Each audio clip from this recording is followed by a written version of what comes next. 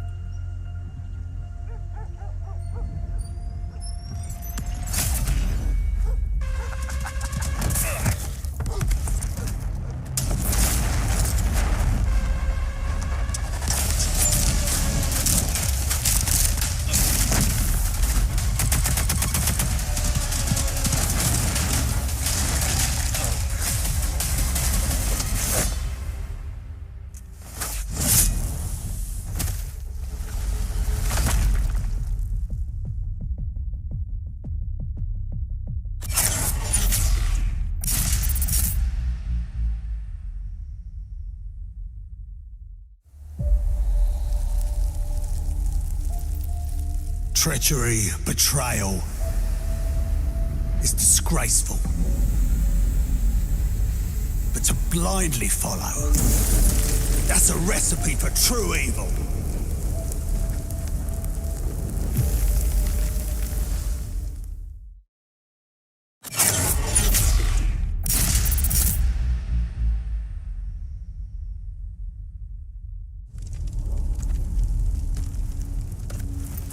In the end, trust only paved the way for betrayal.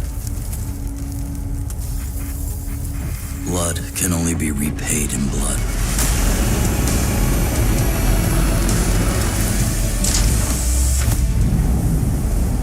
Turn hatred into bullets. Strike fear in the enemy. Become death.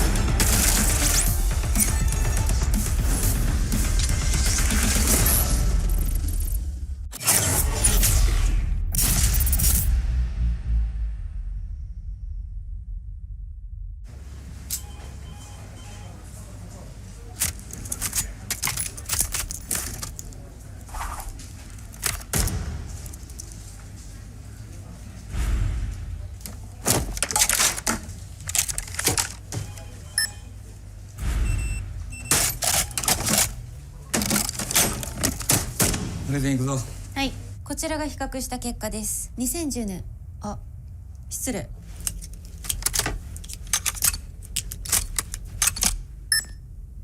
かっけー。癖になる戦い。コールオブデューティーモバイル。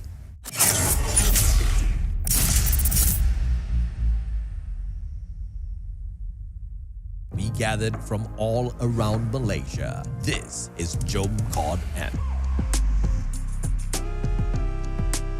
Over 70 players showed up to immerse themselves in a day jam-packed with activities. Exclusive merchandises and prizes were given out to players throughout the day, and players also had the opportunity to interact with the arena team.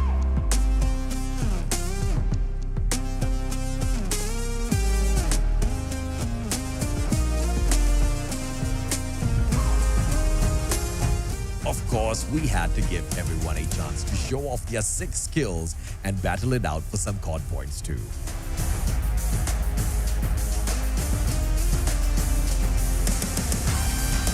The energy was truly explosive, and we hope you, the COD community, enjoyed your time at COD.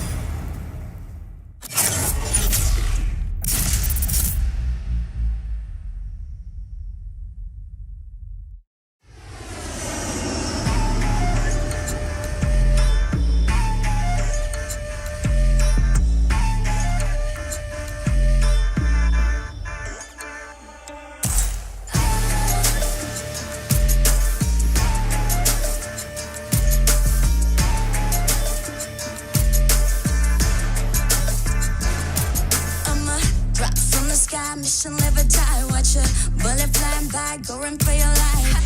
Enemies are running left, right, press fight. I'm gonna show you how it's in, you better sit tight.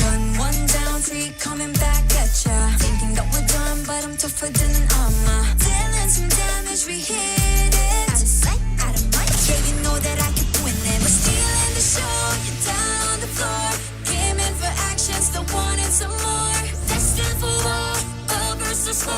When we're beginning, it's thrilling. We're gonna win it now, win it now. Watch us and we show you how. Arms around, getting loud, not too late to turn around. Running, running, gunning, gunning. Ready? 'Cause we want it all. No fear in our eyes. We will win it all. Glory is the prize. We are in the zone. Bullets to the bone. We want it all. Legacy and soul. We are in the zone. Now you're gonna have to get through me. Be one with all my strength, it ain't easy. An arm ain't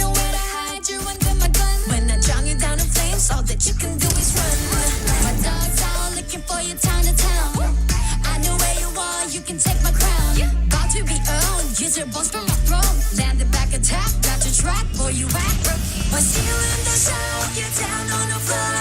Came in for action, so what is some more? Destined for war, all versus 4.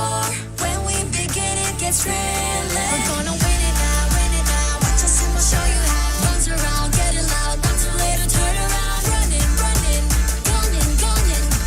Ready, 'cause we want it all. No fear in our eyes. We will win it all. Glory is the prize. We are in the zone. Put us to the bone. We want it all. Legacy and soul. We are in the zone.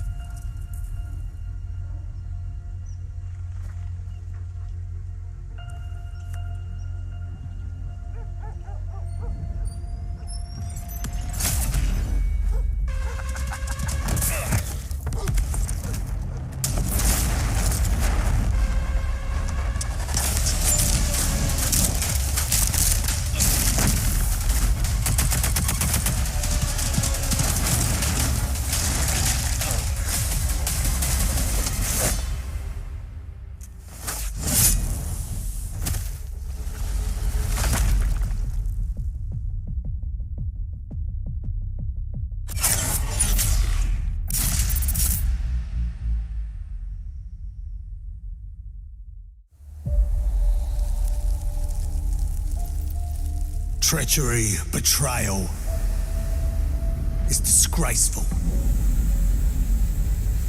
But to blindly follow, that's a recipe for true evil.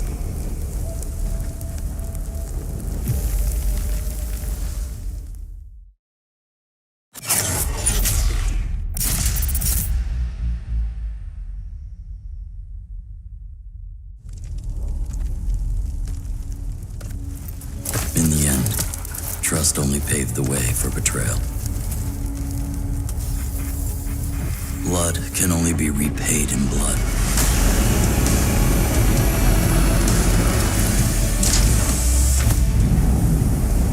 Turn hatred into bullets.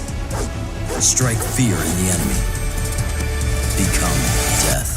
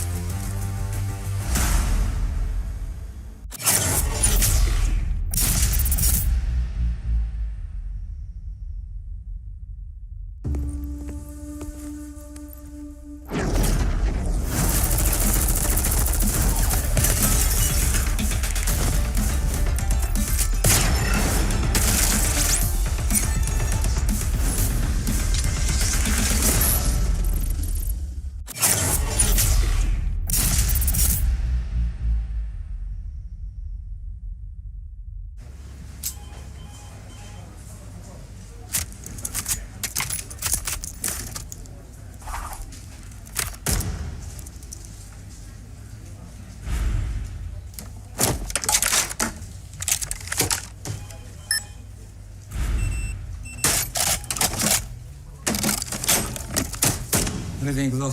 はい、こちらが比較した結果です。2010年。あ、失礼。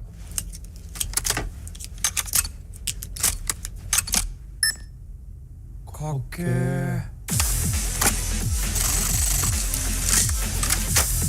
癖になる戦い。コールオブデューティーモバイル。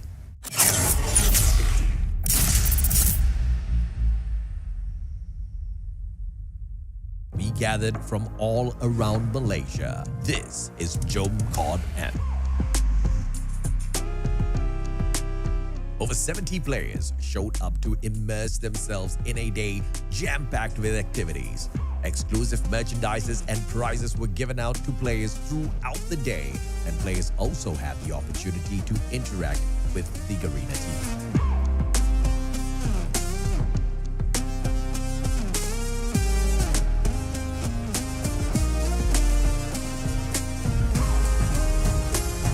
Of course, we had to give everyone a chance to show off their sick skills and battle it out for some COD points too.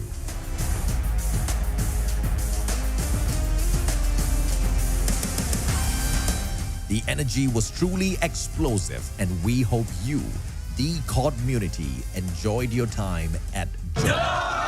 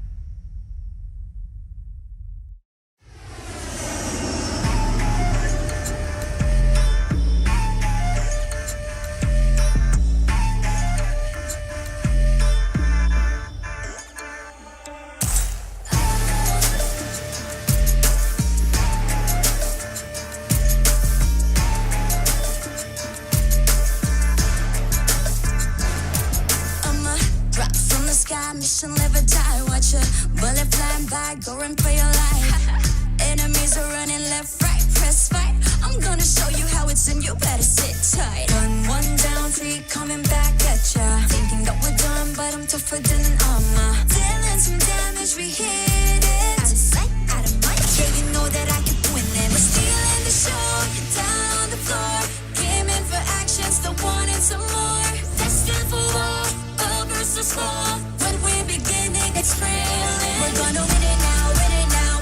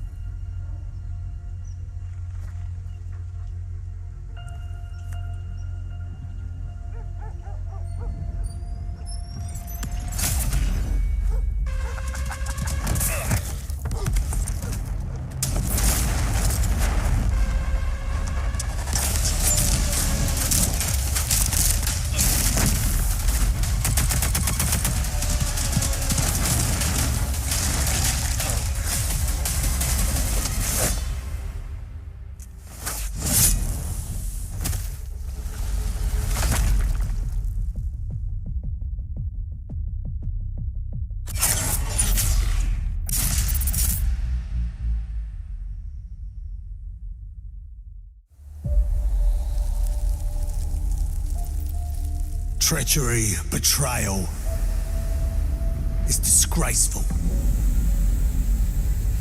But to blindly follow, that's a recipe for true evil.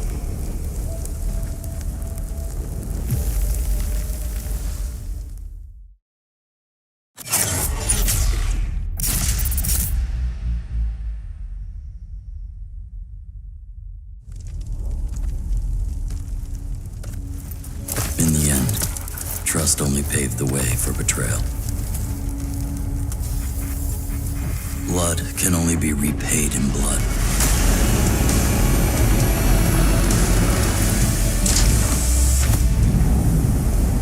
Turn hatred into bullets. Strike fear in the enemy. Become death.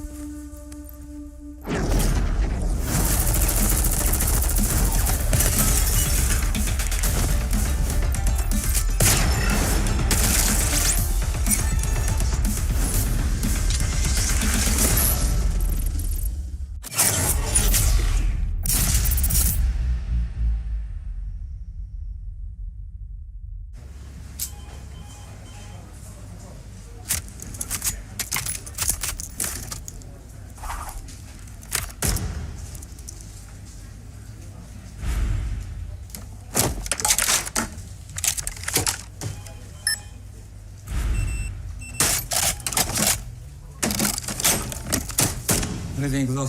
はい、こちらが比較した結果です。2010年。あ、失礼。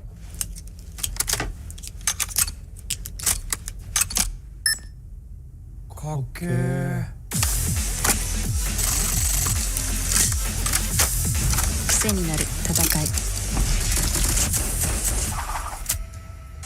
コールオブデューティーモバイル。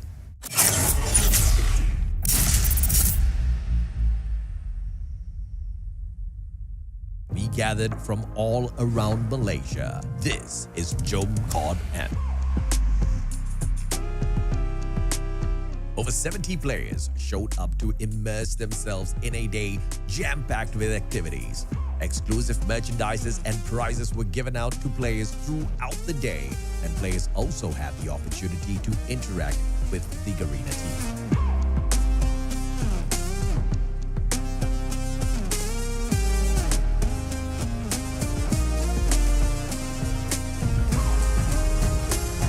Of course, we had to give everyone a chance to show off their 6 skills and battle it out for some COD points too.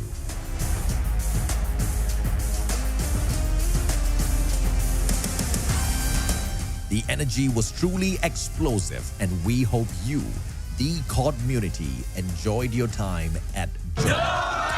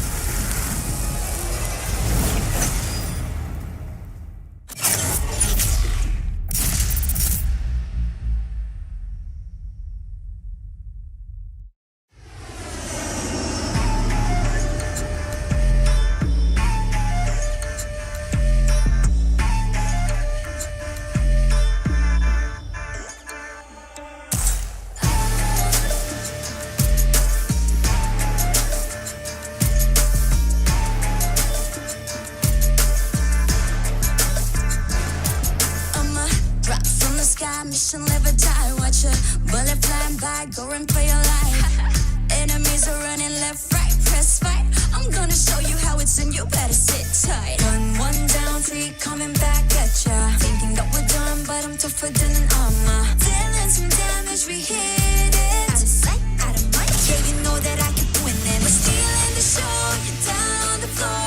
Gaming for action, still wanting some more. Destined for war, a burst of slow. When we're beginning, it's thrilling. We're gonna win it now, win it now. Watch us and we show you how. Arms around, getting loud, not too late to turn around. Running, running, gunning, gunning.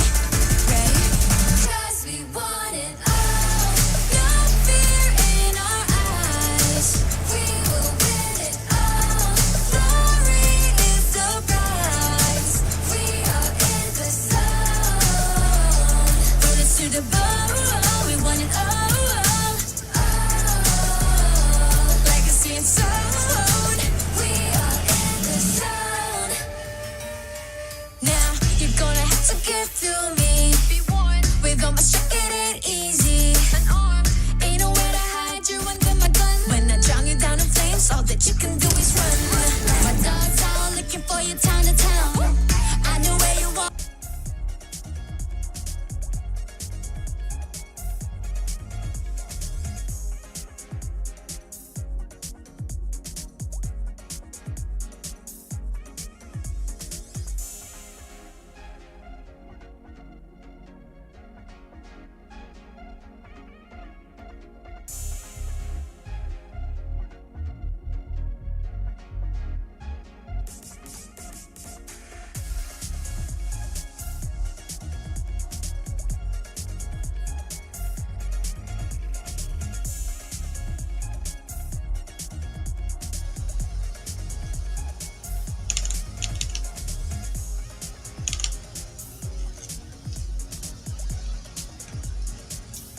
Check test.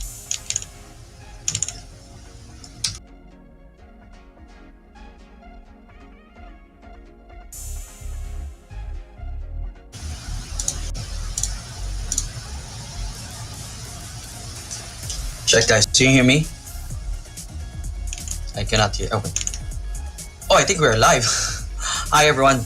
Apologies, we are having some technical difficulties from my end, but we are all good. Welcome, of course, to the Call of Duty Mobile 2024 Summer Invitational Group Stage, Day 4.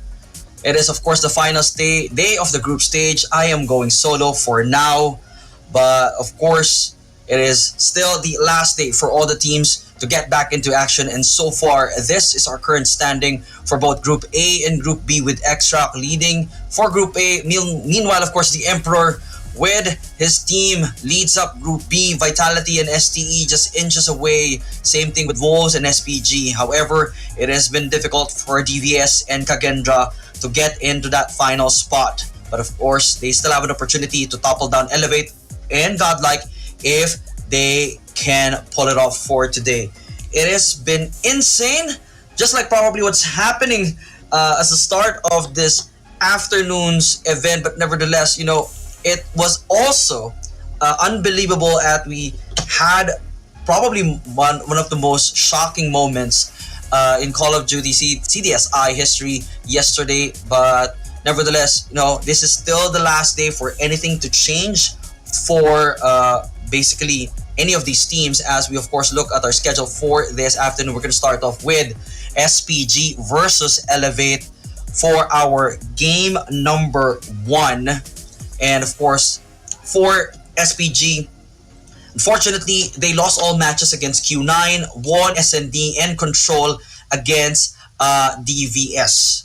Meanwhile, on the side of Elevate, they basically made a very bad decision in choosing Tunisia and APOC for their hardpoint and SND matches against Q9. They did win Control, and unfortunately, they also got really beat down hard on that matchup. But, you know, it is what it is. They have the opportunity to change things around, probably for today. But of course, this is their last opportunity to at least secure themselves, especially for SPG, as it's not really, well, it's a hit and miss here and there. But nevertheless, you know, hopefully things really go well for them and that they completely secure their slot for the group stage.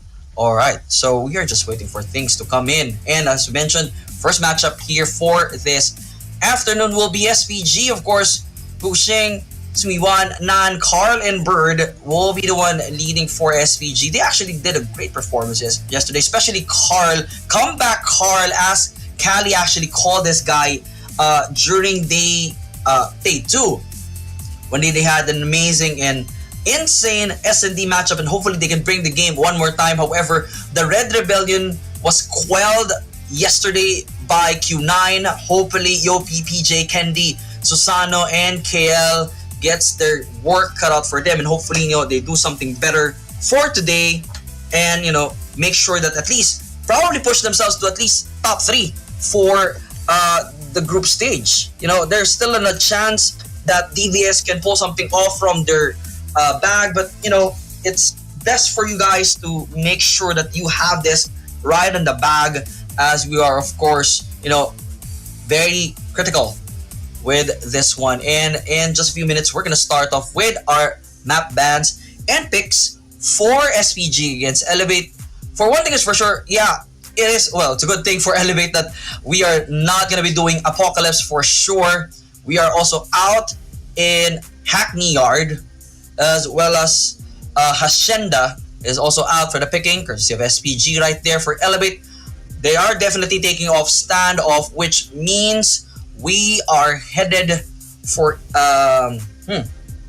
remembering is kind of failing me right now as I'm all full solo, but nevertheless, Tunisia is out, Express is out for S&D, and of course even Takeoff will be gone. So we are and even Kurohana is out. That would mean we most probably end up in someplace else. Raid, and of course most likely Arsenal will be banned for Control here. No, Seaside will be banned. So definitely Arsenal is where we are headed for Control today. It's kind of hard to go in full solo for this one, but nevertheless, we do our best. You're stuck with me throughout the day for this. I'm not sure if you can actually hear me, guys. Can you hear me?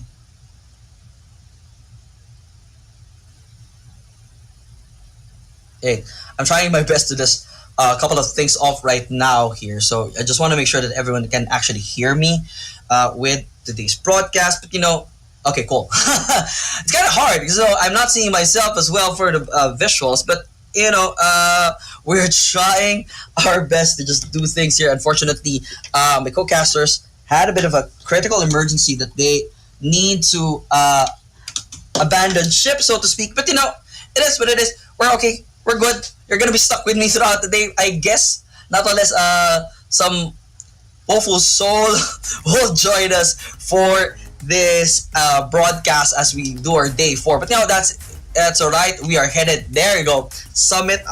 My apologies. Kind of forgot about Summit. I mean, this is an insane map that Elevate has some history already for this one. SPG, although they've been hit and miss when it comes to hardpoint, it's not really their main game for sure. They've had some good moments here and there, but SPG needs to really step up here and make sure that they control Elevate here as we start off with our first hill already here at Summit for hardpoint. SPG again against Elevate. The Red Rebellion is still good, but so far Elevate taking full control here, but a bit of contention with SPG, but not yet enough. Nan trying to control second floor here, which will be definitely critical, but Yopi finds one right there with the KRM, and it's still almost all Elevate throughout this first 30 seconds already for the hill, and it's still gonna be good for them. I mean, barely any contention on the side of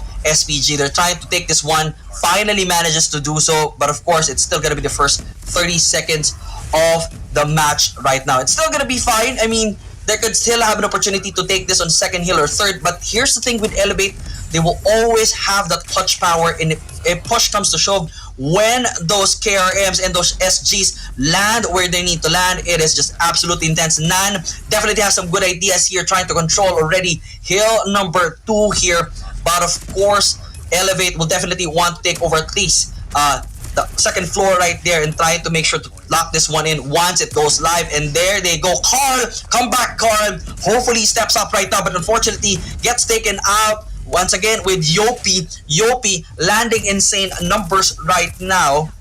Alright, there we go. We're sitting numbers with Yopi at 7 frags already. PJ and the rest of the crew. Just a bit of surprise here from PJ. Unfortunately, he takes one but gets traded out immediately. Susano did not really have a good performance yesterday. Hopefully this time he's able to wake up, in this he did with the claw, firing away from right, all cylinders there. And now comeback Carl trying to clear the path here with a double, but unfortunately taken out at the back right there. Nan again with a backstab.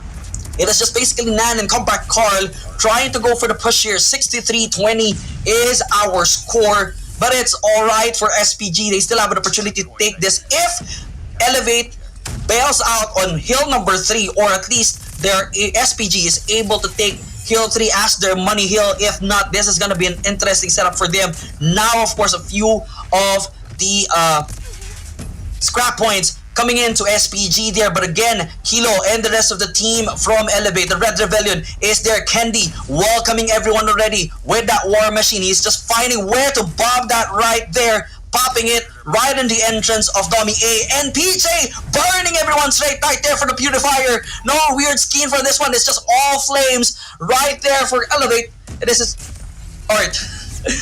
We're just absolutely insane right now, trying absolutely up those best to do what we have with here and going solo for this afternoon here, as of course Gushing finally taking charge, but of course PJ welcoming them back here. Comeback Carl trying to take this over right now with SPG still trailing by as much as 80 points, but of course as they're now down to the last scrap points here, Elevate already has their eyes set on the next hill. So far SPG still an definitely we need to get some things checked here from my end, but hopefully it's just a matter of configurations. But I hope you're still doing your utmost best and enjoying the match right now, as definitely Elevate is just doing everything they can right now to make the lead as big as possible, with SPG still trailing from behind there. 130-37 is our score, 100-point advantage for the Red Rebellion.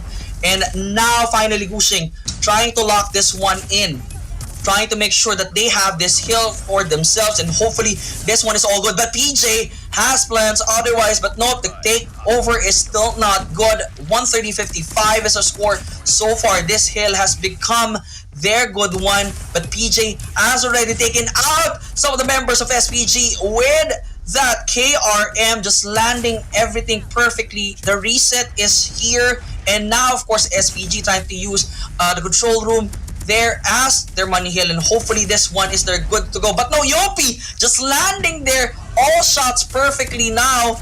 Comeback Car trying to go for the double and manages to do so, trying to take this one over and hopefully push them to 100-point mark. But PJ trying to do something else, but meets comeback Car right there. Nan with the Sparrow clearing out house right now and manages to do so. 39 more seconds to go. They definitely have the all opportunities to push this to at least a 90-point for SPG, as Elevate kind of struggling right now to take over Hill 1 one more time, while this time they probably have eyes set on Hill 2 already, as we're down to the final 20. Nan welcoming still the members of Elevate here, but the contention is still be there for Elevate. Scrap points definitely coming for the Red Rebellion. SPG still has no eyes yet on the side of the second hill, but that's okay. They still have the opportunity to push this one, but of course the boys from the Garena definitely wants this one locked in. Susano doing absolutely better for this afternoon, as he already got 25. He is definitely awake and alive here, and PJ welcomes them with the purifier. Pushing, trying to come back, but unfortunately taken out as well. Kendi dropping the war machine there, but no good. PJ trying to lock this one and burn it all as well, but nope, taken out but still 163.95 is our score. Comeback Carl is trying to go in for the hardcore takeover there. Manages to lock this one in, but definitely needs further assistance as PJ gets one, gets two right there, but nope, the trade is there. 166, 102 is still our score with the final 20. Most likely going this time to SPG, as we're seeing some rotation already for Elevate towards P3. But now, for SPG, it's still a long-range gunfight here. It's still a long fight. They're trying to just make sure that they have all the scrap points there, because the lead is about a 50-point advantage, basically a 2-hill advantage from the side of Elevate. And now, Carl here, welcoming them with a nade already, trying to make sure that they have a clear path inside and Gushing, trying to go in there, but unfortunately taken out as well. Nan spots one right there, makes it a double, makes it a triple, I believe. And now it is still about anybody's ball game here for the side of this hill, but Susano trying to redeem himself today. Even Yopi with the Sparrow clearing house one more time. They're gonna make Tommy A definitely their house. 181, 133 the score, but pushing from the backstab. Connects right there. Bird with the gravity vortex, lining up the shots perfectly, but taken out again. The hill is wide open for the taking. Comeback Carl again here for the takeover. All alone here, welcoming Elevate as they try to enter here straight up. But of course, the 3-man team will not happen there. The triple is good, but it's still not yet enough. 183, 153 is our current score. P4 is going to be live in just a second, as of course Elevate is stacking up already on that hill. Kendi finding the shots, landing the double right there, and PJ with again that KRM, landing shots perfectly, and the rest of the boys from Garena just lining up everyone in and trying their best to just make sure that this one is all theirs. They want to push this to at least 230 already, and that's probably the goal for Elevate here for SPG. They need to take this over immediately. A bit of Carl there with the War Machine. He tries to do it on his own, but still not enough. 208, 157. About a 40-point advantage here for Elevate. This is gonna be a difficult takeover for SPG. They're still trying to do their best, but Kilo trying to control that spot already. It is still at this point uncontested. The Predator missile trying to find a target, unfortunately lands barely on anyone right now, as Elevate is only 30 points, 20 points away from the finish here. SPG is still stuck at 159. They might probably get the scrap points, but it's just about 2 seconds there. Not really a good situation, but Yopi still punishing this guys here, as of course the reset is here. Nan and Gushing trying to go in and lock this one for themselves. Comeback Carl welcoming all of Elevate here, trying to make sure that they have this in the bag. 50 seconds is all they need to make sure that this match is as close as it can be. Kendi has other plans. Same thing with Kilo, riding the Sunwave with that BP50, landing the shots right there. Almost at it. Ooh, just welcoming again PJ with that KRM. Yopi again with the Sparrow, finding the targets, trying to make sure anyone else who try to come in is dealt with immediately. Popping out of nowhere there, definitely PJ, and it is over. 250, 176, all in favor of the Red Rebellion. That is an absolutely insane matchup here for this round number 1.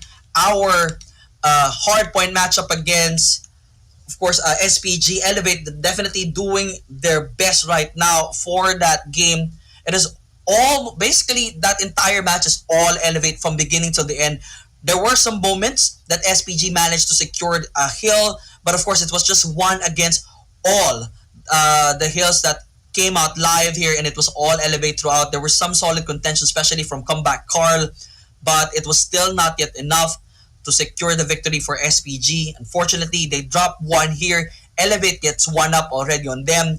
This time we head out to Search and Destroy, which is going to be a bit difficult for them.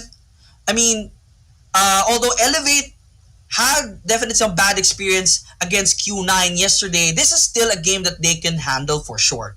Now for SPG, also they won against DVS, but if you're gonna check the stats again, DVS was actually one of the lowest teams from their group. So it is, it's DVS. We're not really discounting the Japanese team, but winning against them at this point and how they're performing so far is not as stellar as we want it to be. But nevertheless, we're gonna check out some highlights here from our first match. Definitely a good start here for Elevate, something that they were not able to do yesterday against Q9. It was such an insane matchup with Apocalypse. A better map control here definitely for the Red Rebellion at Summit. But now, of course, they should definitely have their eyes set on S&D to make sure this is a 2-0 at least for their end. And what I definitely love about the Elevate performance today is PJ and Susano. Susano in particular, who was not really working throughout that match against Q9 yesterday. We were kind of joking out with Kari that probably Susano was sleeping, but now he's definitely wide awake, dropping as much as 30 frags, almost about nearing 40 for this man right here. But of course, it is comeback Carl on the side of SPG. He never gave up. Same thing with Nan. These two were definitely performing at their utmost best, but unfortunately, the control and prowess from Elevate was just too much right there. They were just doing their best to make sure that everything was working for them. Right, so we're just trying to get things to work from our side here.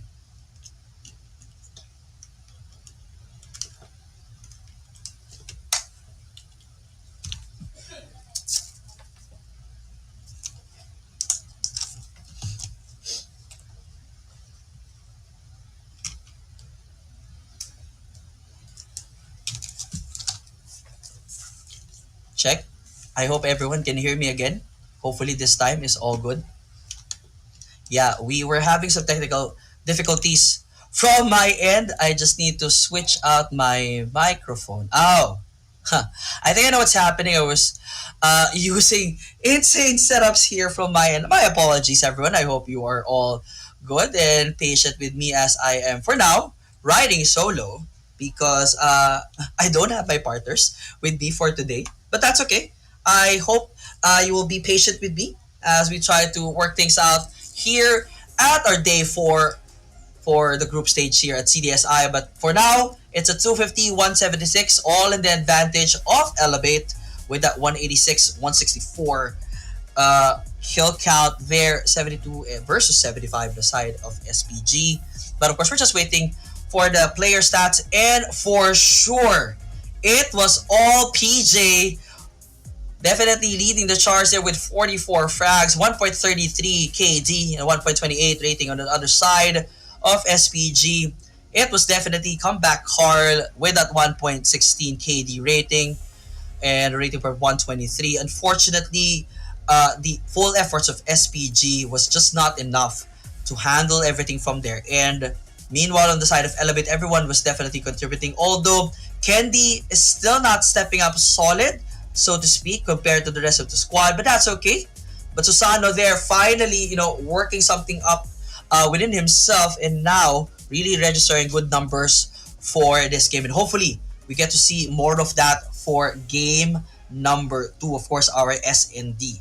And of course, checking in my cheat sheets here. SND will be headed out to something else. But meanwhile, of course, it's Elevate PJ with our MVP, 44 kills right there, 1.28, and number 4 on his MVP count right there. Congratulations to the band. PJ is just absolutely a good investment for this team and Elevate right now. You're not seeing anything weird. It is me with a voice. I have not changed just yet. I have just tried to go get by with the situations that we have right now, as we're trying to work our way here against all the technical issues we initially encountered. But I think everything is good. I know you can still not see me for now, but that's okay. We are of course headed to firing range for SND, a map that we all know Elevate also understands well, but we cannot discount SPG at this point. They did win that SND against DVS. Unfortunately, when it comes to Q9, which, Elevate actually fought with, SPG lost that one as well. Alright. Yep. Okay. And now the question is for SPG is, can they come back for this one? Can they handle things perfectly? Are they able to make things work for them? Because if not, it's gonna be a bit difficult to find a good comeback for this team, as they're trying their best to lock this one out already. For now, everything is just working for Elevate, as they're now in the still the standstill. No takeovers, no takedowns for both side. And Bird finds one already, and that is Yopi. That's gonna put them in a significant advantage immediately. Attacker side is on the SPG. So they have the opportunity to at least go in for a plant yet. Alpha might be a difficult situation, and Bravo is still not up for the taking here, as Bird spots one right there. That second on man right there. But of course, Bird probably wants to go uphill and try to take it over. 5v3 situation, still in favor of SPG. Working well so far. Gushing now has opportunity for the plant at Alpha, while the rest of Elevate rushing in here. They're not really moving too close right off at Alpha, while PJ just sitting there. Candy just trying to probably spot Gushing, but Gushing spots him first. The takedown is good. It is now down to PJ and Kilo to take this one for a takeover, but no! Carl right there finds it. Gushing finds the last one. First kill and first point comes in to SPG. So that was a weird movement on the side of Elevate. Positioning wise, it was kind of good, but of course for SPG, definitely they understand the situation of how they need to win this one for sure. This is still one of the strong points for Elevate here. This firing range, especially with Candy and the team here. Susano still carrying that sniper here. So hopefully they get this one back out. But SPG definitely has a smarter play here. Basically pushing almost all through the jungle side. As I set on both Alpha and Bravo, they're not rushing in. They're trying their best to just get those comms perfectly signed. Bird trying to look for the perfect person to take their first frag. Peaceful as it might be, those frags will definitely help them get some info.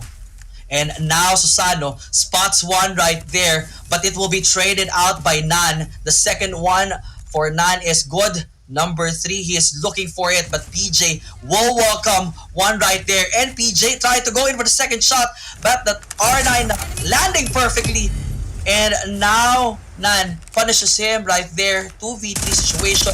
Yopi spots one from the other side, and that is Nan taken out, evening the odds. Bushi and comeback Carl now needs to face Candy and Yopi.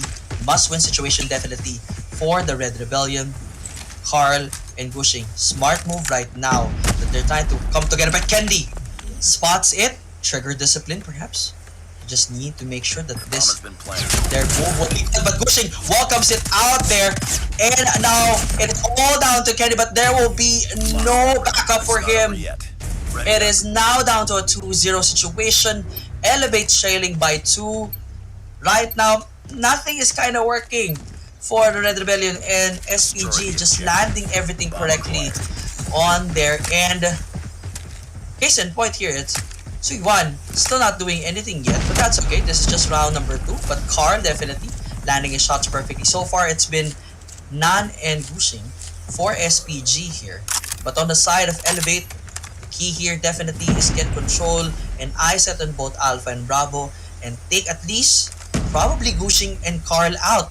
And then they'll be able to manage everything already. But Bird spots Candy from behind. It was the reversal. That was what I tried to mention there. The Bird finds it, and Gushing already with 4 frags.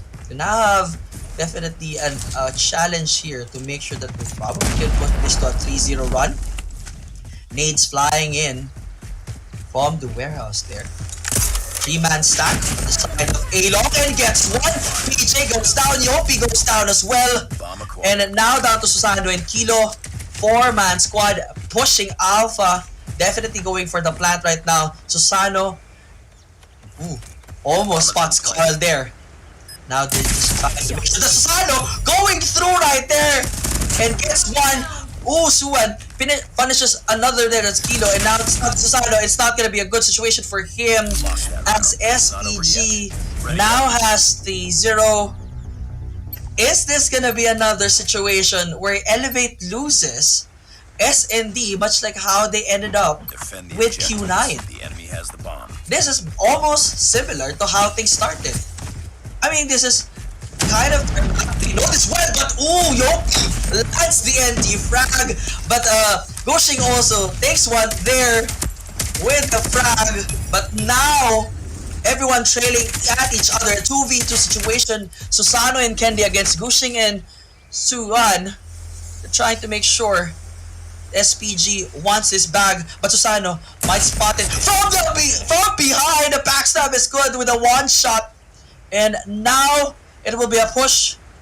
Suwan will find Susano, and Kendi with only one frag will definitely needs to ace this and win it for Elevate. He just needs to be patient here. Hopefully he has a secondary weapon that he can pick. At least an SMG or an SG here. But one's position is significantly good. 55 seconds on the clock. Definitely have access to the bomb, but the plant will definitely not be on the table for sure. Kendi going patience here. 3-1 switches to the Fennec. Might find Kendi, just not yet. Kendi spots it, and the takedown is good. Finally puts one on the board, but SPG still with a 2-point advantage. That was almost. Defend the objective. The enemy has the bomb. Almost an interesting setup right there, and hopefully this time Elevate finds their rhythm already as they're just down by 2. Push on Alpha is good already for SPG. It's a quick plan for their team.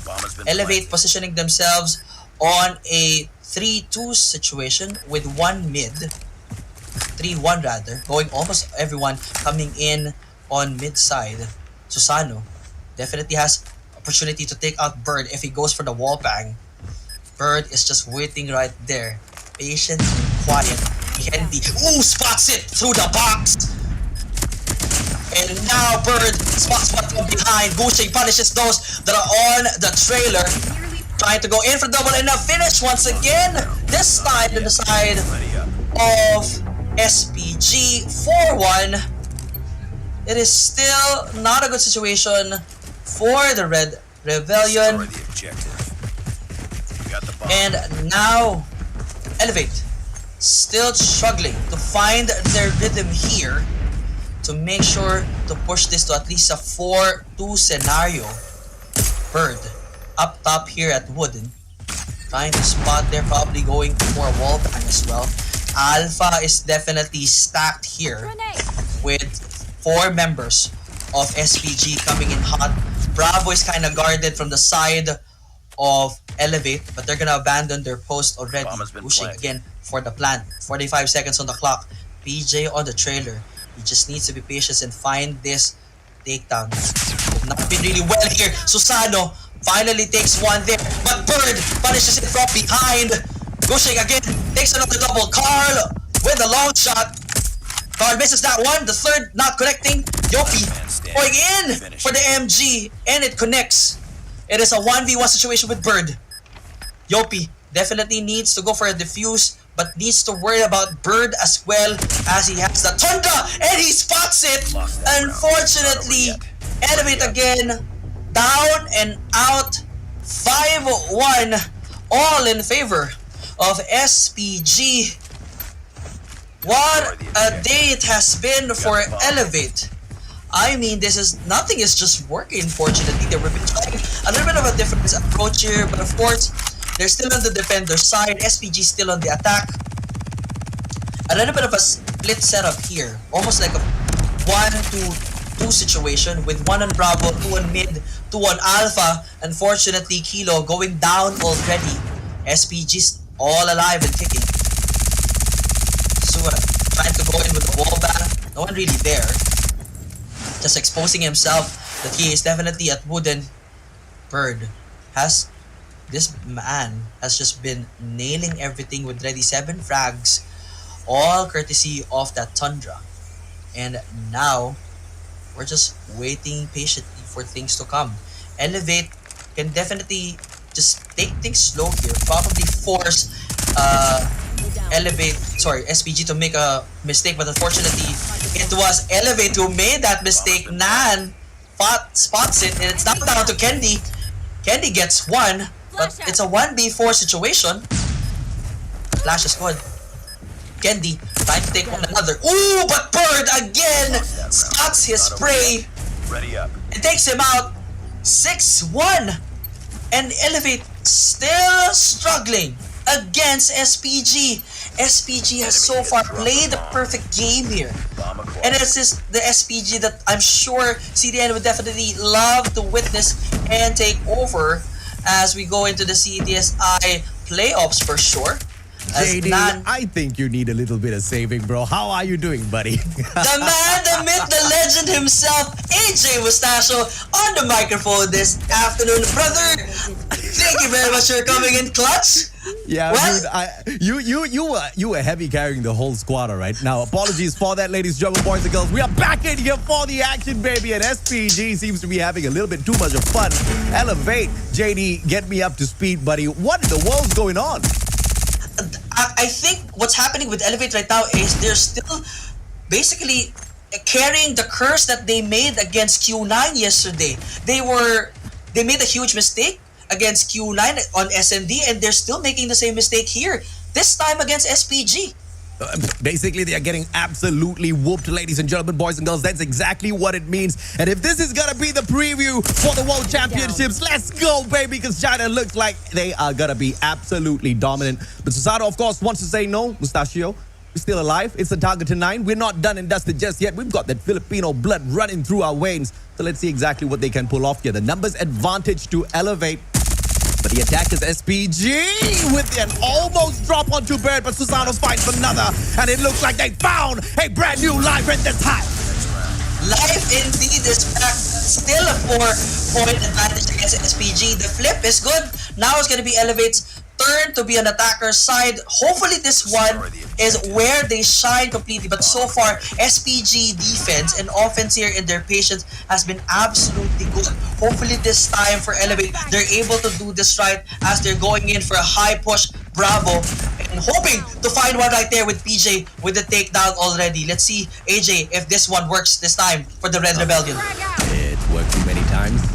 But of course, China has got their own ways, and a god name courtesy of K. Low, and a Bird found. Sui 1 goes down as well. Susano popping off. And a Vade. Where was this all this while? 3-6. Goodness me, I know a comeback is tough up against SPG, but Elevate really hustling now.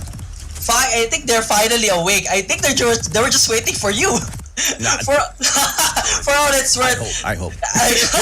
For all it's worth, this is the Elevate we definitely need. Unfortunately, they kind of started very slow, and now they're trying to make their best here and push Alpha this time. Flipping the script here. For the push, and Kennedy spots one right there, and now evening it down to the 4-4 situation. Let's see if it's gonna be the comeback, but pushing spots one right there. Kilo with the trade, and everyone's dropping in, and it's now down to Bird. Yep, one and only Bird. Let's see if Yopi can shoot it out of the sky. Managing to recover as well. Bird with the Odin Smite will be able to smite down Kendi, now dropping this into a 1v1. Is this a comeback, or does SPG suggest a little bit too late? Let's see, as a long rotation away towards the corner house B bomb side, picked by Bird. And the unfortunate Yopi, on the other hand, is gonna move towards B at the same time. Spots him out. Makes the instant decision to circle around, and the slide gets it. 4-6. JD. I really hope they're waking up for this. But dude, that's sick, man. Making the Mustachio come out of retirement just for a comeback is just a little bit too much. I'm not sure if they definitely just need that for themselves. But, you know, I'm definitely honored that you were back on the game. And Candy, this is the Candy you know back in the Masters. This is the man that we've always known he is. 7 frags to his name, 1 man down in SPG. Of course, the goal here definitely for SPG is push this to P7, punish them with their initial push. But no, Elevate just finding their shots right now in a 3v4 situation with Kilo going in ready for the plant. Yep. Just right on the advantage, and what a shot by Carl. Goodness me. When the frames couldn't keep up with that one, speed unreal. Bird out in the open. Very risky move coming on through PJ. In great position to stop him if he drops by. That's the thing there. But for Candy, they already have eyes set definitely on that alpha. Susano's just waiting probably for Bird to overextend. Oh, Candy misses on the first one, but that's the second one. Oh, this is the Candy you know and love for sure, AJ. He is alive, awake, and lining up all the shots to a T. 5-6 is our score. Elevate just 1 win away for the tie. Absolutely, man. What a game so far. And Candy just popping off, but Carl will take the problem out of the equation very early on with the sticky. So he one drops another, but Susano and Kalo, they equalize the battlefield, but we're swooping on in. Let's see if or not Susano can get this quick peek around. Odin smite up against Susano. Mexican standoff, and Susano takes his head off. Beautiful plays coming through from both sides. And now numbers equal. Duxing mixing it a little bit. Kalo into a 1v1, JD. Now it's all down to Kalo. Kalo almost there, but Gushing spots it. The turnaround is good. Trying to lining up one more time. The prize fighter out. Just making sure to line this one perfectly. Kilo with the Tundra. Will this work for him? Or Gushing will take this one out slowly but surely. Kilo creeping in, and what a team up right there! The tie is good. 6-6 is our score. Elevate winning all straight there, and now probably is the momentum they need to come back strong. Oh goodness me. I don't know. I don't know what I was missing, but Elevate is making sure that I catch right back up with the action here. And CDSI, SPG They have bomb acquired. circles around, wondering exactly what they can do with the Filipinos. And they're all equal. Attacking side still on the side of Elevate though. And they get to bring the bomb over towards B. One god nade perhaps. And it does! Take a double! That's gonna hurt! That double nade is just insane right there. That's a 5v3 situation. PJ, Yopi, and Candy still alive here. The goal probably is to clear Alpha, but it's still not gonna be as easy as we think it is. PJ just trying to probably spot one right there and probably go in for a wall bang. But for now, as the attacker side, Carl spots it through and through. Carl once again. By the way, AJ, Carl now has a new nickname. He's called Comeback Carl! And spots another break. 7-6. 1 point advantage on the side of SPG. Yeah. They are now saying, nope, this is still our game. Hold your horses. There will be no comeback just yet. The enemy has the bomb. Oh, dude, I absolutely love this, right? Okay, Elevate. So it looks like the game's not going to be that easy. Double grenades coming on through mid. Will tag up nobody. Triple grenade response from Elevate. Just taking down the trophies with reposition into the white warehouse from SPG. A double stack. And with just one player already exposed, it seems like the attackers Elevate will want to take down a couple of numbers first before making their move in towards A. For sure, that's going to be the setup here. Bravo is probably their best option right now as we have a 3-man stack in Alpha. But of course, for Elevate, they're also looking at Alpha right now. If they get the hint right there that Bravo would be a better situation for them, that would be a good move. They just need to gang up basically on Nan and Bird there. But Bird is just too good. With a timer, but Suwan, get the double. Trying to go for the triple on Candy, and yes, so it is! And now... Oh, it's trying to find you. That's your teammate right there. You're good. A 4-1 situation. Susano now on a very bad situation. Everybody panics, JD. Don't pretend you don't, man. You shot your own teammates a couple of times. I know, but Susano not getting that one. Bird will quickly reposition. Let's see if he gets the bird's eye view. He does, and Susano says bye-bye. Round 8 match point for SPG. SPG managing to stop that initial momentum that Elevate had earlier with that start off of the match, that full 5 win run. But now they're just 1 point away. Elevate definitely needs to pull something insane here. But pushing plans otherwise, running it down with a double already. And now it's a 5v3 situation. SPG, no pressure from their end. They can take this little bit slow, find their shots, and just take them out right on the button and let Elevate make that mistake. Yeah, JD, I mean, dude, if I was Elevate, I would be shaking right now, dude. You are on match point threat. 2 of your players down, outnumbered. And you've got the bomb on your side. Let's see exactly what they get to manage off of here, because the Chinese players are just way too sneaky with their angles. They've got good vantage point, and with that vantage point, Bird takes yet another out of the numbers. Elevate now down to 2 players. Kalo spots that one out of the white warehouse, but the question is, can he find the connections off those shots? None. Circles around, says goodbye to Susano. This is all over. SPG's got this in the bag. And Kilo trying to pull hope right now, but the backstab and Gushing once again, finishing it off for SPG. 9-6. SPG just making sure that it lands perfectly for them. The bird found its prey. Comeback Carl does not need a comeback. He is just clutch Carl, claw Carl, just every single good adjective that you have for Carl for today is gonna be with him for the day. And you can see the man himself, AJ. It is such an honor to be with you here. And you just came in with the most insane matchup with SND against Elevate. Come on. Dude, they had to drag me out of retirement to tease me with a comeback just to drop that match. I am absolutely mad at Elevate.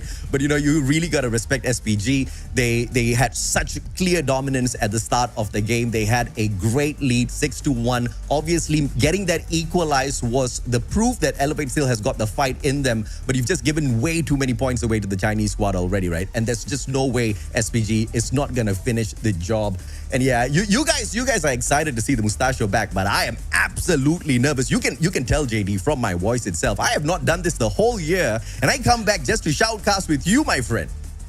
I mean, I don't know how they got you to come out of retirement, but it is definitely a delight, of course, for CDSI, Garena, India, and even CDN fans here. Definitely loving your presence here for this afternoon. But the presence of SPG is where everything is at.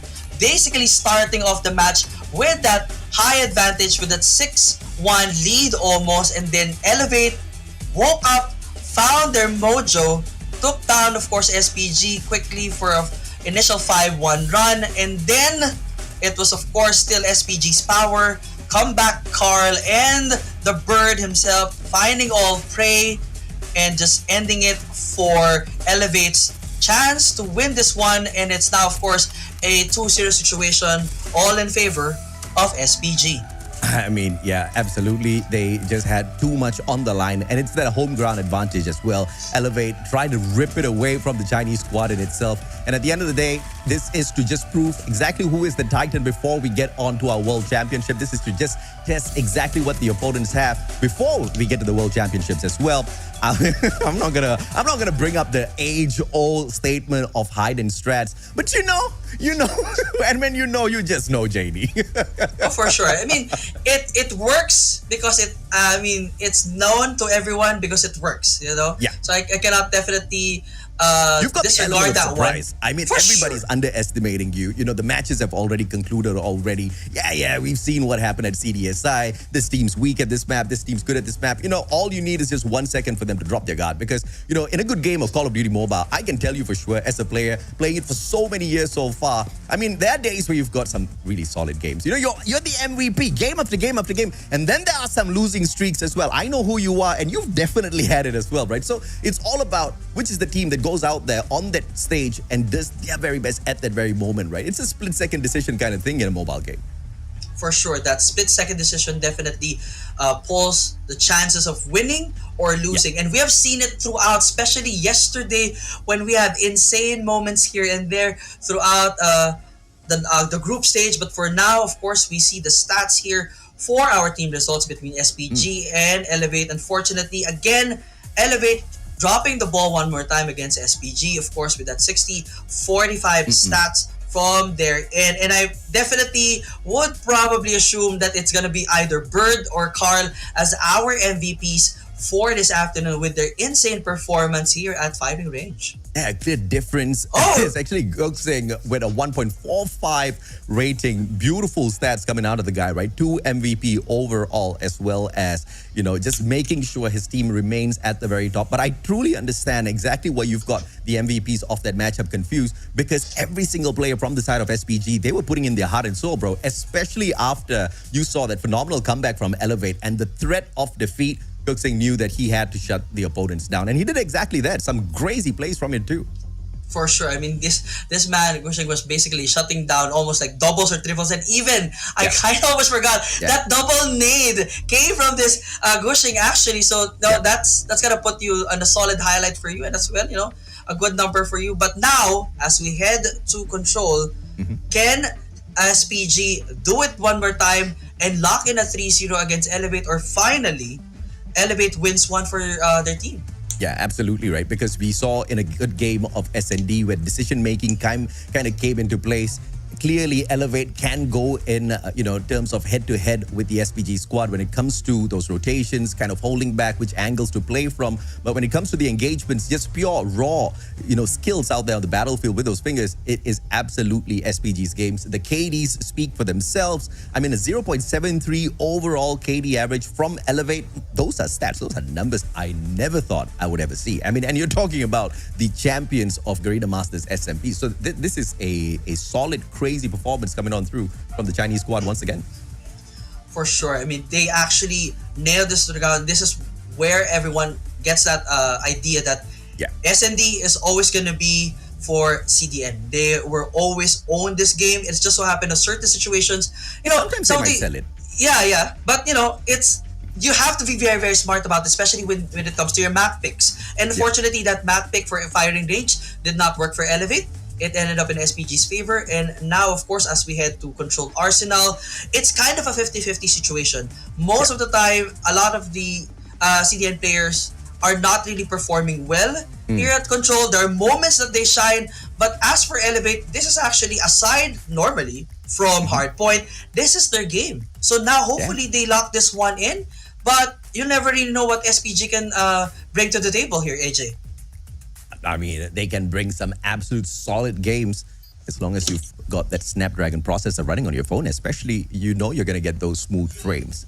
0-0. Let's kick the game off and see exactly who takes this first round away as SPG looks to overtake Elevate in the series overall.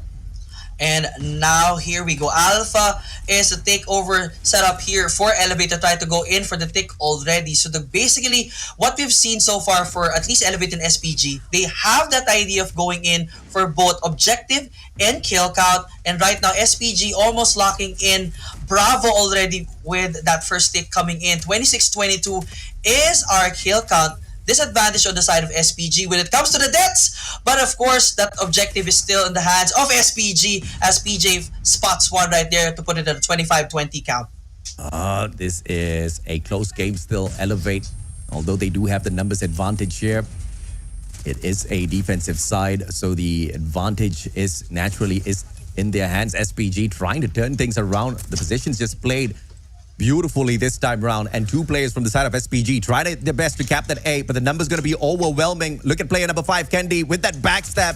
Should be the deal breaker, and he does manage to take one out from the back as well. So Elevate just gaining momentum once again, just clearing off those markers.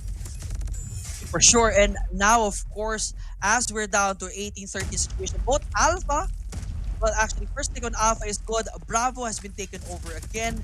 Life count is now in the hands of Elevate advantage here, and Yopi gets one there, and Kendi, the rest of the team, just making sure that they have all the advantage so far, as now SPG is down to their last 10 lives, make it 9 courtesy of Yopi finding that second one, Kendi spotting another as well. It's just gonna be a back and forth with Elevate finding their shots well.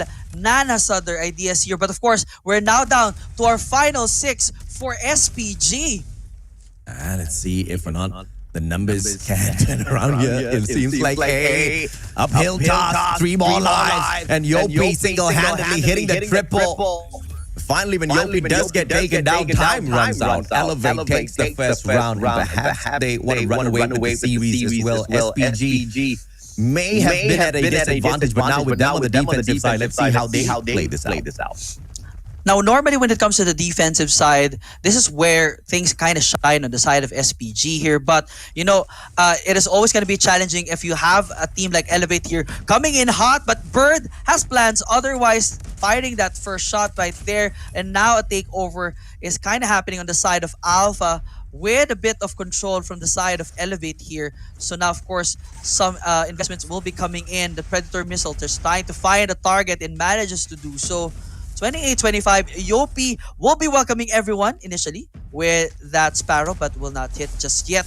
So no, this is where things really get smarter on the side of Elevate. If they're not really looking absolutely good, they have the objectives to come back to. But now everything is evening up with the numbers. Alpha is still there for the taking. Knives are still, now this time, on the advantage with SPG. Oh yeah, absolutely, man. Dude, everybody was complaining about your mic. I thought I'll just ruin my own mic as well, right? Sorry for the echo, guys. Just try to make things a little bit more fun in the house. I'm just kidding. I have no idea where that echo came from. And JD is going to get a better mic, all right? So, I mean, come on. Pity JD's mic. You know that mic, JD was born with that mic. He's been with that mic. He had his first baby with that mic. Dude, JD, you've spent many years with that mic, haven't you? Oh, dude, JD's mic totally died on us, ladies and gentlemen, boys and girls. We'll have to wait for that recovery in a little bit. This is a joke running. 15 lives left on the side of Elevate, and Bird just making it 19 seconds to go. And it seems like no access whatsoever, just defensive side rules on this map. And Elevate just looking for access through Yopi. You just need to win it out through those gunfights. And with 8 more seconds to go, they do bring the clock to a pause. Question is, do they have enough? 3v3. Elevate gets the first, the second, the third, and out of nowhere comes Bird for the save. Backstab! And Kalo saves the day, continues the run. 3 more seconds on the line, and he's going to be pinched from both sides. The timing from the Chinese players, and Kalo buys just enough time for the rest of the battalion to get here, and Kendi hits a double out of nowhere. Elevate making sure the comeback can be real. Numbers all equal. 1 minute on the clock. What in the world? Defensive advantage, my foot says Elevate, and they go straight for the heads of SPG. 5 more lives, 6 on the side of Elevate. Can they get it done? The comeback is insane. And on a 4v4, let's see if or not your mic can save the day now, JD. The comeback is probably real. Not JD, that's the answer. 46 more seconds. And the players on the side of Elevate just need to depend on Kalo. The guy on the right-hand side flank. The prevention by Sui 1. PJ on the Annihilator just can't spot anyone to annihilate just yet. The corner, the angles play too good. Sui 1 spotted out, but a double on the Sparrow. And 26 seconds on the clock. Kalo says no to the Bird. And the 2v2. My goodness. The game's broken. JD's mic's broken. But Guxing says we're not broken. Kalo says calm down, Mustachio. 14 seconds. We got time. We got time indeed. Let's see if or not the equalizer comes out. Just especially for Kalo. 7 seconds. Guxing says I don't need that. It's not over yet. And my goodness, what a hole from SPG. But they were shaking, I tell you. There's no way you didn't get nervous when the numbers come crashing down like that. My goodness. I wonder. You guys, yes, you guys can all thank Verdict. I have no idea what sort of an emergency that brother is having. He had to drag me out of retirement just to replace him. And I am not ready for this. I have not casted Call of Duty Mobile the whole year. Are we back? JD's mic is broken. Good thing we'll find one for himself, Kalo. Oh, can he circle? Yes, you can. And Yopi does manage to give him the backup as well. Numbers pretty much equal, but SPG on the double this time with the B cap. Earlier, continuously pushing in towards A. Did them no good whatsoever. If they just try to pull it back a little bit here, let's see if or not they can get the job done. 20 lives on the side of SPG though. On the defense, Elevate just a different kind of beast with the angles. And the team play, beautiful. Freddy can't find anyone, but Candy's out there. Check. And yes, Candy does eat that one, unfortunately. Close. Fight hard. Good thing will be a tad bit sad. It's just not a friendly map for all of you pretty lovers. And Carl finding one out in the open. Susano flying on in just to get slayed down. 3 lives between them. And Elevate doing a fine job thus far. But Candy just needs to hold the back lines. But he doesn't even need to do that. PJ halfway through gets slain. Candy out of the equation. SPG, second segment on that B control. And it looks like they're about to bang this. Concuss flies on in. Grenade! Finds absolutely no one as PJ drops Carl, saving B at the very final second. But who's got A, baby? PJ on that quick rotation run alongside Yopi as well. And it looks like it's a fine job thus far from the side of Elevate. Trying to protect both houses, not dropping a single momentum here up against SPG. Just the 2 segments sneaked away, and SPG desperately trying to find a little bit of an angle to play around with. Gutsin does find one, but Susato is there for the cover. And there is just no stopping this, is there? Yes, you're back. God save your mic. My mic, unfortunately, just like from yesterday, but everything is all good. But it's still not so good on the side of SPG. In a way, they have Bravo control, but of course, life count is all on the side of Elevate, and that one goes on the side of the Red Rebellion. Side switch one more time. 2 more wins to go from the side of Elevate, and they would push this at least 3-1 rather. But of course, we're just gonna try to take a quick break for now. Everything has just been insane. Probably EMP those situations too much that I got affected as well.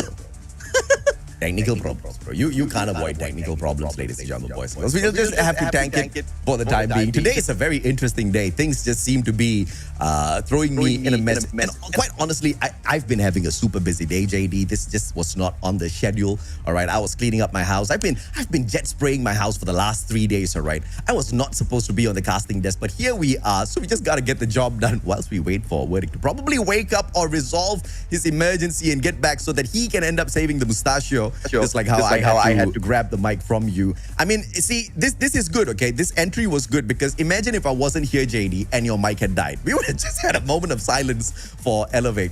But thankfully, they were able to pull the round back before getting taken down. It's the defensive buff, and Elevate just plays it a tad bit differently. But SPG tried to switch it around, attacking B side first, almost got the job done, but the recovery play was just pretty fantastic. Really shines perfectly if they have it right, especially with that recovery. They're able to do it perfectly, and then the takeover is good. Once Gushing and the team gets hot, that's when everything goes right for them, and then they're able to take the lead. This time we're round number 4 already. SPG just down by 1. Elevate, of course, has a bit of better advancement and basic investments rather on the side of their operator skills, but of course everything can still go in turn to the side of SPG if they do it right. But Susano definitely have different plans here. Even Bird as well. PJ, almost managing to drop that one, but he finds it through and through. 26-22 is our life count. Bravo still up for the taking on the side of Elevate. Let us know if the mic is still on the echo, ladies and gentlemen, boys and girls. I mean, obviously, we do not want to be echoing in. I mean, I kind of do want to echo in your heads for a long, long time. It's not in this bad way. Candy just really popping off, getting the God nade and the double snipe as well. Just back to back, but Carl responds. What a spot. Clearly knowing, understanding this map so well. Susato is getting that beautiful triple on the claw. Traded out by Sui1. The numbers just not looking very good on the side of SPG though. SPG are there down basically by a lot. Alpha is all good with Elevate. Bravo just needs one more tick. Elevate can basically win this via objective, but Bravo is not open for the taking as PJ spots one right there and probably will find another if he rotates it a little bit on a different side. But nevertheless, 11-18 is our score.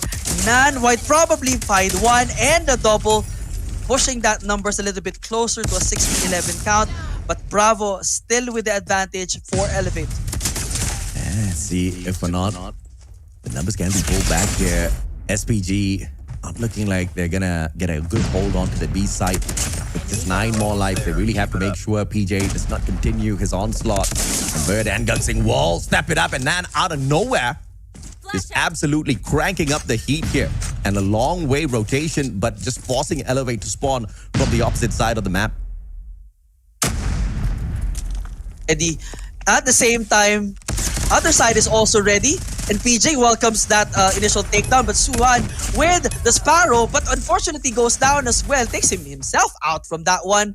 5-8 is our life count, Hostile hunter-killer drone. and now a bad situation once again for SPG as they need to slow things down. Susano through the wall bank finds one. Nan will definitely find two with the Sparrow, but of course Yopi answers it with the Fennec and that Sparrow as well, and it's now down to one last person for SPG, and they're just trying to look for it, and they do find it. Get ready for the next round. 3-1 on the side of the Red Rebellion. One more and this will be a 2-1 and still in favor of SPG. My goodness. SPG really putting out a fight, but Elevate making sure they make that numbers advantage work in their favor. This time just dropping 4-man on the protection for A, and it looks like they've got their numbers here. Absolutely right. Single-handedly, K-Lo will be on the defensive side for B, and he rotates round mid, finding Gugsing as he tries to wrap around the players of SPG, and this is a beautiful start for Elevate on defense. Tango down. He really lines it up, but real well. They will be able to lock this one already, but of course SPG wants to make sure that they have at least one more round to push this to the very end. But right now Bravo is kind of open for anybody here as Susano spots pushing from behind. A Bird with the takeover. 22 both on both ends. I was supposed to say 24-22, but it all ended up in the 21-22. This time life advantage on the side of SPG. Alpha first take will be there as well, so at least they're playing both objective and that kill count working in their favor. But remind me, was it 21 or 22? 21-21. I just couldn't remember. Well, fine. Susano and a double as well can be shut down. 19-16, and it looks like for the first time SPG gets to read the defensive game of Elevate, ripping away A, but now they've just stacked up this difficulty level for themselves. Going for B on the gameplay of Elevate thus far seems to have been pretty difficult. We all saw that momentous defense, and now a double nade finding nobody. SPG, it looks like they've cracked the code here up against Elevate. Bravo being wide open. Of course, those Predator missiles would definitely play a role as well. And basically right now, Elevate is just walking in to their shots. And now SPG 18-3 is a score. They just try to find the last 3-1. PJ is here. What can he do? He spots one there, but it's still a 16 life advantage. Bravo still in control with SPG. Now they push it to 3-2. Just a 1-point advantage on Elevate. And perhaps SPG, if they already had the read, can push this 3-3. I'm pretty sure they are capable of doing that, and now they've got the defensive advantage that pretty much seemed to have worked to their favor. But yes, Elevate did manage to crack through the defense earlier on at A as well. This time stacking up 4-man, but it's a 5-man push coming on through from Elevate. SPG says no problem, bro. So he won with the Sparrow, nailing down one, and now here comes the overpush from the side of SPG, trying to stop Elevate dead in their tracks. That's definitely the goal right now. And so far, everything is just lining up on the side of SPG here. 30-25 is our kill count. They have not lost a life yet, and we have already down almost like a minute here in this game. This is the way to go for SPG if they want to tie the series and perhaps end it with a long shot with that Annihilator. Suwan also finding one, and even through the wall bag managed to find another right there. 21-28. Everything is just falling apart to the side of Elevate, and now Kilo probably using this advantage for the spawn trap, hoping to do something here. But Nan also has the same idea.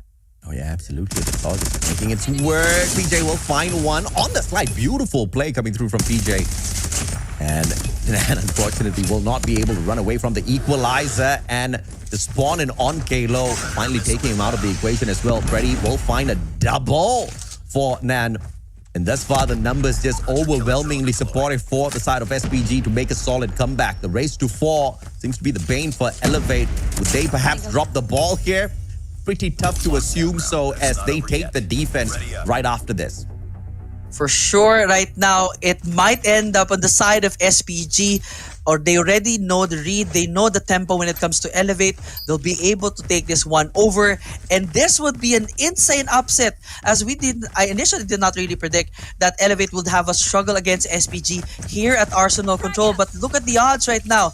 They have not been able to find the counter once again. They've been stuck with that 3, and SPG just landing everything perfectly from their end. But Kendi says otherwise. Oh, yeah, absolutely. Obviously, he would want to say otherwise. Beautiful plays coming on through from Elevate. Just keep the numbers a little bit heavy on their side. Bird will finally be nerfed as Kalo shows up. The defense and the offensive push coming on through from the side of A. Elevate overextending, but perhaps a mistake. SPG trying to prove that. Susano, the last one on the battalion. And here comes PJ as well to continue. But Tal just absolutely denies Kalo from the back. Will find a double fork himself for the continuous defense onto A. And SPG shows no signs of switching their plan over towards B. It's like probably not the case right now. They're trying to just their best to get their momentum back and find their rhythm once again. But of course, on the side of Elevate, they kind of have initial control of Alpha. They're going to be dropping that. SPG will take full control, but they now have the disadvantage when it comes to the life here. Elevate will stop the bleed here. That's going to be the goal with Yopi finding one. Even PJ finding one as well. 21-11 is our setup. And again, the Annihilator trying to do something, but no, it drops a bit. But it's now down to 9 lives on the side of SPG. Elevate wants to finish strong here. But of course, SPG will definitely have something on their sleeve perhaps. But Kilo wants it then. Ooh, but no, he dropped the ball on that one, unfortunately. 17-8 is still the score. Alpha one tick away from SPG territory. Kendi gets in there and try to go in for the second for Yopi. And now, last 5 on the side of SPG. It's gonna be over. Finally, Elevate fixes this one. 2-1 is our final score. Still, SPG nailing this to the very end with that 2-1 advantage. I mean, this is just a little bit confusing with the graphics, but it's okay. At the end of the day, we will always manage to hop on back in here to the main broadcast intention of fixing JD's mic. Now, this is something that we cannot resolve right now, okay? Okay, we cannot. This is the first time we have our man JD here. He's gonna take his salary from CDSI. He's gonna buy himself a brand new mic. The next time you guys catch this analyst magician up here on the desk, he's gonna blow your minds through the magical voice that he has coming through those mics, right? But here's the thing. Elevate managing to mount the defense once again, and it was a great big statement coming through from SPG just in that previous round, right? The number was overwhelming. Elevate wanted to show that they can play such a offensive defense as well. They did exactly that. So it was really sweet to see them being able to pull back, right? It wasn't like that SND where they had just given way too many points over to the Chinese team where they were desperately trying to make that comeback. And as long as they kind of keep their heads level here, a little cool, it doesn't seem like Elevate's going to be dropping the ball. Just really need to find their perfect rhythm and setup when it comes to fighting off any CDN team, particularly here in SND, which, you know, a lot of their challenges were exposed too much on the side here of Control. They had it coming, you know, they had it right. It's just so happened that definitely SPG is a very formidable team. Got the read on them on those 3 rounds and then almost locked it in to a 4-3 upset win from their side. But of course, Elevate is a team that knows they can definitely push throughout adversity and just manage to lock this one to the ground and finally get a win against SBG here. But of course, you know, hopefully when they are locked in for China, they will be able to, you know, polish those challenges and turn them into a full upset to make sure that they cement their legacy when they qualify for the knockoffs. Absolutely, man. 2-1. Elevate is managing to show that at the end of the day, you can take away that SND from us. We might not be super scary on firing range perhaps, but we did see some scary moments, I guess, with that comeback out of absolutely nowhere. I believe it was 6-1 and then 6-6 before SPG kind of turned the scenario, turned the story just around a little bit, right? But of course, with the control on the defensive side, Elevate just proving that they will definitely be able to wreck any teams that they come across. So it's really good to see the power management coming through with some of these gunfights here. And if this is going to be, once again, the preview for the World Championship, it's looking like it's going to be pretty tight. It's gonna be pretty tight for sure. And even for the other teams that have shown themselves here, while China's always going to be the lords of S&D, hardpoint and control is somewhere that they would definitely have opportunities for growth. That is where these teams definitely need to shine.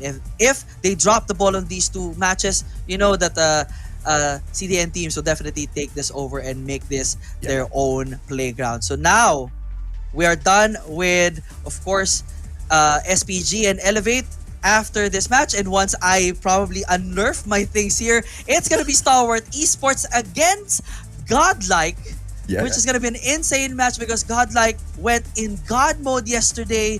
Can they do it again? That's going to be the things that we're going to be checking out in just a bit once we have all the clear for the break. Of course, we're just going to work with things here and hopefully un-EMP'd myself for the time being, AJ. But of course, our thanks to the man for coming in clutch and joining us here. I'm not sure if you're going to be staying with us. I had fun. I really have to thank Verdict for this opportunity. This was unplanned, but I just saw the chaos and I was like, wait a minute, it's like if really nobody else is going to be able to help JD out, because you really hard carried the squad earlier, bro. I just thought I had to, unfortunately, go get myself showered really, really quick, throw on something really, really. I did not iron my t-shirt. I don't leave my house. I don't come to broadcast with an unironed t-shirt. This is rare, but thankfully it's a black t-shirt, ladies and gentlemen, boys and girls. And that's exactly what we want to wear if you go up against the Chinese teams in an SND, but not in terms of your t-shirt, in terms of your pants, right? Because if you do pee, it is a little bit more difficult to see. The Chinese teams are just way too scary. Elevate having to find that out on their own. But Godlike, like you said, they kind of made a very big statement yesterday. We want to see what else they're capable of and whether or not we have seen it all from the squad, right? So all thanks to CDSI for this opportunity. We just get to witness exactly what sort of trouble this squad gets to bring. I mean, actually, Kale and I had a very interesting discussion yesterday, and we kind of summarized the entire group stage as a wait, what?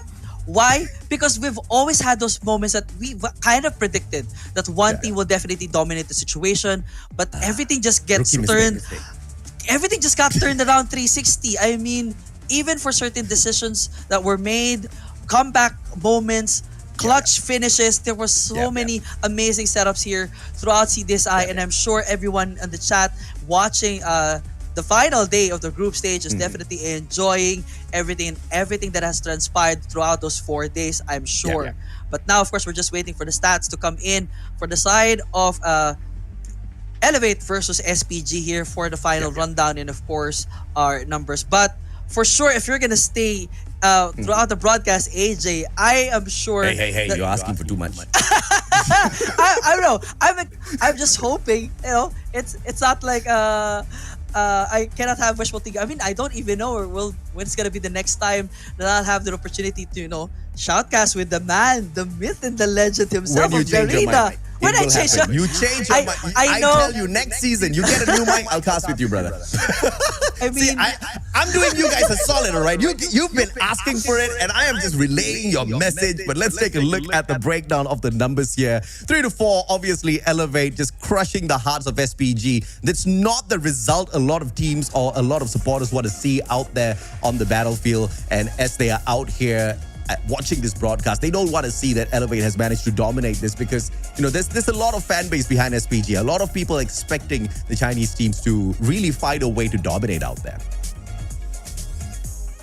Who are not initially aware of SPG's performance by watching just the group stage alone, I'm sure there are now fans of Bird, Gushing, Nan, Carl, and Suiwan for their performance initially, even for the previous days. But of course, unfortunately for this one at Arsenal, it was just not really working well for them, as we see, of course, the final stats with PJ once again leading the charge for Elevate. On the other side of the coin, it is again Suiwan with the 33 1.0 KD. Unfortunately for Gushing, it was not working for him with a .55 this time. Yeah, absolutely, man. And of course, the numbers disadvantage that we saw on the side of Elevate, or I can't say disadvantage, my apologies, the wrong use of the word. The numbers, the dreadful numbers, I have to say, the dreadful KD that Elevate had in the previous matchup in the SND, it's just been turned around a little bit more. And Elevate's just showing us, no, just calm down. It's not going to be an overwhelming situation where we do struggle in the grand scheme of things when it comes to the gunfights, because we were talking about that, right? Rotation-wise, they were keeping that 50-50, but numbers through the eliminations coming through from SPG just was a tad bit overwhelming. Elevate just showing that they can keep up on the gunfight play as well. And 1.21 rating, Mr. PJ sneaks away his 5th MVP title. And to the man. But of course, overall rating for this match, it's gonna be Suiwan with a 1.16. Unfortunately, he kind of dropped the ball there for Arsenal control, but that's okay. He still gets top spot. And as you can see here, almost first 2 is from SPG, while the rest of the top 3, 4, and 5 is all Elevate. So it's almost kind of a reverse. But it's kind of sad to see Kendi not really performing quite well as we normally expect him to. I mean, dude, performance is not just about the numbers and the number of eliminations that come through, right? In terms of performance, I think Kendi held some of these angles really, really well. When he was on a streak of getting those eliminations, when it was just all up to him holding down the side or clearing out the players from the control side, he did a really, really good job. It's just that it wasn't his game. Once again, I mean, I know I'm going to be hated for my opinion, but that's my job. I give my opinion as a shoutcaster, right? Yes, they're playing for money. There's a lot of money on the line. But I don't think that we can base or we can predict the next game, very easily with some of these top flight teams just by watching some of their previous matches or their previous series, right? Because each and every single game, there's so many different elements. There are many elements that are not even within the game that could affect the teams. It's all about their mental strength as well. And for now, it seems like Elevate has just managed to inject a little bit of extra confidence to themselves. And I think and I hope that this is going to continue for them. At the end of the day, it is the play to see exactly who can take the biggest slice of the pie. But on that note, JD, I think I might have to say goodbye to you and everybody else because the break is coming up soon. Our thanks to the man, AJ Mustasio, for stepping on stage with me and helping me out during mid-SND throughout Control Arsenal there. He is always going to be welcome to join us on the broadcast anytime soon. But nevertheless, we will try to pause for a break. I'm gonna unnerve my situation here and hopefully either Verdict or probably someone else will be stepping on stage for AJ as we continue on with day 4 of CDSI 2024. We'll be back after a short break. You can take my crown, about to be owned. Use your bones from my throne. Land the back attack, got your track, boy you act. When stealing the show, get down on the floor. Came in for action, so what is some more? Destined for war, all versus 4. When we begin, it gets real. We're gonna win it now. Watch us and we'll show you how. Runs around, getting loud, not too late to turn around. Running, gunning, ready. 'Cause we want it all. No fear in our eyes. We will win it all. Glory is the prize. We are in the zone. Put us to the bone. We want it all. Legacy and soul. We are in the zone.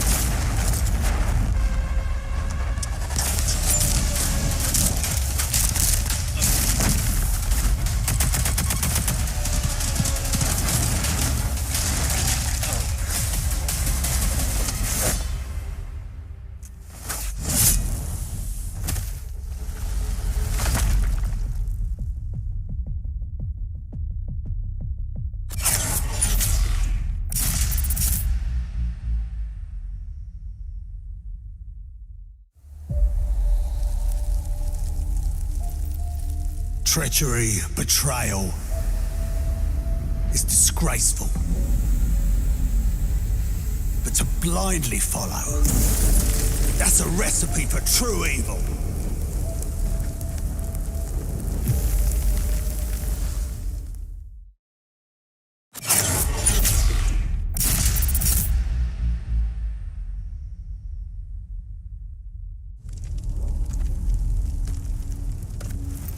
In the end, trust only paved the way for betrayal. Blood can only be repaid in blood.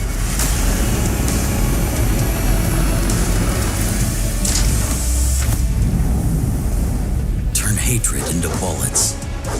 Strike fear in the enemy. Become death.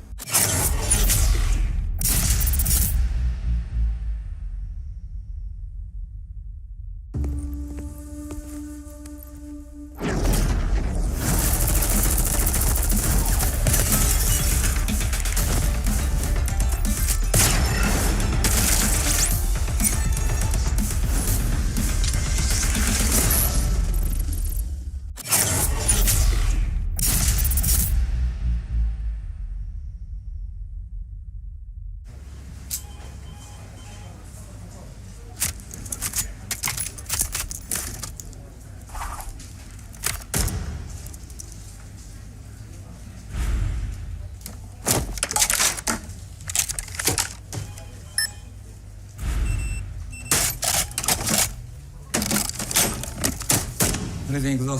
はい、こちらが比較した結果です。2010年。あ、失礼。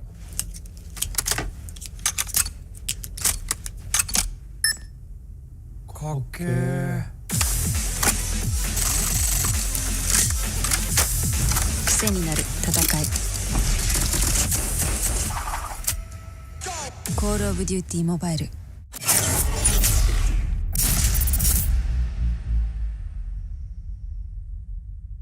We gathered from all around Malaysia. This is COD M.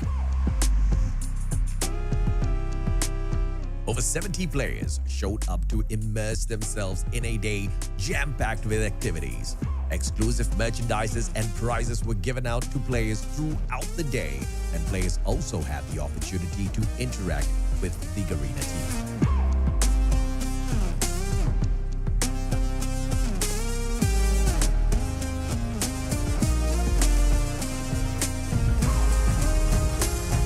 Of course, we had to give everyone a chance to show off their sick skills and battle it out for some COD points too.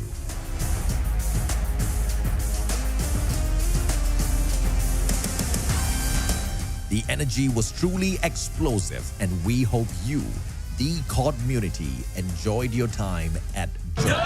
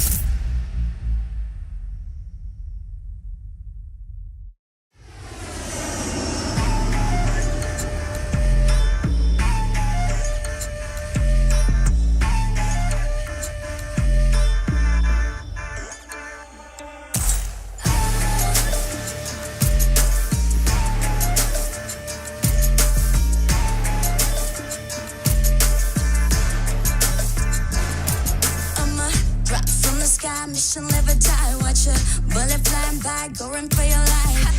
Enemies are running left, right, press fight. I'm gonna show you how it's in, you better sit tight.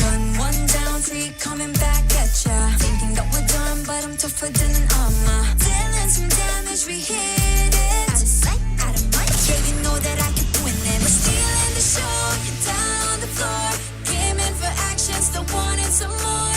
Destined for war, a versus fall. When we're beginning, it's thrilling. We're gonna win it now, win it now. Watch us and we show you how. Arms around, getting loud, not too late to turn around. Running, running, gunning.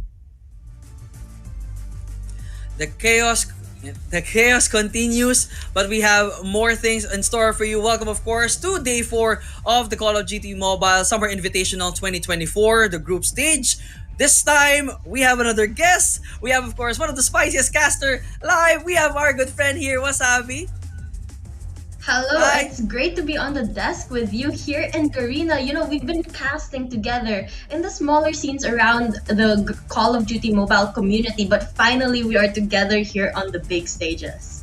The big stage indeed, and now it got a little bit bigger and crazier, of course, as we're now down to our last 4 matches for today in the group stage. We just finished up SPG versus Elevate with a special cameo from the man himself, AJ Mustachio.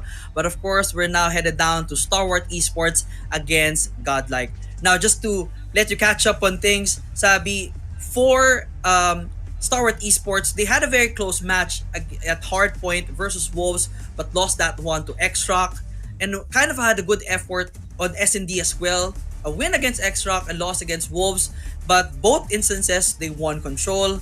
On the side of Godlike, they literally lived up to their name, and I'm sure the fans as well understand what happened yesterday. They pulled off perhaps one of the most insane comebacks at standoff Hardpoint, locking in a 246-250 win, and then pushing it to the 3-0 win against Kagendra. But they did not actually start the group stage on a good footing, unfortunately. But now, hopefully, as they face Stalwart Esports, we see that same level of intensity that we saw yesterday, bring it to the table, and really make Stalwart Esports a run for their money. Yeah, definitely looking forward to that. I mean, you know, Stalwart Sports, they've been a really, really good teams ever since they came in, but Godlike as well. We've seen them time and time again. They seem to struggle once in a while, but every so often we get to see this really good performance from them, and it really just shocks everyone. But right now, map bans coming out onto your screen right now, and you can see which team are banning which maps and what map we're going to end up playing for this series. Which means basically for Hardpoint, we already out with the Shen, the Hackney Yard, Standoff, and Apocalypse. So we'll end up with Summit again, this time on the side of S&D. Takeoff is out, Kurohana is out, Firing Range is out, and Tunisia as well is out. So we will end up in... I missed my map again. Wait, I'm always blocking out when in this moment. But of course, for Control, Arsenal and Raid are out. So we're definitely headed seaside for that one. And for S&D, I always kind of forget this one weird map. Anyway, but nevertheless, you know, things has been absolutely hardcore and shocking. Left, right, and center on the side of all the matches that we have in the group stage. Now, you did mention the consistency for Godlike here and then. They kind of started out on a good footing, and now yesterday was amazing. What do you think would be the key strategy for Godlike to really make it consistent and hopefully pull off another 3-0 this time against Stalwart Esports? Well, we'll have to see because, you know, Stalwart, as I said time and time again, they are a very good team. Now, beating a team like Stalwart will require a lot of practice, a lot of strategic thinking, and a lot of quick reaction time, especially in the game itself. So we need to see those 3 aspects from Godlike. They need to be able to react fast and think on their feet if they want to find a way to somehow defeat Stalwart Esports. For sure, and I guess we definitely need that level of intensity that they showed yesterday, that level of tenacity that they performed yesterday as well. You know, when when that insane moment happened yesterday with hard point at standoff, honestly speaking, Kale and I were kind of thinking that Kagendra already has that one in the bag, but through and through, P3 was their money hill. They locked it to the very end, and of course, that last few seconds when we got to the 249, 210 mark, it was all godlike afterwards. They shut down all of offenses on the side of Kagendra and pulled that insane comeback. And hopefully, with the inconsistency on the side of Star Wars Esports, as I mentioned, they were win-loss here and there against Wolves and X-Rock. Although, the CDN team we can normally say that they're not as good when it comes to hard point, but they've really showed how well they've improved. But this time, hopefully, as they face Godlike, as they face Star Wars Esports, they really perform to an insane level, and hopefully Trunks goes full on Super Saiyan once again. But that's just one game. We definitely need to see how well they perform one more time at SND, and especially for Control, where Star Wars Esports have always shown their performance level to the highest. Yeah, you're absolutely right. Stalwart Esports is one to watch out for in Control, but it's not only Control, because they're strong in every single game mode. Now, Godlike, however, they kind of have as you said also a while ago, inconsistency in their gameplays. Now, we saw a really good comeback from them up against Kagendra yesterday, as you mentioned, only a 2-point difference. But then again, their comeback was really late. They were risking a lot on the table. If they brought those strategies out earlier, then obviously we would have seen such a much better performance from the players of Godlike. But going to Search and Destroy, that's another thing that we have to talk about, because they won by over 4 points against Kagendra, and they seem to be a little bit better there in comparison to their performance against X-Rock, where they were only able to win 2 rounds. So we have to see them step up and improve their Search and Destroy game, just as they did up against Kagendra. Yeah, definitely when it comes to Godlike, they've always been known as one of the best defensive players in S&D. So when they're on the defensive side, they're really leaning towards their advantages and their strengths. It's very obvious how well they control the map. Even at Express yesterday, it was working perfectly for them. When it comes to the attacker side, that's where kind of most of the challenges was very obvious on their side, and that is where Kagendra really took advantage. That is where also Star Wars Esports may have an opportunity to push their performance and really make sure that they can outshine Godlike there. And perhaps if they're gonna start at the attacker side for Star Wars Esports, make sure to get as much as wins as possible and really bury Godlike. That's gonna be the goal for sure. But before we head to S&D, we're gonna start off, of course, here at Hardpoint. Best of luck, of course, to Star Wars Esports representing Garena, and of course Godlike representing India here at Summit. The best of luck to both teams. But now, of course, the main goal right now for at least Godlike is get that performance, the same level of performance from P1 all the way to the very end. Consistency will be a core key here. They could not stay lackey. They could not play catch up, because definitely Star Wars Esports has the opportunity to bury them.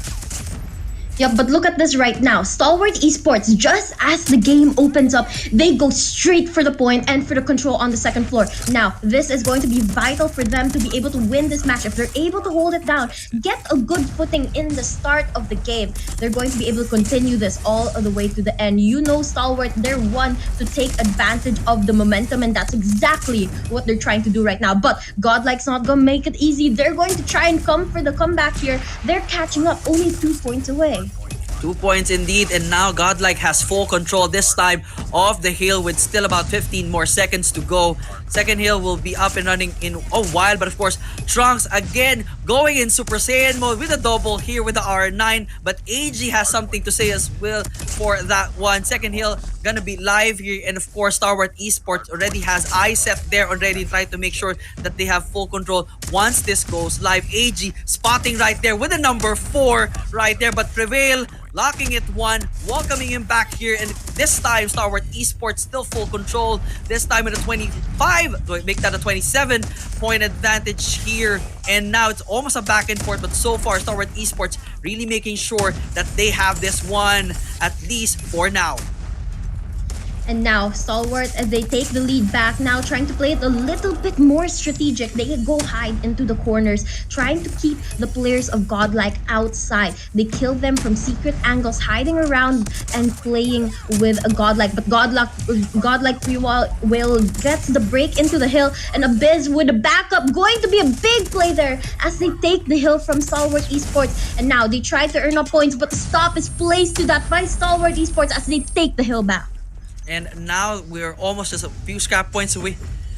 Just a few scrap names on the side of Star Wars Esports. Now the next hill will go live here. Definitely a situation for Godlike here. They definitely need to use Domi A as their money heal, this time with Abyss lining up the War Machine, and Prevail again with the R9. This is what we need from them, but Skurd has plans otherwise with the Sparrow lining up the shots but could not deliver just yet. But Shut Up already has the equalizer, definitely locking this one in. Again, Star Wars Esports full control of this hill.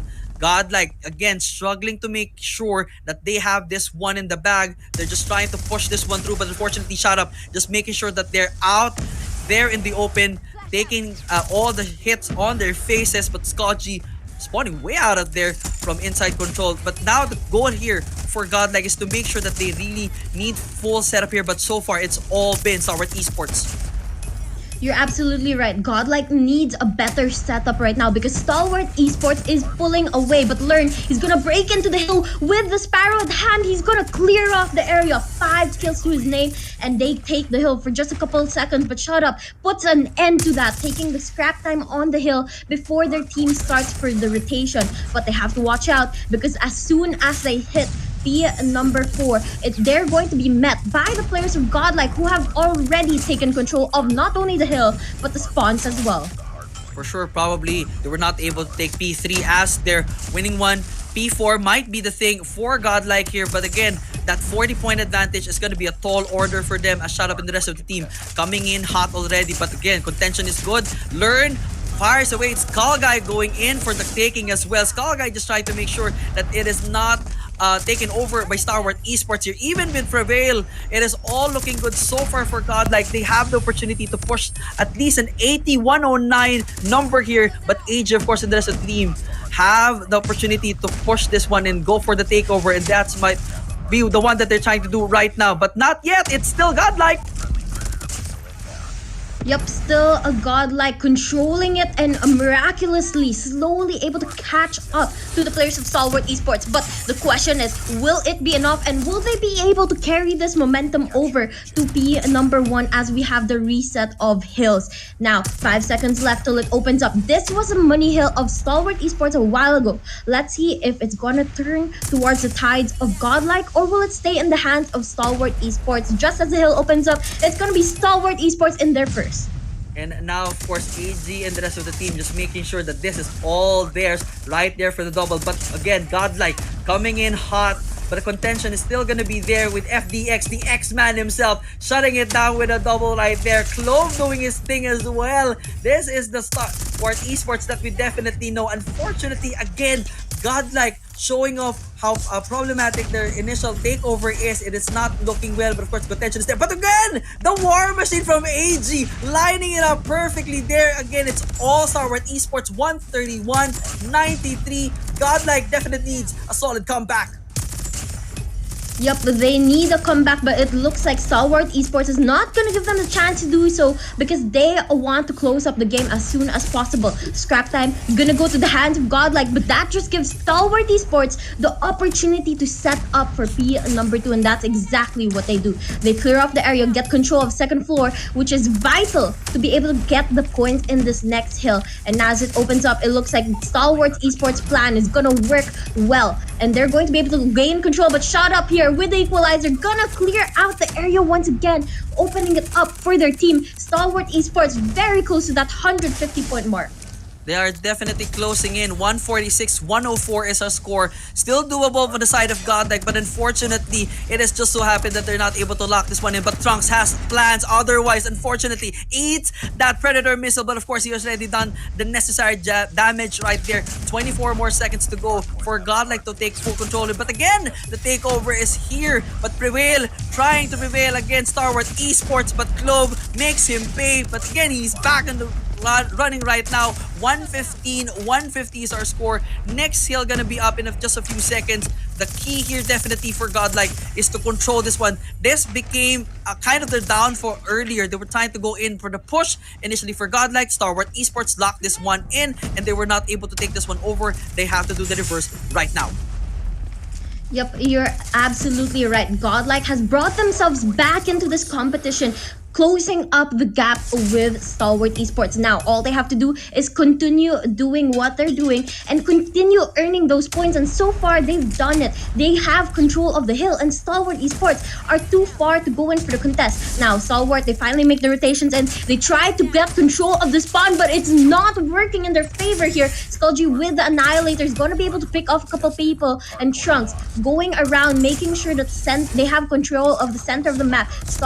Godlike is going to finally take the lead over Stalwart Esports. And now Godlike needs to go full Saiyan mode, Godlike mode indeed. 161-151 is our score. Still not the time to celebrate, but of course, Abyss firing away with that war machine, and now they're making this truly their money hill. But again, they need to have eyes set already on the next hill because Stalwart Esports already positioning themselves. They want to go for the comeback. Stalwart Esports wants this on the bag, but definitely Godlike needs to go already for the initial contest and learn. Pushing through already. Predator missile finding one right there, landing perfectly, but AG welcoming the rest with the war machine. But of course, initial control is with Godlike.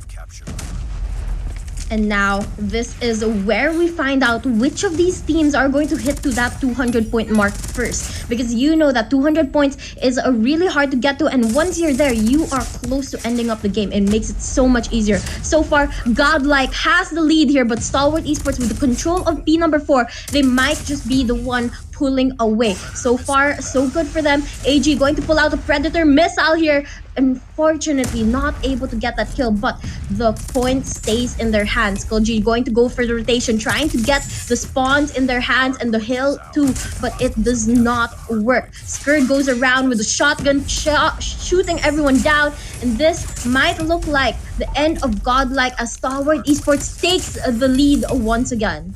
But not just yet, says Godlike. It is just 185, 192. It is still not yet the 200 mark just yet, Sabi. I know Godlike fans are still hoping for a miracle here, but shut up, as definitely have different plans for Godlike right now, as now we are down for the reset. Skurd firing away with that Sparrow, lining up the attack here, hoping to find someone, but not just yet. And of course, Shut Up, trying to go for the backstab, but Trunks definitely on Saiyan mode. Takes one, takes two, and of course, unfortunately, Clove takes it down. 207, 185, and it's still in the hands of Stalwart Esports. FDX, the X-Men, trying to go in, learn, trying to control the spawn, shutting down all still, but nope, and it's still a 29 seconds to go, and 218, 186. Finally, Godlike takes it over, but they need to go punch the way to the victory with a 5 kill already on that side. But still, only a few more seconds. Godlike needs to lock this one in to at least push themselves to around 215 and then push themselves to the next hill for the W if they could.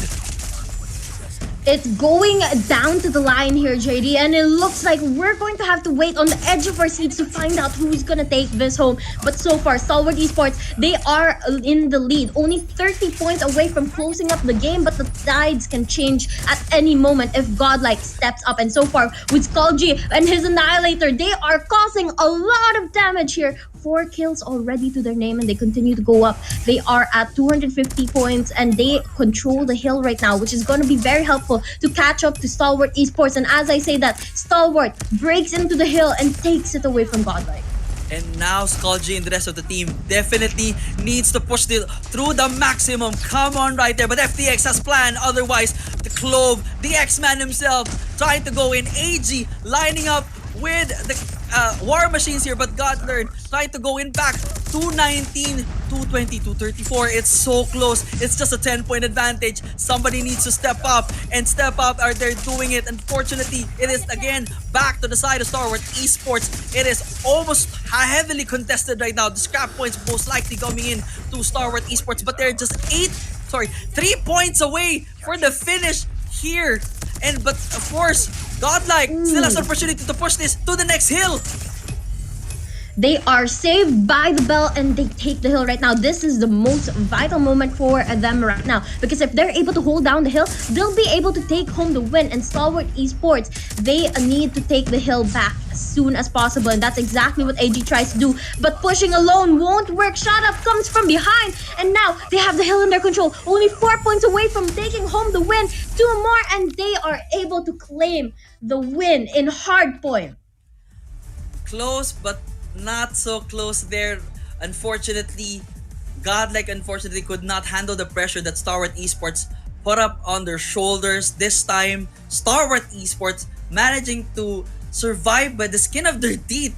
250, 241. What a way to end that round there of hardpoint. But I'm sure if we can see Stalwart right now, they're definitely breathing a sigh of relief, because that was almost too close. Yet another moment probably for Godlike to turn things around at the very end. Yeah, definitely something that was really, really close. We're all on the edge of our seat for that one. And honestly, I was expecting that Godlike can turn it around, but Stalwart Esports, they knew exactly when to make those investments and when to push in, and their teamwork just overall helped them take that win home. For sure. I mean, the final push from AG and the rest of the team was the final thing that they needed to make it a W. I mean, they were only a few points away. They just needed to stay right there. But unfortunately, the entire Godlike was taken out. And then, the reset was there. They were not able to push through any longer. It was just a 5, 4, 3, 2, 1. And we end with the situation we have Godlike losing to Stalwart Esports for hard point. But now we see some of the highlights here, and I guess key to victory here has to be the great team of definitely of Shut Up and the X-Man himself, even for Skurd and the rest of the crew, everyone just doing their part and making sure playing objective and of course controlling their spawns. Yeah, definitely. But I love the performance we saw from both of these teams. It was a great way to start out my cast today. And I think this just makes me even more excited to see the next couple of matches between these two teams. I just hope it's just as exciting and just as close for Search and Destroy as well as Control later on. But JD, I want to get your opinions. Did you think that Godlike can take this home, or were you Stalwart all the way, or maybe the other way around? I honestly thought during the first half, Stalwart Esports already found the formula for shutting down Godlike, as in they were able to bury them in a significant amount of lead. But I've never doubted the ability of Godlike to pull a come-from-behind victory, especially how well they performed yesterday. But unfortunately, during basically P2 on the third reset, that is where things kind of crumbled down. They were able to lock down enough during the P1, but when they were able to step in here, once AG stepped into the plate and the 3-man push kicked in, unfortunately they did not have control of the spawns. They were not able to go for a retake or at least a contest, and things crumbled from their end. It's kind of sad, I'm sure, for the Indian fans here, but of course that's just 1-0. We still have S&D and Control, and hopefully this time Godlike really pushed the pedal here and hopefully win this one for the team. Yeah, definitely. There's still a lot of opportunities for Godlike to use to be able to hopefully do a reverse sweep. Maybe possible, maybe not. But we'll have to see how that one goes down. Now, just as you said, we have to see them put their best foot forward, full effort on not only the Search and Destroy, but the Control later on, especially considering the fact that Stalwart Esports has been so consistent with their Control game. And look at how even this matchup is. 196 each. That's the kill count that we have. It's 251, 241. Definitely Stalwart Esports winning this one via objective, and everything was just so even. Super even that it was just insane here. But I'm sure once we see the player stats, we'll understand how things really progress from their ends and who is the one that Stalwart Esports needs to thank for their win right now as we try to look at the scores in just a bit. But definitely, it was a team effort for sure, Sabi. It was just that, I honestly was hoping for a comeback again for God. Like, I probably push this to P3 if it was possible. I mean, what do you think? Is that even possible? Well, I don't know if that would be necessarily possible, but it would have made it so interesting if they were able to pull that off. And I think it would have been even more close match if they did so. But unfortunately, that one ended quickly. Stalwart Esports didn't want to give Godlike a chance of winning. And right now you can see on the screen the KDA of every player. And it looks like on the side of Stalwart, it's going to be Skurd getting the most kills here as well. Shut up. For sure. And this time, on the side of Godlike, it's still Abyss, Skull-G, and Learn here. Unfortunately, Trunks was still there. Fortunately, Prevail not really leading it up, but of course, it's still a team effort. Still a good job for this team. They can brush off this loss immediately because, it was still a close match. It was not a bad setup from their end, so they could definitely come back strong here as we approach Search and Destroy for Express.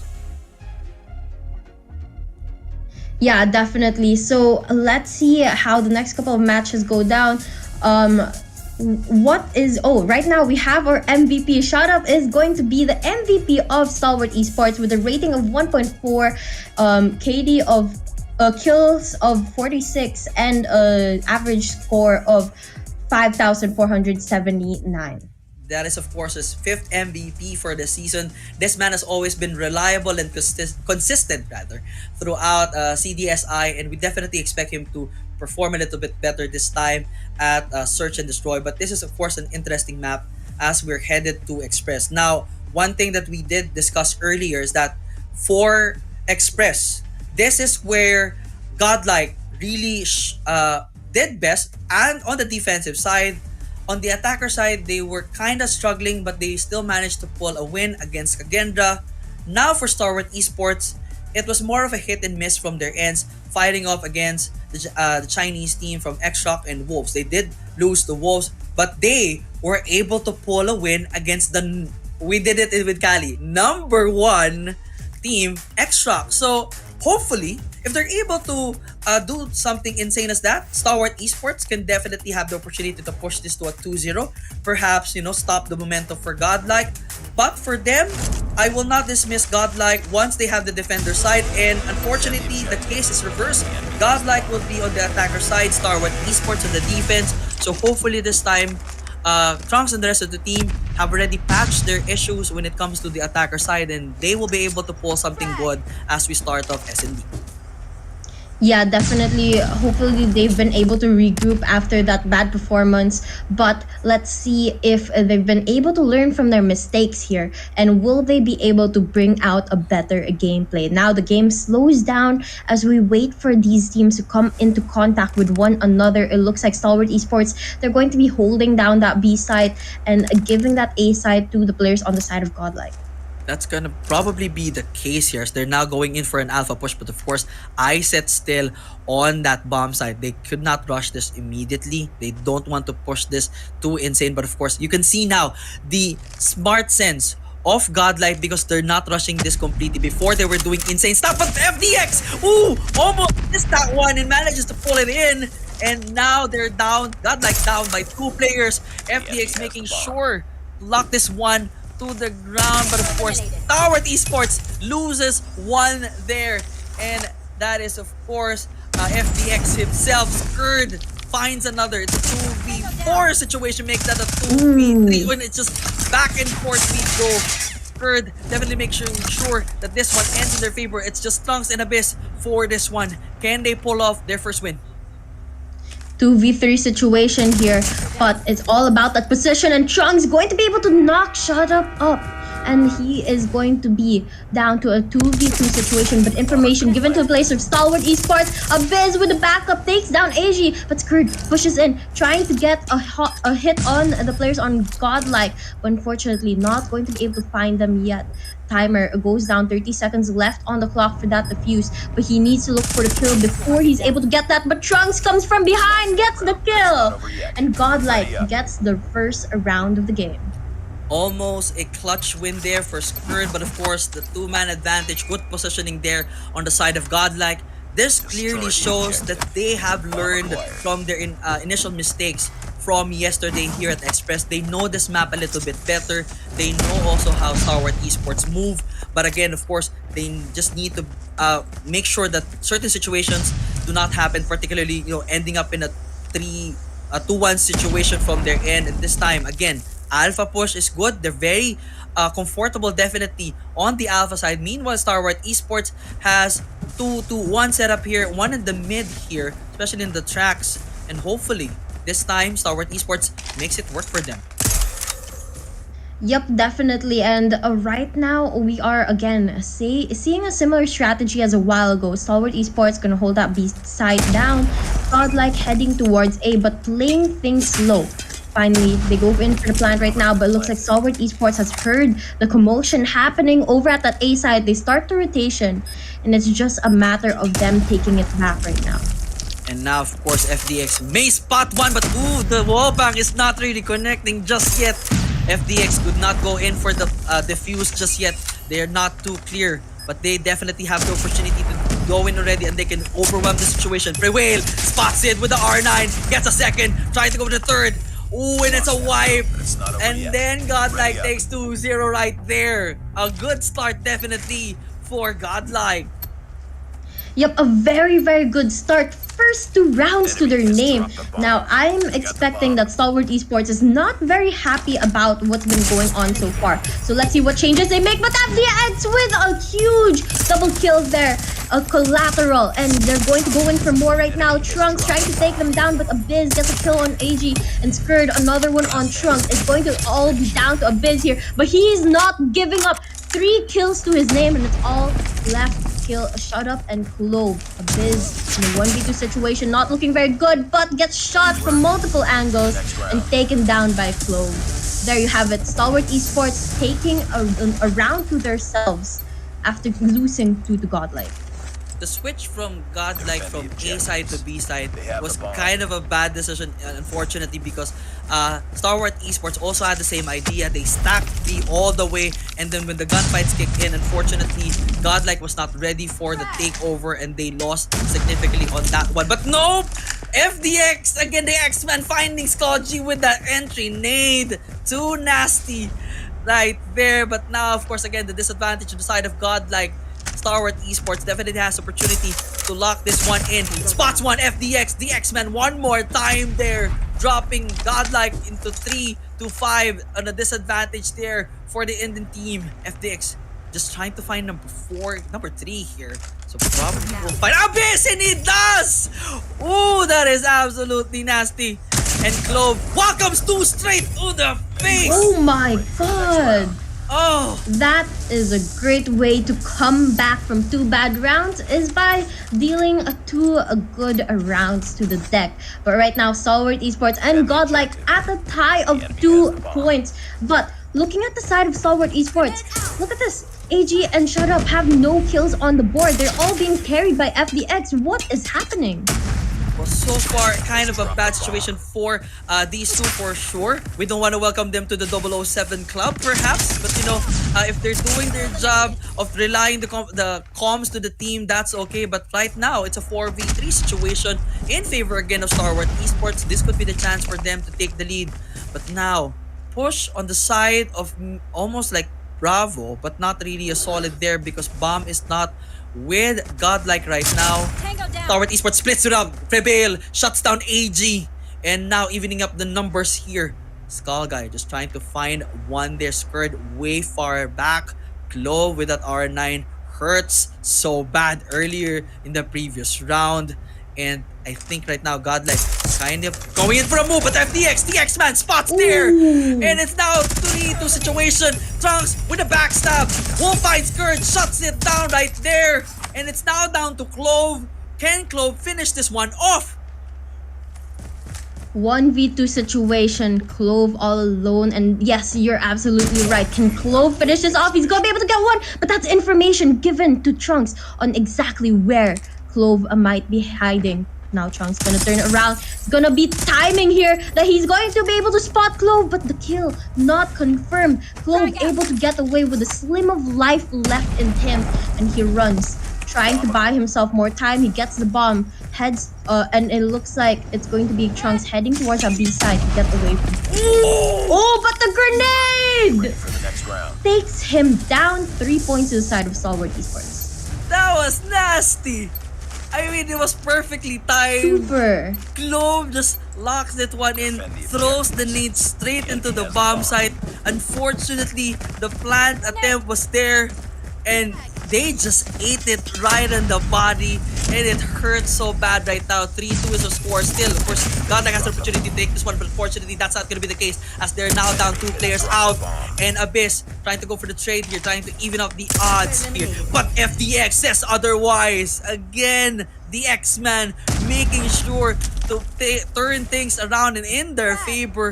Meanwhile, a bit of a slowdown here. It's a 3-2 situation with Prevail and Abyss against FDX, AG, and Sharap, who still has not scored anything. Yup, it's quite surprising that Shut hasn't done much in this round so far, but definitely has provided a lot of assistance. And there you have it, his first kill of the game onto the scoreboard, and it's all down to Abyss once again. Now Abyss has most kills on the team on the side of Godlike, and it's just a matter of if he's going to be able to go on a 3v1 situation with a Tundra at hand. It's going to be a little bit of a disadvantage if he goes up against an SMG, but I'm not sure if he spots AG, gets the kill right on time. And now FTX and Shut Up with that information on where Abyss is at. Bad situation for Abyss right now as FDX on the train here. Not a good situation. Shut Up also has a sniper at hand, so Shut Up could probably go in for 2 takedowns here. But you know, the advantage is there, but FDX spots it. The X-Men one more time, pushing it for 2. This is not looking good for Godlike so far. Definitely. I mean, Godlike had a good start with those 2 points up on the board, but unfortunately, ever since Stalwart took the momentum, Godlike has been missing a little bit of momentum themselves here. Now, let's see if they're going to be able to turn things around, but STE with a huge 2-piece as they open up the round. Abyss trying to get a backstab onto them as well, and it looks like Freewhale is going to be the last player on the side of Godlike here, up against 3 players on the side of Stalwart Esports. It's not going to be an easy round. Not an easy round indeed. Prevail with 6 frags already. It's AG, Clove, and Skirts. Those are the 3 people you do not want to stay alive here, if that's the situation with B. And Clove again with the R9 shuts it down. 5-2 is our score. And it's all Stalwart Esports. They are making it rain right now. The switch will be done in just a bit, but of course, Godlike cannot rely on the defender side switch if they wishes to win this one, because Stalwart Esports, all momentum is with them for sure. The momentum is really helping a lot, and if they're able to continue this, they might be able to close up the game really soon. I mean, 5-2 is a huge advantage in a game like Search and Destroy. Now, let's see how they continue this. For now, the game slows down. They don't want to play it too risky. Both of these teams looking to gain a better advantage over the opponents. Now the bomb gets planted, it goes onto that B side, and it's just a matter of time before we see Stalwart Esports go for the retake. But the positioning on the side of Godlike, Abyss is going to get a huge one on Spurs, and he is going to go and look for more kills here. And now Shut Up making sure that he's not part of the 007 Club. Prevail clocking in with the R9, but it gets eaten as well. Clove already has eyes set on Skullgy. It's just gonna be a surprise, but Skullgy has other plans, and they survive. 5-3. Switch sides. This time Godlike will be in the defensive mode. Could this be the comeback that Godlike needs to take over Starward Defend the Esports. objectives. They have the It bomb. possibly is because they finally break the momentum of Stalwart Esports and they are now at the defending side.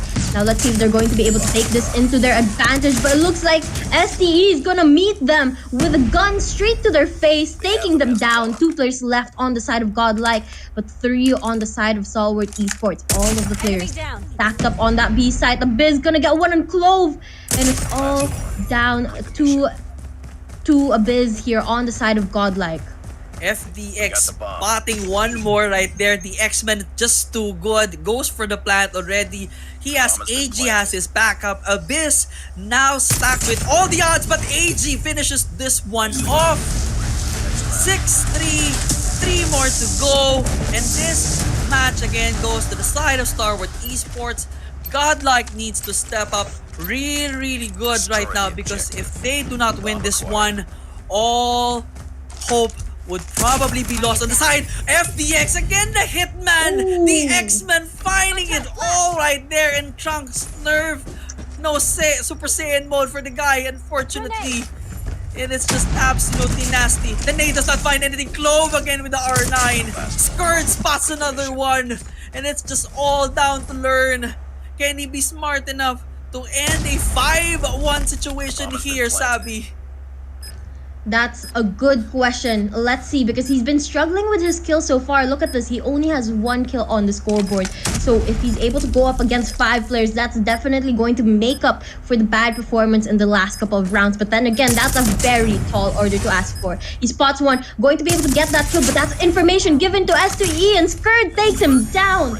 And now, Stalwart Esports at 7 points, only 2 away from closing up the Search and Destroy game. This could be another blowout on the side of Starward Esports. They were able to win Hardpoint earlier. They're just 2 matches away, 2 rounds away here at SND, and it's all FDX. The X-Man is just on mutant mode, finding his shots perfectly all the time here. But now again, Skurd has the bomb. The plant is good. AG takes one right there, eliminating one problem. Learn here, probably going for the backstab. Spots one, but the trade is good as well. It is now down to Abyss. Make that, it's just down to Abyss, but of course spots down with the long shot here. FDX, AG, and Clove, 3 of the best. FDX, X-Men spots it in! And match point it is for Starward Esports.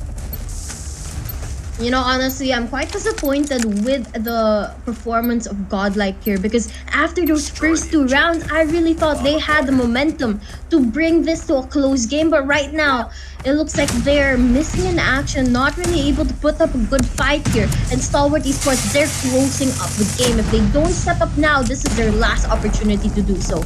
But then again, the game all happening in mid here, trying to get that first opening pick. It's going to be Skull G who gets that, and Skurd with the plant onto the B side. Things are going to have to move a little quicker now with the time dwindling down. AG and Gloves have different plans right now, but of course, now pushing this in a 4v3 situation, still on the advantage on the side. Initially, off Starward Esports, but it's evening up the odds. It's now down to Skull G.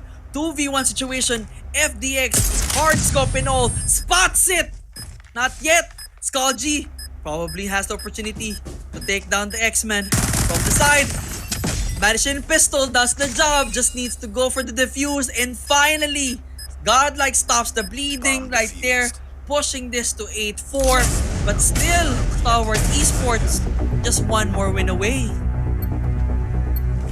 This is what we're talking about. Godlike, if they work hard enough, they're able to take those wins home. But the question is, why aren't they more consistent on doing so? But now that there are a lot of pressures placed onto them, it looks like they've stepped up their game. Let's see if they are going to be able to maintain this and continue this, bring it to a closer match, and maybe even push for overtime. But for now, Skurd goes in for the plant over to the B side, and Godlike planning to go in for the retake. Abyss and Freewell get their kills onto the board. Only 3 players left on each of these teams. Make that 2 players left here. We have Trunks and Abyss against Shut Up and Skurd. But now the situation is just gonna be Abyss. Again, he spots one right there. One more time for the defuse. Abyss just making sure to carry this team. They are still good to go. 8-5 Could this be the switch and the momentum and the confidence Godlike needs to turn this thing around? But of course, for Star Wars Esports, they just need one more. The enemy has the bomb. One more. That means no room for messing up for the side of Godlike, and they have that engraved into their heads right now. That's why we've seen such a good performance. Now let's see if they're going to be able to maintain it. Just as I said a while ago, every move here matters for the side of Godlike and for STE as well. But that also means that these players are going to be very, very careful in what they do as they slow down the game.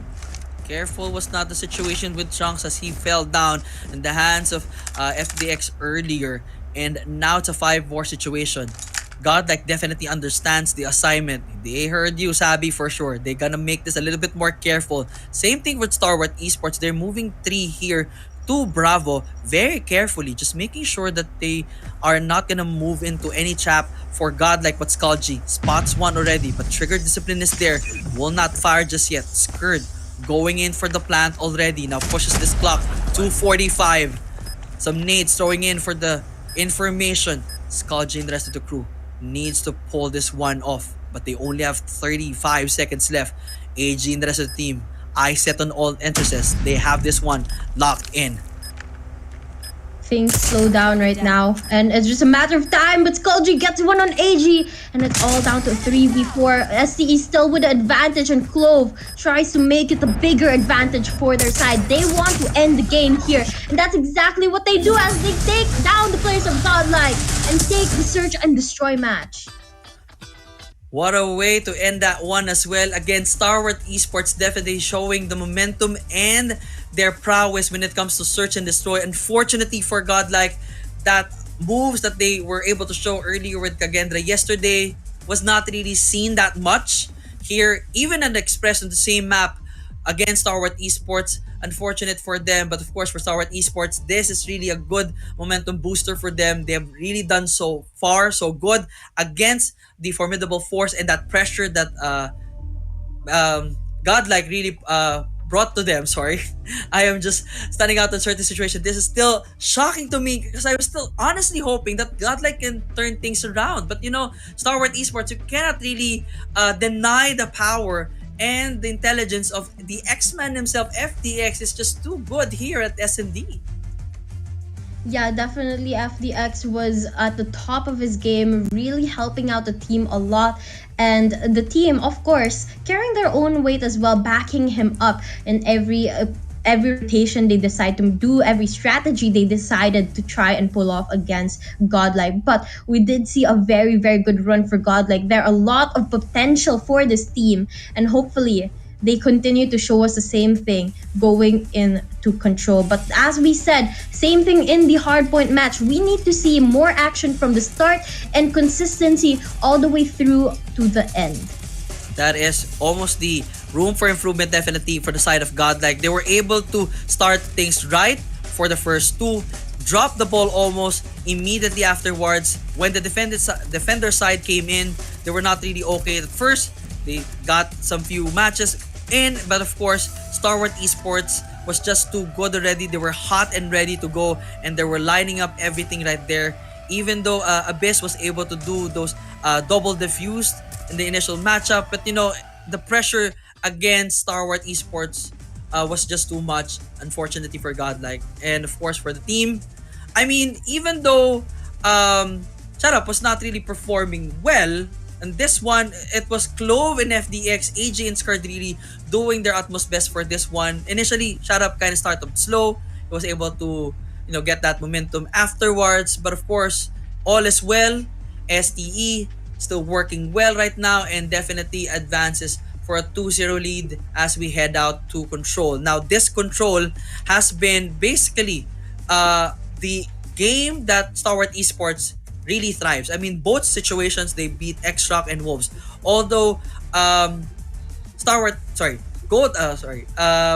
Godlike managed to defeat Kagendra yesterday, they still had a bit of a struggle here and there. So there are definitely some kinks to their armor that I'm sure Star Wars Esports knows, and hopefully from their end they can exploit.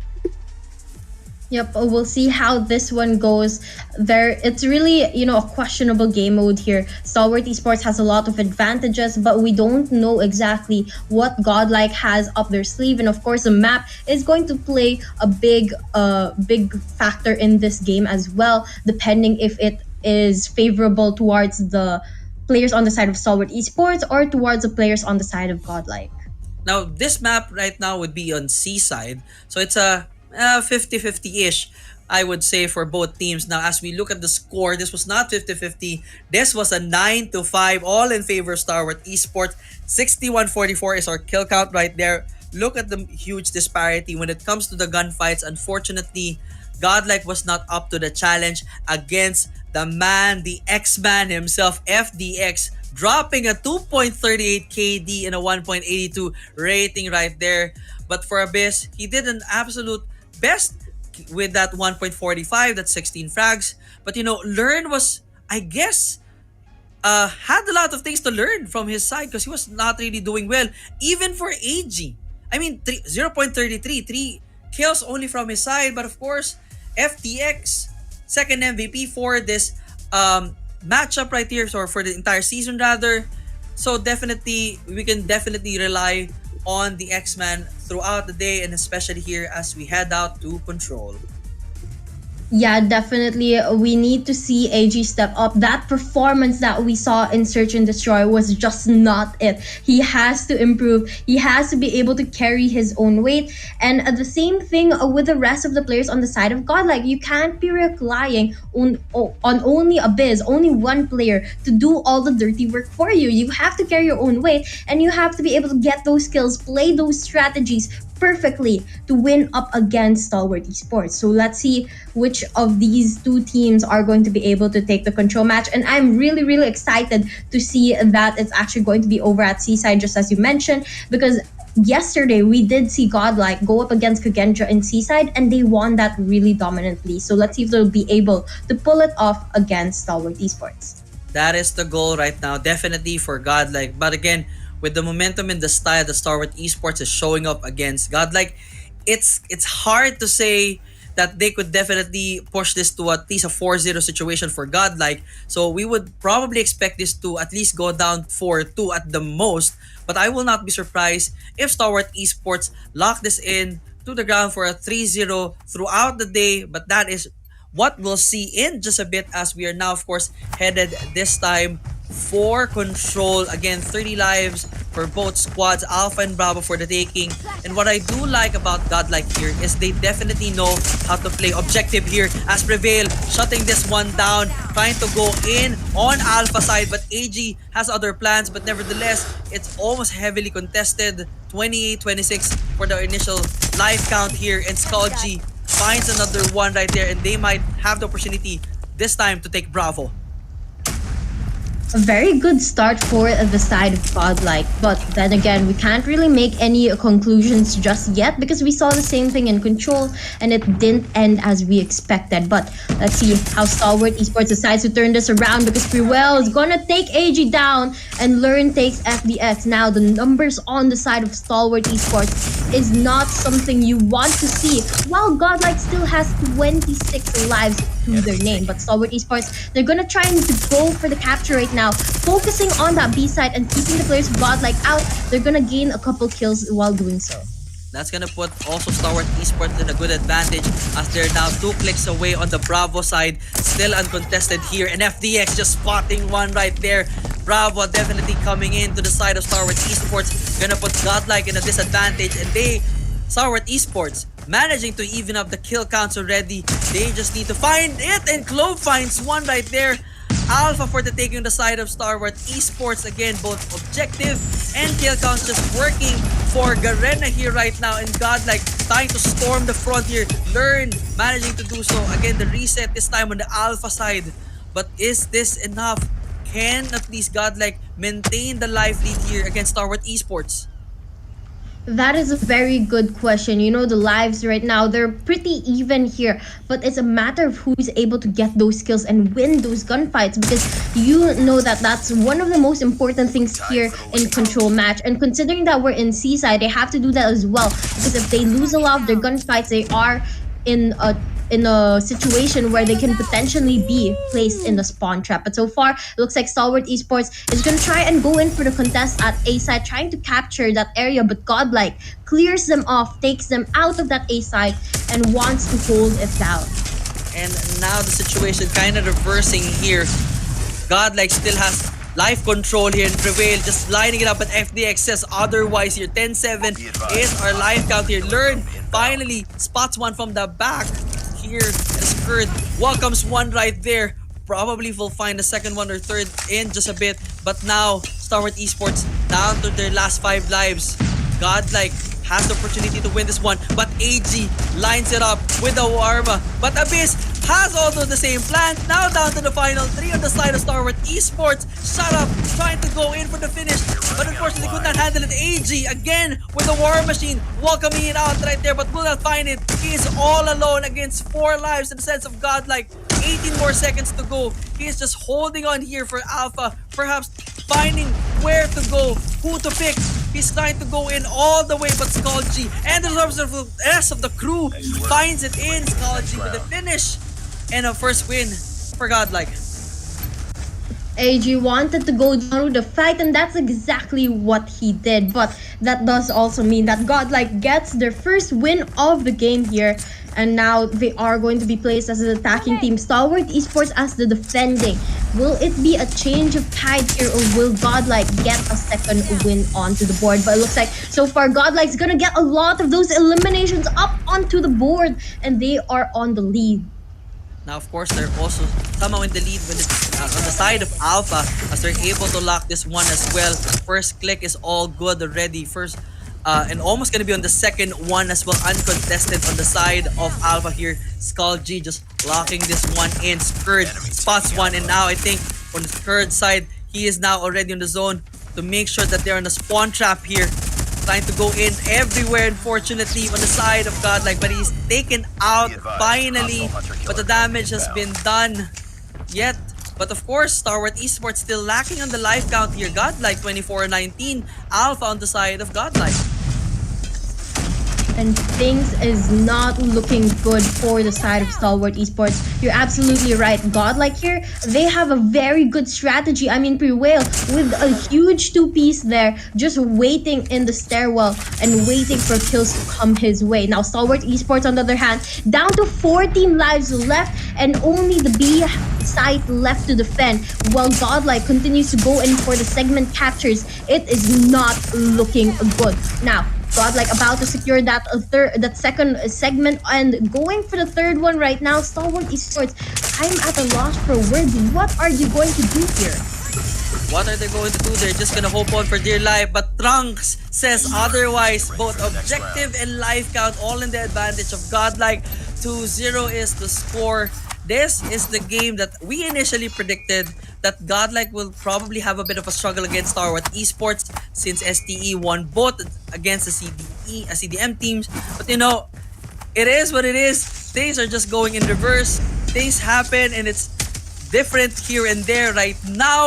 Kind of a different strategy here as Clove and the rest of the crew stacking on Bravo here, trying to go win for the objective, even with the equalizer at hand right now. And now it looks like we are going to see a little bit more action from the side of Stalwart Esports. They invest into the equalizer, hoping that this will help them maintain the lead when it comes to the number of lives left, and that it does exactly that. Now they go in for the capture onto the B side. That gives them a 1-minute extension, and AG here starting to get more and more kills. He's going to rack up a couple there, building up to his operator skill. Now it's just a matter of time before they start investing into those operator skills, and it looks like FDX is gonna pull out Annihilator first. And now, of course, attempt on Alpha is still wide open for both teams. FDX here circling away from the back and trying to spot right there with the Annihilator. Takes one, takes two right there. And now, of course, Prevail trying to go in with that R9. 19-23 is our life count here. Still all the advantage on the side of Stalwart Esports. This could be the opportunity for them to lock this one in as they are now closing in with Alpha control here. First take is almost going to be good. Clove pops in the nade. Welcomes anyone? Not just yet. But shut up with everything they got right now. It is all Stalwart Esports 2011. They will probably win this both in life count and in just a bit. Right there, objective is won by Stalwart Esports. Ready up. Amazing turnaround from the side of Stalwart Esports, finally giving a round to their name. Now let's see if they're going to be able to continue it as their place on the defending side. Now we saw earlier that Godlike took this round, and for Stalwart to be able to get that 1 point on the board, they had to invest into a lot of operator skills. I think 3 or 4 of them. So let's see if they're going to be able to do it with only AG's operator skill here on the board, or will this go to the side of Godlike once again? And now the situation, kind of a back and forth we go here with the life count almost close in, but Bravo is now at the hands of Godlike here. They're trying to make sure this one is good for them. Shut up, finding one right there. Enemy taking Bravo. Same thing with FDX, taking down Prevail here. Learn, probably will spot one from the back and manages to do so. Back and forth we go, but Bravo still in full control of Godlike. This is gonna be the good scenario for them. They were able to do this. That is the best way for them to go in. Alpha is still hard to contest, so at least lock Bravo down and then go for Alpha perhaps later on when you're all good to go. Same thing with Prevail right now. Just a few more steps. They just need to clear out the herd. And Skirt goes down. They just need to put down AG, but AG contesting Bravo as well. And now it's all gonna be crazy. Almost close to the end for Bravo, but Alpha now in the hands of Stalwart Esports perhaps. Yup, this game is closer, this round is closer than the last couple that we've seen. So far, Stalwart Esports putting up a really good fight here to defend not only that A side, but the B side as well. And they're slowing down the progress that Godlike has had so far. But look at this, Godlike, they're trying to turn things around. They even up the life count here. And with 2 segments captured on that B side, they just need one more to get that 1 minute time extension. Trunks going to invest into a couple kills here, and Clove with the R9 is gonna get one as well, but it's just a matter of time before Godlike gets that 1 minute extension to their name, and this gives them time and room to move around with. Time and move is what they have, but the life count is just too close for comfort. Shut up, just making sure to get that advantage already when the life 11-12 is our life count here so far. Godlike trying to slow things around, but Skirt spots one from the back there, and even Trunks going in again one more time for the R9, but no, they're just on a 2 life count here. Shut up, might find a double, gets one, the double is good, but the trade is there. Oh, now 7-10. Godlike is now dwindling away for their final 5 this time with Stalwart Esports all the advantage here. G trying to make sure that he has the advantage, but it's kind of difficult right now at FTX. Spots 1, and now to the final 3. Unfortunately, for sure this round goes to Stalwart Esports. It looks like things are going to be tied up at 2 points between these 2 teams. Now, Stalwart, they currently have 2 series wins so far, and it looks like they don't want to put a dent on that. They don't want to give Godlike a single point in this series, and that's exactly why they're trying to turn things around here in this control match, despite struggling quite a bit in the first 2 rounds of the game. Now, Godlike, on the other hand, they need to step up, try to prove themselves and prove their name that they deserve to be here in CDSI. And so far, it's going to be a tie between these 2 when it comes to the number of lives left, and it's just a matter of time before we see the strategies come to play. And the strategy for now, Stalwart Esports, is to control Bravo just yet, but of course, that will be contested by Godlike for now, but still not complete just yet. And AG spots one there for the entry, and they have again that first stick, second in coming in already, and AG just finding everyone that he needs. Same thing with Skirt with a double right there, and almost to a degree a bit of a spawn trap on the side of Stalwart Esports against Godlike here. Clove with again that equalizer, just lining it away. Bravo going to the side of Stalwart Esports for sure. And now the 2 minute mark is there. Alpha still open for the taking. Life count is even. Who will win this round? That's a really good question. That I think no one knows the answer to just yet, because both of these teams are really at the stalemate. Both of them having 3 operators to invest in, really good positioning, but it looks like Skull G going to get a huge 2-piece there before falling down to his knees. It looks like Godlike is going to have a slight advantage when it comes to the number of respawns left, but AG holding a spawn trap here. He's going to try and knock down the players of Godlike. Unfortunately, it doesn't work to his favor, and it looks like they're going to be pushed back. And now we're still tied with the numbers. The Annihilator from Skull G spots one right there. Long shot. Not just yet, we're not gonna see that. But Prevail again with the R9 just hurting so bad. No, this one hurts more. AG Swarm is hurting everybody here, even for Skirt's Claw. It is just lining up all over the place here. 10-12 is our score, even with 2 clicks on the side of Alpha. Definitely Star Wars Esports, if uncontested, will win this one for sure. Now things slow down. 7 lives left on Godlike, but it looks like time runs out, and it's gonna be a win on the side of Stalwart Esports. Now they're currently at match point, and Godlike they haven't moved from that 2 points ever since they got the first 2 rounds. Stalwart Esports again, same thing that they did in the Search and Destroy match. They break the momentum of Godlike, and as soon as they get it, they take the game home. Now let's see if they'll be able to close this game up cleanly, or will a Godlike come back here? The goal for Godlike is to pull up a Godlike comeback basically. And now, of course, the thread finds one right there. 24-27 is our kill count. Still on the advantage on the side of Stalwart Esports. Bravo. And Clove will be the one to take over. Bravo for sure. He's gonna hold this one perhaps just a bit. But again, Learn and the crew just lining up with that Sparrow, trying to clean house and manage to spot one.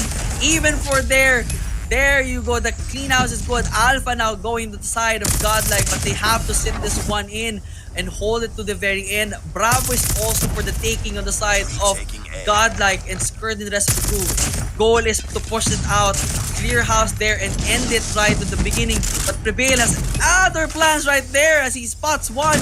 Clove from the back again with the R9, but of course it's met with trouble as well for that effort. 2 clicks to go for both sides. Alpha and Bravo all in the hands of Godlike. They have the opportunity to tie this one right now. This is such a good play from the side of Godlike. The simultaneous capture on both A side and B side, and it looks like they might just take this one home. Just a second on that A side, and they do exactly that. They use that to their advantage, forcing Stalwart Esports to split up their resources and decide whether they want to defend A or B side. But unfortunately, Stalwart Esports, they couldn't really decide there, and Godlike got the double capture right in time. Now both of them at match point. Now this is the way to go for Godlike. That double capture was an absolutely thing of beauty, and it worked perfectly for them. Abyss welcoming STE there with, of course, the War Machine, but Clove has other plans, this time with their Equalizer as well. Third this time, locking in Bravo for their taking. Alpha still open on the side for both teams right now, but Abyss just lining up with the War Machine, unfortunately kills himself from that one. AG and the rest of the crew will definitely take over Bravo for sure, and is not gonna be lost on the side there. 24-27 life advantage for Stalwart Esports here. Godlike needs to pull an insane comeback, or at least lock down Alpha. And now things get a bit tighter for both of these teams. 22 lives left on the side of Godlike, 24 for Stalwart Esports. Not that big of a lead, but they have to be careful because people are lurking around the corner, getting those kills. FBX with the Annihilator is going to be a deadly pain to the players on the side of Godlike. Now 22 lives remaining on the side of Godlike. Looks like Stalwart Esports might just be able to take this home as they invest into 2 operator skills. Skird and AG trying to close up the game for the team and take down the players on the side of Godlike. And it's gonna be the inevitable. Looks like Stalwart Esports will bring this to the big one in a 3-0 situation. They got A. They win the round. 3-4, all in favor of Stalwart Esports. It is all STE, Hardpoint, SND, and even Control. What a way to end this matchup, Sabi. Yep, a very good way to end the match. It was just an amazing play from both of these teams, and they really brought it down to the line. I mean, just one round difference. One round difference indeed. I mean, there was almost an opportunity for Godlike to secure this one, but unfortunately, they lost Bravo immediately. Alpha was stacked all by AJ in the team, and they were not able to go for any penetration whatsoever anymore because all those investments from Starwood Esports, they were welcomed with the War Machine and the Sparrows and everything else, and they were also taken out from the outside. So almost there was nothing that they can do at this point. Unfortunately, Godlike falls. They are, they end up bleeding on the side, courtesy of Starwood Esports. Yeah, it was really, really hard to watch. I mean, I really thought that Godlike would be able to win this control match, but unfortunately, Stalwart Esports, they just knew where they needed to make those adjustments, and they adjusted really, really quickly that they were able to turn the game right around. And they just did not turn the game around. They basically dominated after the first 2 round losses. It was all Stalwart Esports from there. They were able to figure things out from their end. Although Godlike managed to win that 1 round for the double capture, it was still Stalwart Esports winning the gunfights, being smart with their investments, and of course that aggression really working well for them. Unfortunately, in certain situations, Godlike was just walking into the trap, walking into the line of fire for Stalwart Esports, as you can see in some of the highlights that we have here. Yeah, it's actually really cool to see that not only Stalwart Esports had a fair share of their traps, but Godlike as well. I mean, their plays in the stairwell, in the corner, sneaky angles, they were able to get a lot of kills in the first couple of rounds, and there were some close ones as well. But overall, it was just Stalwart Esports who had better strategies, had the experience needed to turn things around. But my god, that double capture that we saw from Godlike is absolutely phenomenal. It played really, really well, and it really worked in their favor, but unfortunately they weren't able to pull it off twice. Yeah, that is one thing that they can pull off in the future if they're able to do a double capture, split the defense basically, and force your opponents to go in and try to stop the count here by forcing the gunfights inside. They might just win with that strategy, but of course it only worked once. They were not able to pull it off again. It was all Stalwart Esports throughout the afternoon, from beginning till the end. It was a hard-fought match, we have to say. I mean, it was not all Stalwart Esports dominating them in all situations. There were definitely moments that I'm sure STE was kind of fearful for their stats and their probability of winning, because Godlike was really pushing themselves to the temple. Basically, they were pushing themselves hard, trying to win this one. There were moments during hardpoint, even here at control, even during standoff, but unfortunately, effort to effort, it was just not enough. It was definitely Stalwart Esports Day, and they sit back and they relax, and they, I'm sure, definitely needs to recuperate from that great win and probably get their eyes focused on the playoffs in the future. Yep, definitely. But that does bring us to the end of this series. Now, of course, very good play, as you were saying, a very good play, very good outcome from the side of Stalwart Esports. But we did see a lot of life from Godlike as well, and we're hoping that in the next couple of days that we'll see the same thing from Godlike. They continue to work hard to find strategies that they haven't used before and bring us a new Godlike every single time. But sometimes, it's not only thinking on your feet, but also the execution that's important. Execution and that smart plays, and just the trust with your teammates. And sometimes, it also, when it comes to the level of skill set that you have against your opponent, sometimes they're just too fast as well, too good, too strong at a certain moment, or perhaps that momentum of winning first few rounds here and there, that really changes a lot. So we have no love lost for Godlike. I am still a fan for sure, and I'm still hoping to see more of them in the coming future. But for now, it is Stalwart Esports locking this one in, and we're just waiting basically for the official stats between these two squads as we wait for the official count between these two. But for now, I guess, what is the best thing that Godlike needs to work on, as you have seen here between Hardpoint, Search and Destroy, and Control, Sabi? You know, I said this already several times and I'm gonna say it again.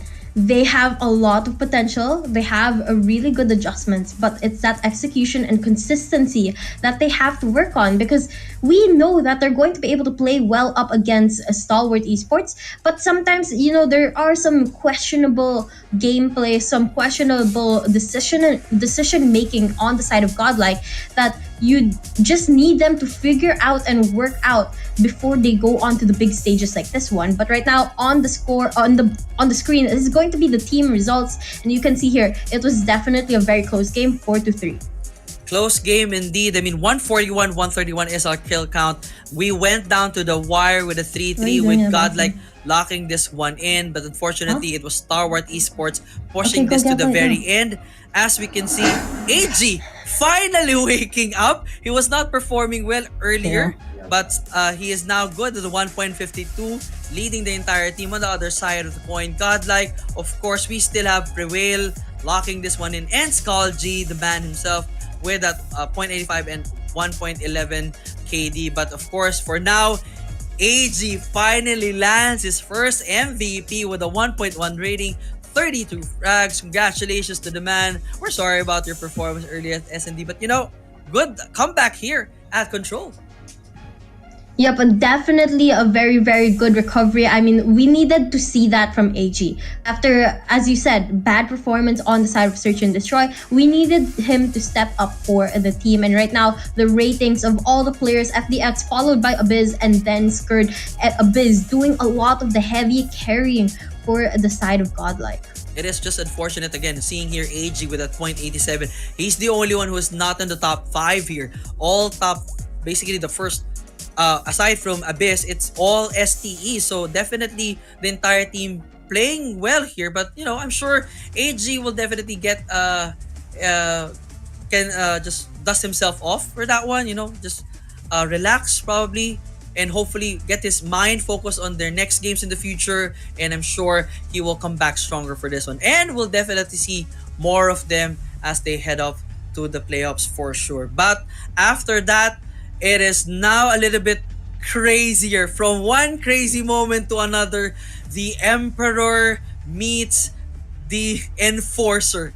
It's Q9 versus Vitality after this short break. Stick around, ladies and gentlemen. You're still watching, of course, CDSI 2024 Day 4 Group Stage.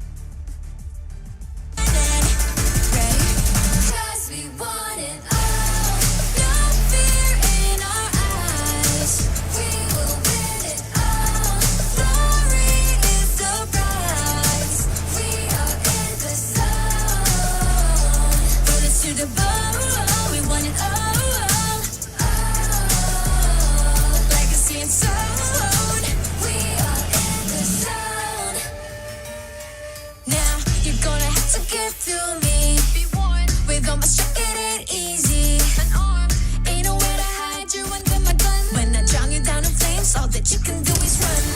My dogs out looking for you town to town. I know where you are, you can take my crown. About to be owned, use your bones from my throne. Land the back attack, got your track, boy you act. When see you in the show, get down on the floor. Came in for action, so what is some more? Destined for war, all versus 4. When we begin, it gets real. We're gonna win it now, watch us and we'll show you how. Runs around, getting loud, not too late to turn around.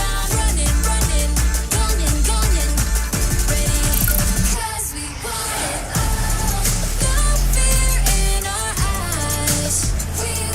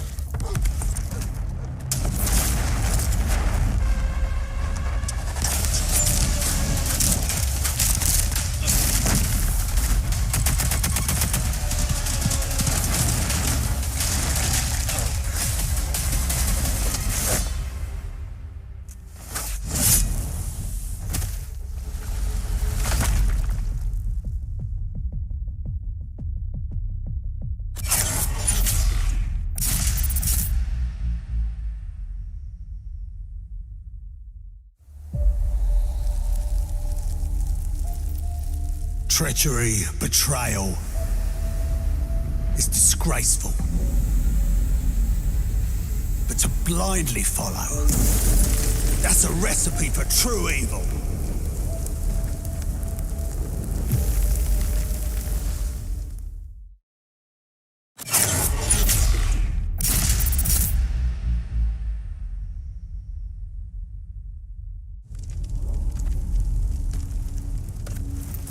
In the end, trust only paved the way for betrayal. Blood can only be repaid in blood.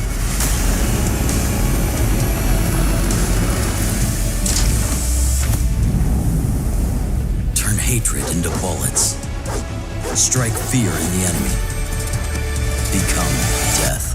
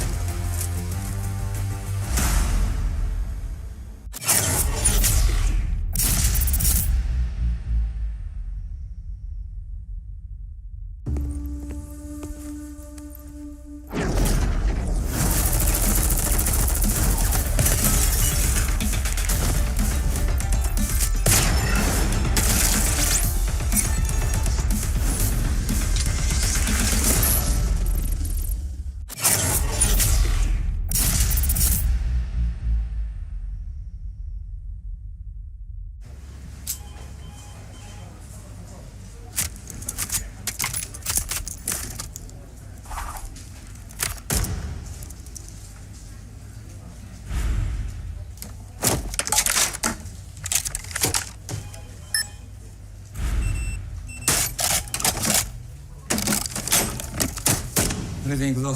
はい、こちらが比較した結果です。2010年、失礼。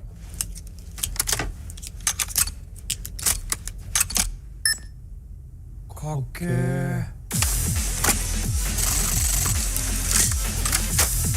癖になる戦い。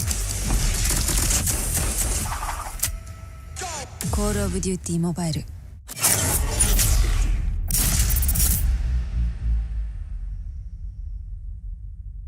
We gathered from all around Malaysia. This is COD M.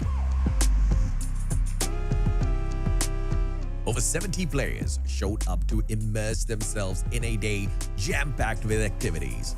Exclusive merchandises and prizes were given out to players throughout the day, and players also had the opportunity to interact with the Garena team.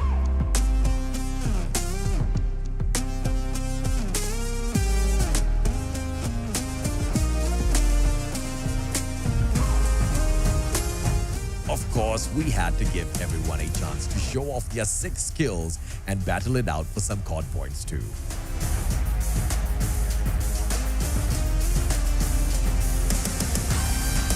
The energy was truly explosive, and we hope you, the COD community, enjoyed your time at COD.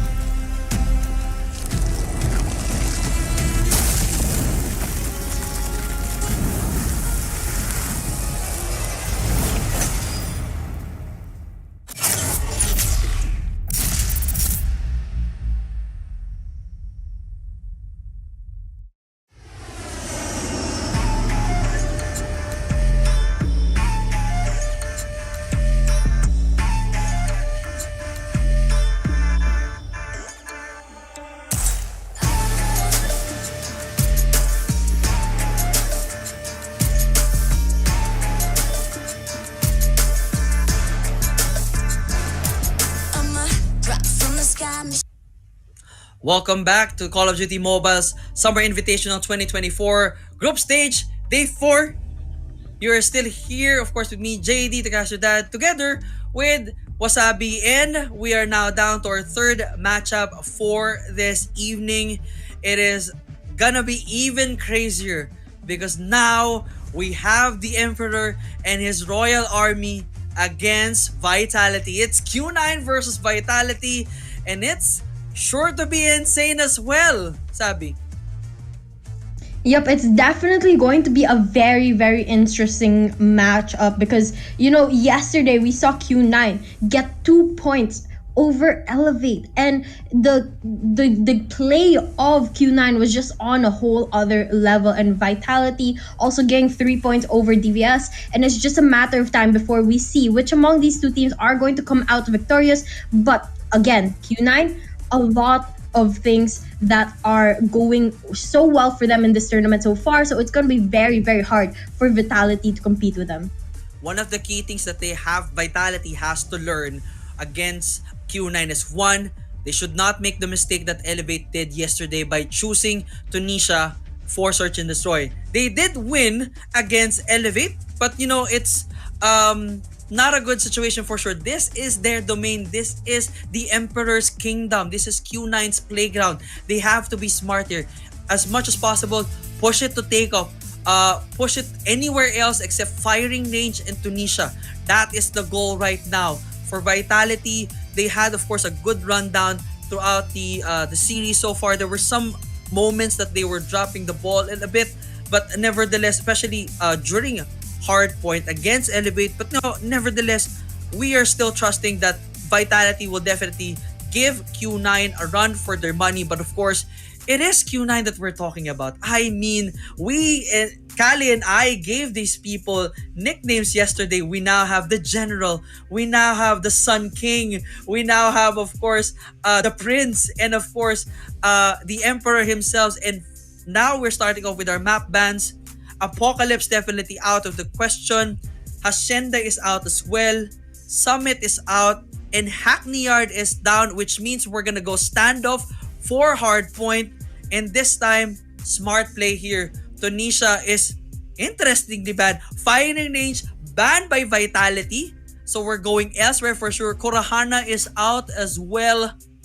And the last map that will be banned by Vitality is Express. So we're headed to takeoff for sure.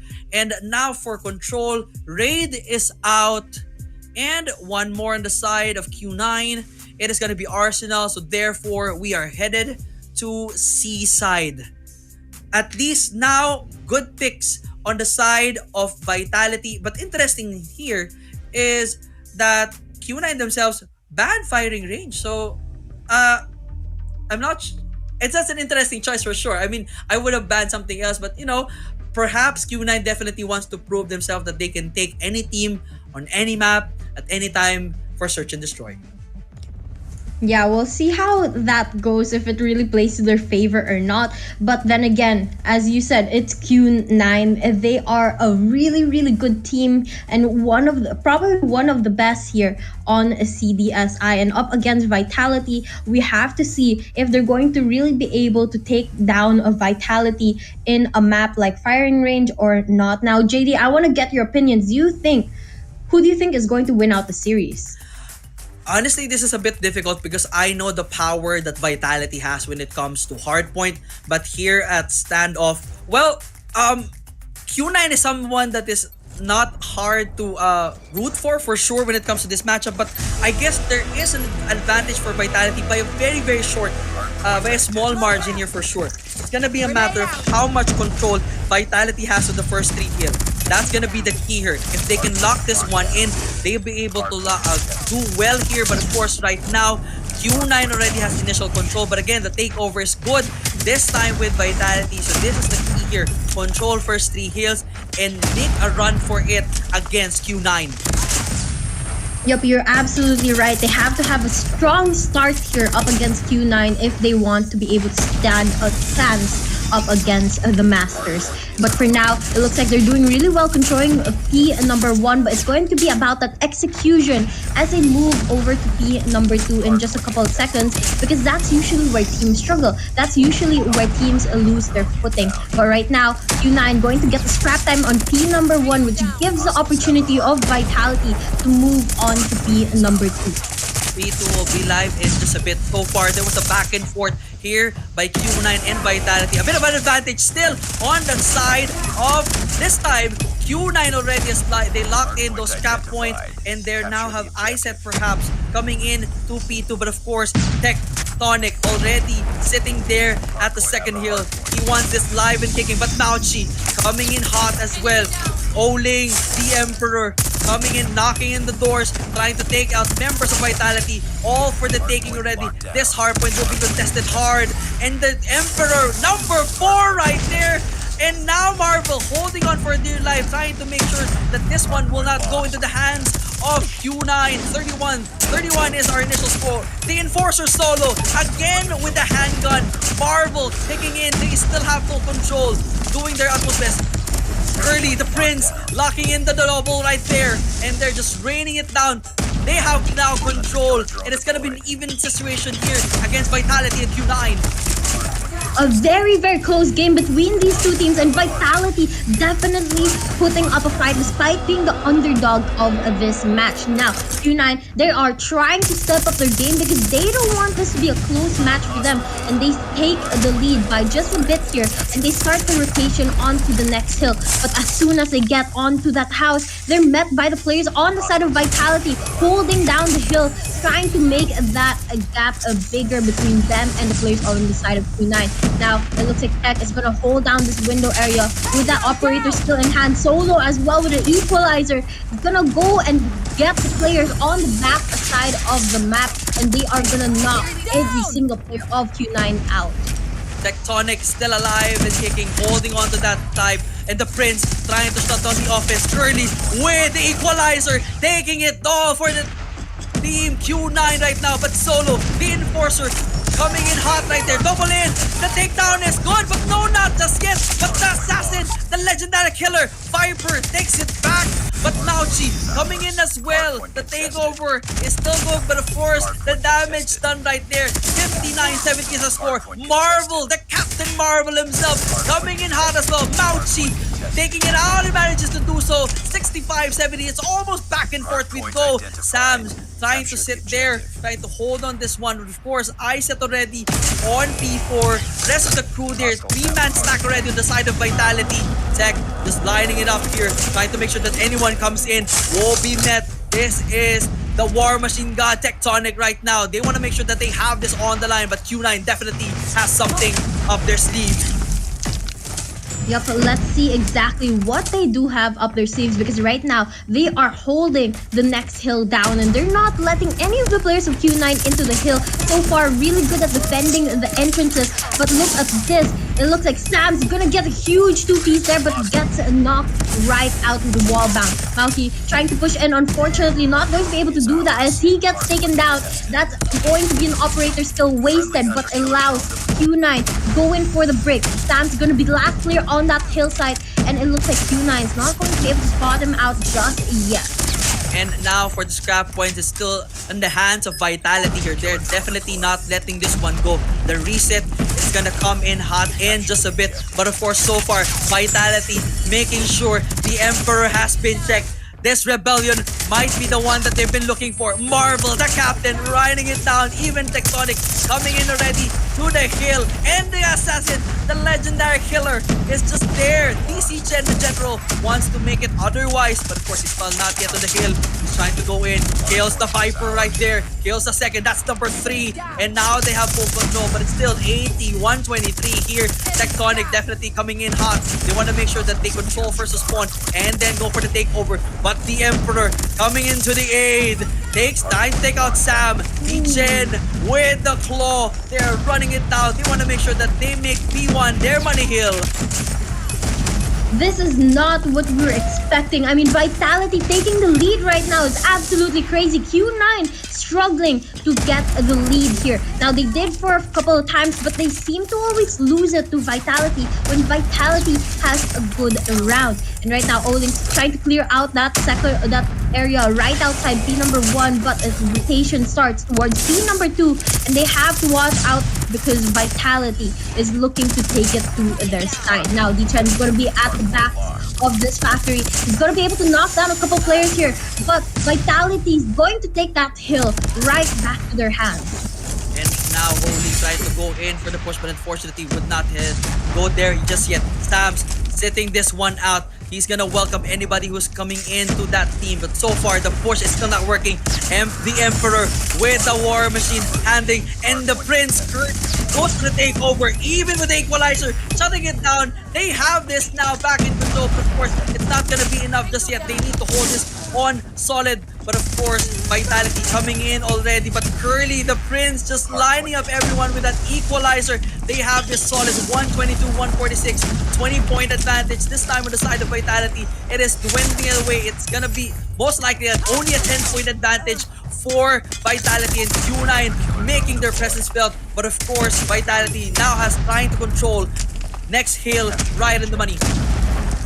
This game is starting to heat up. It becomes a really, really close match here. Only a 6-point difference between the two teams. Now the kill feed all blue as Q9 tries to play catch up here, and so far it's been really working in their favor. But Marvel here going to be right outside Blue House, trying to defend it from outside, getting those equalizer kills, and a couple players inside as well, trying to keep Q9 out. So far it's been working in their favor, but they're tied at that 150-point mark, and they inch closer towards 200. It's just a matter of time before we find out which among these two teams are going to be the one who comes out victorious. But for now, it's a close back and forth match for the hill, for the control, as Vitality holds it down for just a couple seconds.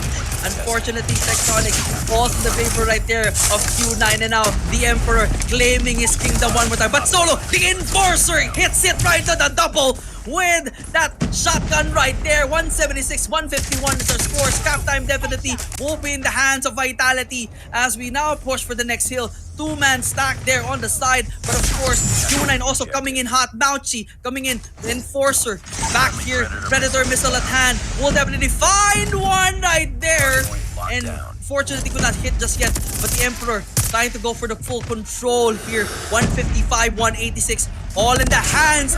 But Viper, the legend killer himself, is coming in. Same with Sam.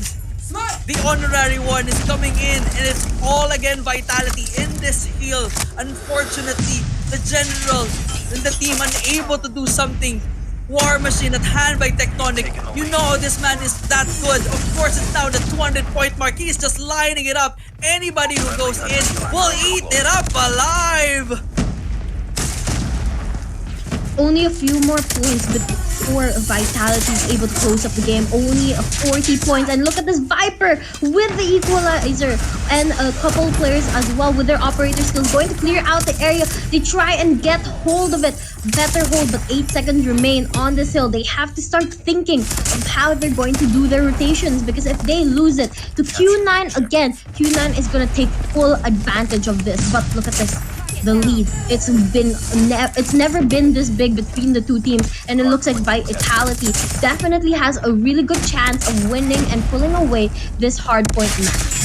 But now, of course, the General trying to stop the bleeding right there. But the Captain Marvel coming in through the play, pushing through, takes it down in the middle. Tectonic spots one at the back. And of course, he's trying to make sure to take out anyone from coming in from the gasoline station. Meanwhile, the Enforcer Solo lighting it up.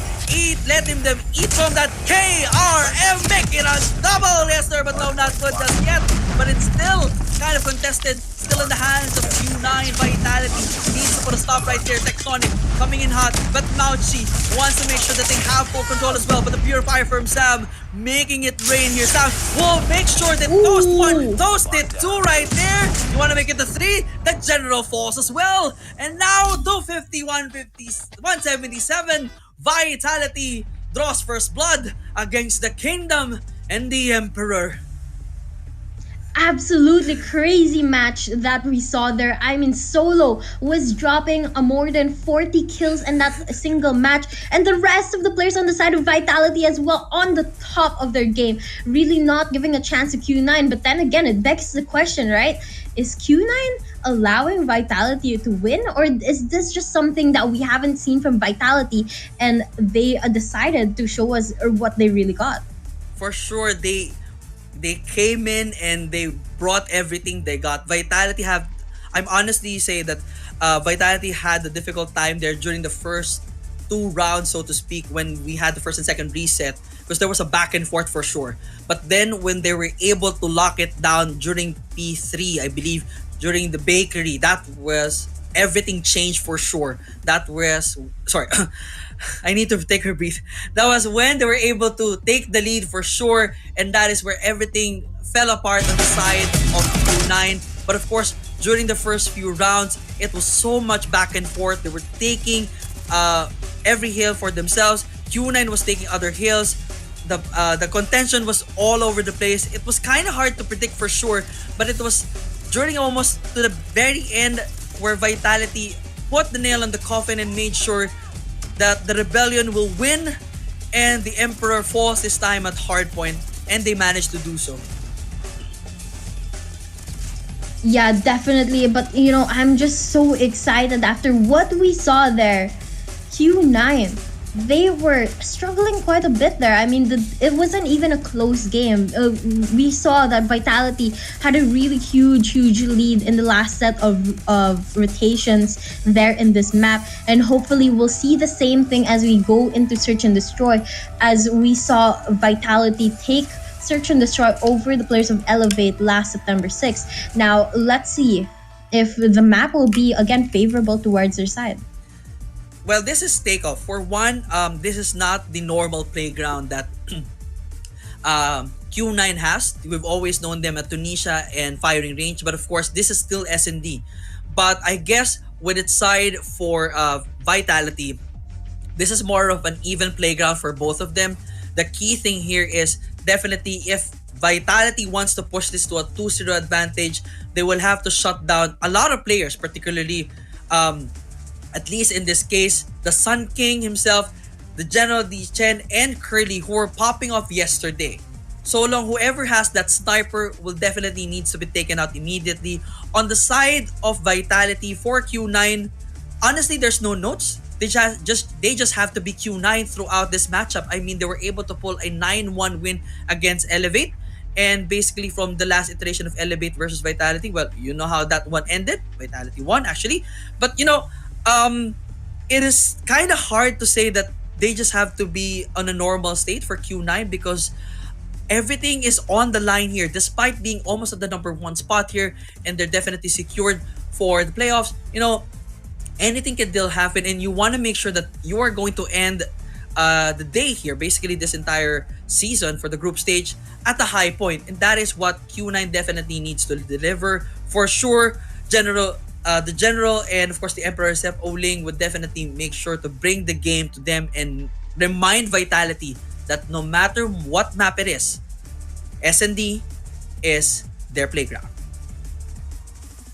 Yeah, definitely. You're absolutely right. They have to start and end strong. It doesn't matter that it can't be that you become lenient once you have a security blanket, right? You still have to play at the top of your game. But Vitality definitely giving them a run for their money here. And I'm excited to see more. Now, JD, I want to get your opinion. Do you think that Vitality has a chance of winning Search and Destroy? Theoretically, chance is always going to be there. Probability, that is where I have to say it's a little bit lower. I would have to say at least a 70-30 chance. 70% is going to be Q9, 30% is going to be Vitality. But then again, I might be wrong. I mean, the situation here, as we check the results, 250, 177 here at hardpoint standoff. And of course, we expected the Enforcer Solo popping in 42 there with a 1.5 KD, 1.22 rating right there. And of course, Captain Marvel himself really popping up with a 38, the Legend Killer 34, Tech with 29, Sams with 34. I mean, Tech is fine. He's okay because he was basically playing OBJ throughout. the standoff there on the side of Q9. Well, it was all Mao Chi basically and Curly leading there, and unfortunately, the Chen the General was kind of nerfed for this one, but I'm sure he will be able to step up and do his thing once we head out to S&D at takeoff. And as expected, the Enforcer solo, we put our ones to the sky for his first MVP as we have that 1.22 and 42 frags for the man solo. Absolutely crazy plays from Solo. I mean, 42 kills up against Q9 is just really popping off and showing exactly what you have as a team. But it's not only Solo, as well as Marvel. I mean, Marvel got a 2.0 KD in that hardpoint match, which is absolutely crazy. When you're going up against like Q9, I mean, you can't underestimate teams like Vitality. Even if they're underdogs of this competition, they can show that they have potential, that they have the power, they have the ability to stand up against giants if they decide to play at the very best of their game. For sure. I mean, to say the least, they are big men. Vitality are composed of about big men, but they are big slayers as well. They will slay any kingdom, any emperor whatsoever in this case. They have the opportunity to do that right now to topple down the kingdom of Q9. But of course, you know, it is one game nevertheless, but they're now playing at enemy territory here where they need to be absolutely careful and smart.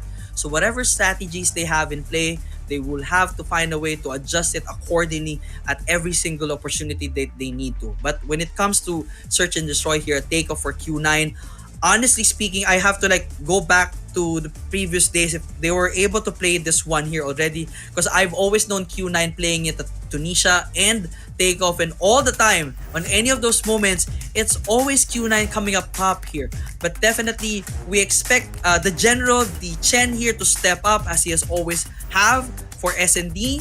But of course, on the side of Vitality, it might be the time for, of course, again, the legend Killer Viper to do his thing, or even other members of Vitality. For sure, they definitely need to pull their own weight and make sure that they at least ride the momentum that they had at Hardpoint, and perhaps pull the most insane upset that we've ever seen at CDSI.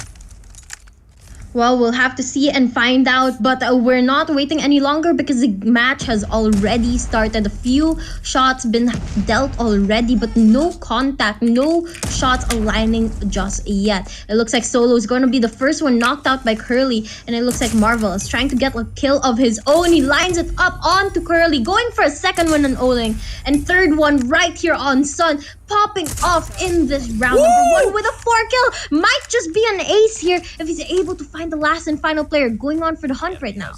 And it's all down to Mao Chi. What an insane start right now for Vitality.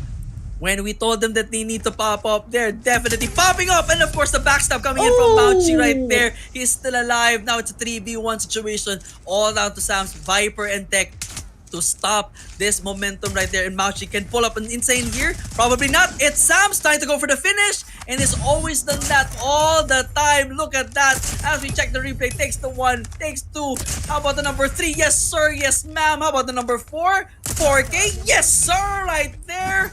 What a way to end for Captain Marvel right there. But of course, game number 2 is already up and running. Can Vitality pull it off one more time? Now, that's a question yet to be answered right now. Q9 changing up their positionings after that really gruesome death to the hands of Marvel. But looks like Vitality is still going to be the ones getting those first couple of kills. And Oling left all alone once again here. Marvel has his eyes out, trying to scope out the area, but not finding Oling just yet. It's going to be down to 1v4, but such an amazing opening round or game for the side of Vitality. Now it's they made it into a 1v3 situation. We are talking about here the Emperor himself. You cannot discount him. He is now making it in a 1v2 situation. The Emperor has all the opportunity to push this to a clutch rather, but Tectonic may have eyes set already from the behind. Comms definitely coming in. The Emperor, like lining it up, everything. 1 minute to go. Pops the nade perhaps in the window, or probably the other side. Trying to choose which one. Still good. Tectonic just there at the back. All he needs is just that quick peek perhaps, but Captain Marvel is still there. He has the opportunity to take it out from the long shot. They're kind of spread out evenly here as the Emperor walking slowly. It is gonna be too close for comfort here, Sabi.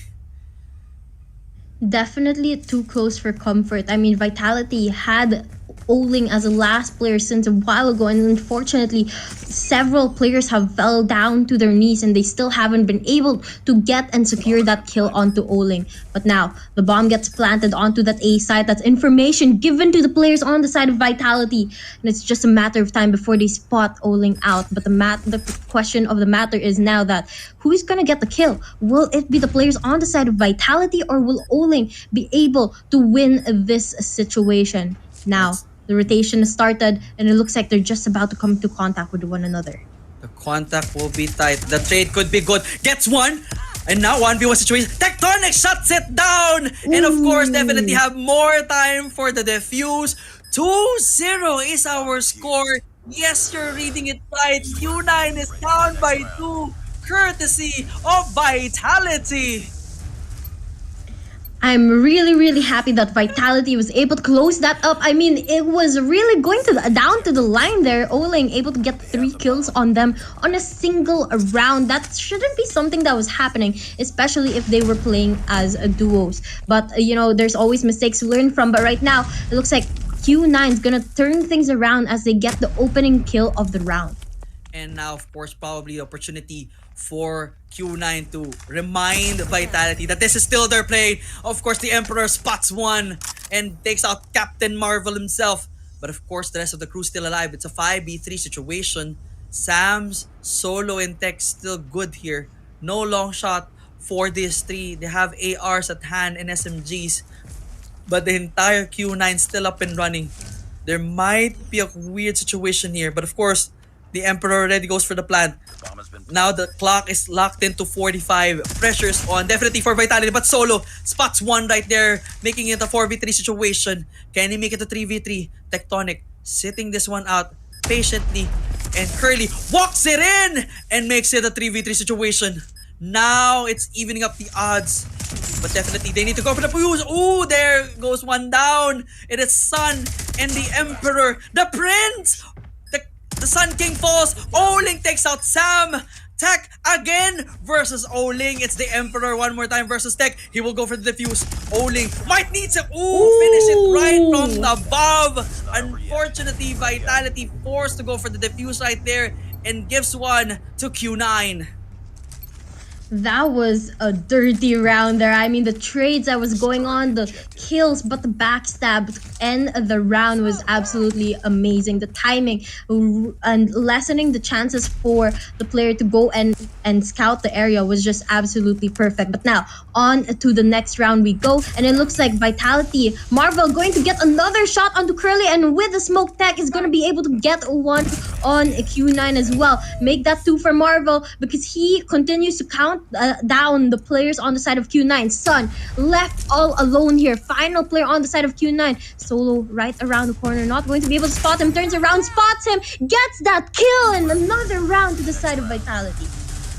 And you would have thought that this situation should have been in reverse. Vitality is up by 2 against Q9 at SND. Yes, ladies and gentlemen, you are not dreaming. Captain Marvel definitely earning his nickname right now, but of course kind of misses right there. But the nades lighting it up already. But of course Curly walking it in, making sure that the advantage is with their situation.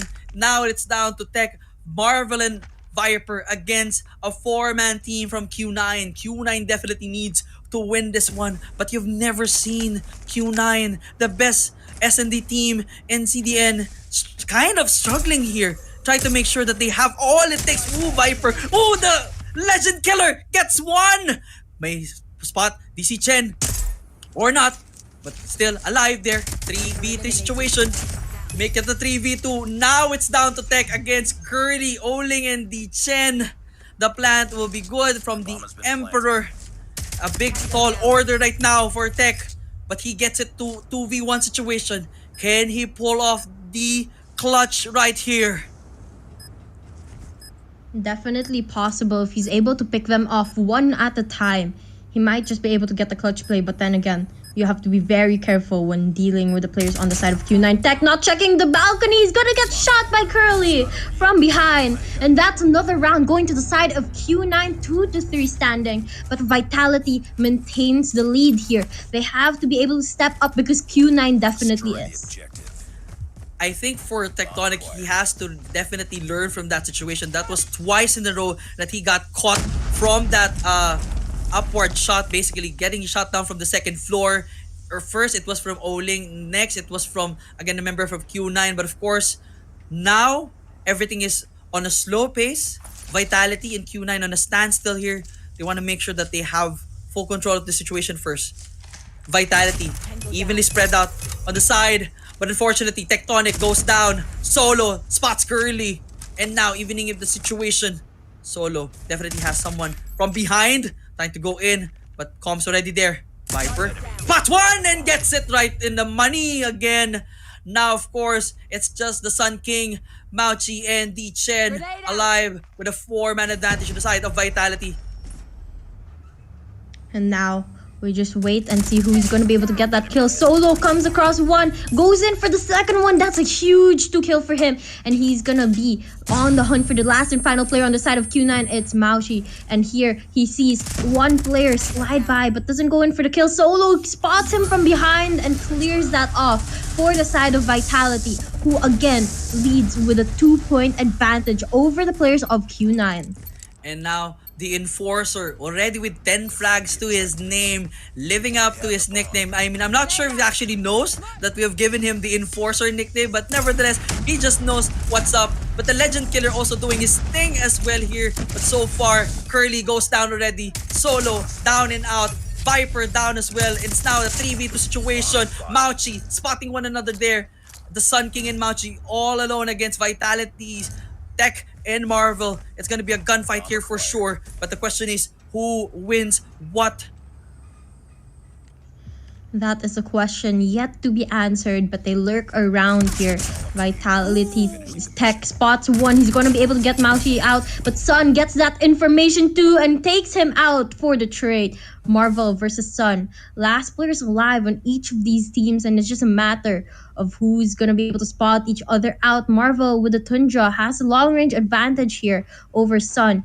But Sun's positioning, knows exactly where Marvel's at, gets those first couple shots landed, but the kill not confirmed yet. And the stun here is gonna put Sun in a very difficult situation. He gets out of it safely, going to try to go in for the kill with the Tundra as well. And it's a shot straight to the face of Marvel as Q9 gets the round win, and we are close here. 4-3 standing. The Sun King delivering that one to Captain Marvel. That was a good win for Q9. Now they have the advantage to push this to an even round. But of course, Vitality still has a solid momentum. They just have to really smarten up their rotation and make sure that they're winning their gunfights. And in all the crazy situations right now, they win this. But unfortunately, that one not working. Viper going in. Ooh, that's a tight one, but it works so well. But still, the life count, not a good situation this time for Vitality, as they're now down to a 4-2 disadvantage. Yep, a huge disadvantage here. The question is, how are they going to solve it? Because this is not going to be an easy situation. And so far in this game, they've always had the lead. They are not looking to give it up just yet. But Tech, he's going to be able to get a kill onto Sun. A couple shots landed on him. But that's a sacrifice he's willing to make to be able to get that playing field a little bit more even in their favor. But Mauchi here is going to back away. They know exactly where the players on the side of Vitality is, and they have them pushed up against a corner as they have to go in for the defuse onto that B site. And right now it's just a matter of the rotation that they need. But Dijan going to get one onto Tech, and it's all down to Viper. A huge Tundra kill there. Only 2 more to spot out. He has a couple seconds here to go in for the defuse. But Mauchi going to go in for the rotation. Time is looking like it might just run out. Viper's gonna be able to get one, tries to line up for the second one, but he's gonna run out of time. And he gets the kill with just enough time to go in for the defuse. What an amazing play from Viper to get that 5th round win to the side of Vitality. That right there is why we call him the Legend Killer. What a clutch from Viper right there. It was an insane moment, but of course that sniper takedown, just landing it perfectly with 3 seconds to spare for the defuse. What an insane momentum right now for Vitality. They now are in the lead by 2, but of course Q9 still. This is still gonna be an interesting situation. We're still gonna be racing this one to 9. But of course, for Vitality, leading this one in. Sam takes one out already. And that is, of course, the Emperor himself. D Chen is also out. Tectonic locking this one. And of course, Mauchi spots another. It's a 3v2 situation. Mauchi and Curly here against Captain Marvel, the Enforcer, and Sams. Who gets the upper hand here? Perhaps can Curly and Mauchi do a reverse here and probably pull their own clutch? Let's see, and Mauchi spots 2, and it's now down to the Enforcer. Right around the corner is gonna be Solo. He spots him out, takes down Mauchi. This might just be another clutch for the side of Vitality, but they have to take down Curly first. And Curly here, trying to go in for the fake defuse. Also attention of Solo, but looks like Solo is going to be the one getting that kill. And that brings Vitality up to 6 points, 3 away from winning this match and a 3-point lead over the players of Q9. What is going on here? What is going on indeed? But one thing is for sure, comment section, put your ones to the sky for Solo. I mean, another clutch right there and a good finish for the man. But of course, they're still riding the momentum. Vitality knows what's up, and Bounchy spots the double right there. The trade is good from Tech. And of course, D-Chen spots another one. And it's now down to a 2v2 situation. What a quick roundup right there. But of course, this is Marvel. This is Viper against the Sun King and the General. But the question is, can they pull it off? Sun spots one. And now Marvel, who basically understands that there's one there at the corner. It's a 1v1 situation. Captain Marvel versus the Sun King. Both sniper plays. Who finds who first? And that's gonna turn the tides already for these teams. That's a question, but yet to be answered. They are at opposite sides of the map right now, but with the looks of it, Marvel might just go in for the kill right now, trying to lurk around. Sun, not aware of where Marvel is at, not even daring to look back. This might just be the opportunity needed by Vitality to get another win to their side. They turn around for the rotation. Sun, still watching outside that window, doesn't know where Marvel is at, but I think he heard a couple of footsteps there as he turns around, trying to find Marvel here. And it's just a matter of watching that bomb, making sure that Marvel doesn't pick it up. And it looks like Sun is going to decide to reposition himself here. That gives the opportunity for Marvel to pick up the bomb, goes away, runs away with it. But Sun is left to question where exactly that opponent is at. Pressure is on right now as we're down to the final 15 seconds. Vitality definitely needs to force a plan, but no need. Captain Marvel shuts it down right there. 7-3 is our score. The insane is happening right now, ladies and gentlemen. Q9, one of the best in S&D, falling prey to Vitality. This is insane. This is not even, should not be possible, but of course it's happening right now. As of course Tectonic shuts one right at the get-go. But unfortunately, Sam is traded off as well. This is insane. All the time. This is just absolutely menacing. But Solo spots one. Ooh, the backstab is also good. Ooh. But can they pull it out one more time? It is a 4v2 situation. Oh, no, make it 4v1. Ooh. It's all down to Sun King. And Sun here spots one out. He's gonna take Tech down. But a 1v3 situation isn't going to be an easy one. We have to see how Sun's gonna play this out. It looks like he's gonna try to go in for another sniper shot, but Marvel takes him down. And now we have Vitality up at match point, only 1 round away from winning this search and destroy match. And Q9 stuck at that 3 points for several rounds now, is not making any progress. If you're checking your 2024 bingo cards or anything, your CDSI bingo cards that you had Q9 losing an S&D match against Vitality, better put it there. It's possible. It's plausible. It is probably happening right now as they're now down to 2 players. Make that almost like a 1. No, it's a 3v2 situation. Sam's kind of injured, but he can definitely survive here. Captain Marvel has been the bane of existence for Q9. Same thing with Tectonic, but Tech would probably spot Mauchi like there, and he gets punished. And it's now down to the Emperor. The Emperor spots one, making it a 2v1 situation. But Sam's, the finisher here, has an opportunity. But no! It is the Emperor! He will stop the bleed. But it's now down to Captain Marvel with the finish right there! Vitality wins S&D against Q9! What world are we living in? I am at a loss for words. I have no idea what to say because that was just a performance that we never saw coming. I mean, Q9 was stuck at 3 points. 3 points. Vitality won at 9 points. Absolutely crazy. Not even a slim chance for Q9 to play catch up. Vitality just gave it their very best and proved that they deserve the win. And right now, not only did they win Search and Destroy, but they also were at one hard point, and going into control with all that momentum, they have a good chance of pulling that away too. I mean, let's be honest, Control is not the best game for Q9 as well. And 50-50. 50-50 for sure. But you know, the chat is going wild saying Captain Marvel. Yes, indeed, he is truly the Captain Marvel. The nickname has already caught up with the chat right now. But of course, I want to understand how. For one, I mean, there were certain moments, I have to say, I'm trying to look back at all the moments that we've had. One thing is for sure, again, key factor here, it was not firing range or Tunisia for Q9. But it's still gonna be S&D. That was one key factor for sure. The second one has to be Marvel. He was just lining up perfectly all those shots. It was lining up perfectly, but unfortunately for the rest of Q9, the snipers were not doing well. I think when we see the stats, that's probably gonna be the truth there. That's number 2.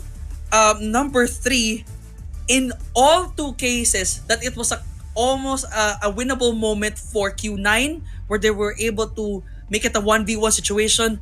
Solo, Captain Marvel, and Sams, I believe they were all able to pull their own clutch wins for their teams. I mean, Vitality definitely just stepped up. And stepped up hard they did. And what world are we living in? They won S&D against the best Q9. I don't know what to say. It's definitely very shocking. I'm at the same position as you. I have no idea what to say as well, because Q9 has been always seen as this giant team, as this really, really good team that others struggle to go up against, but Vitality made it look so easy here, especially with a very strong start from Marvel with that 4-kill almost ace opportunity in the very, very first round of the match.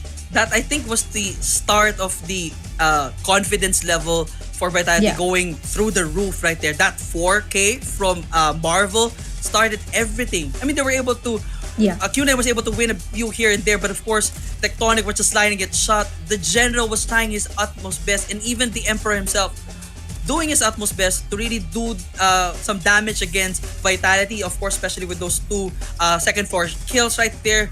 But Solo, the Infor, everyone was just stepping up. There was not one person who was dropping the ball basically on the side of the team. I mean, Viper initially had a low kill count even for Sams, but they were able to step up when it was needed the most for sure. Look at that Viper shot right there. Through the corner, through everything right there, and cap the legend killer here. Bang goes Mauchi. Mauchi, of course, gets that double as well in those certain moments, but everyone in Vitality stepping up to their game, pushing us to a 9-3 situation. Come on. This is just... In my wildest dreams, I would have never thought this would happen. It is definitely quite surprising, and I know we've said that several times again, but for those who have not been here in Garena, Call of Duty Mobile, or like CDSI or any of the former tournaments, this is just something that you would not really expect. And if it does happen, usually it would be a close match. Usually it would be like a borderline Vitality, borderline Q9. But this specific case, this specific time, it was just so dominant towards the side of Vitality. And here you can see the statistics. Vitality won 9.6 over what Q9 had, and they had a lot of the kills as well on their side, a higher average KD for their players, and just the assists as well. For sure, everything was just lining up definitely for Vitality, but I'm so excited to see the player score here and most likely confirm my theory that the rest of the snipers were definitely dropping their ball in key situations for sure as we see the scores. Of course, Captain Marvel, Tech, and Solo, the Enforcer, lining up each with 1.38, 1.7, 0.88. Sams, he was doing well, so to speak. He was definitely giving the outcomes. And the Legend Killer, 1.29 on the other side. My goodness, it was just Oling and Mao Chi.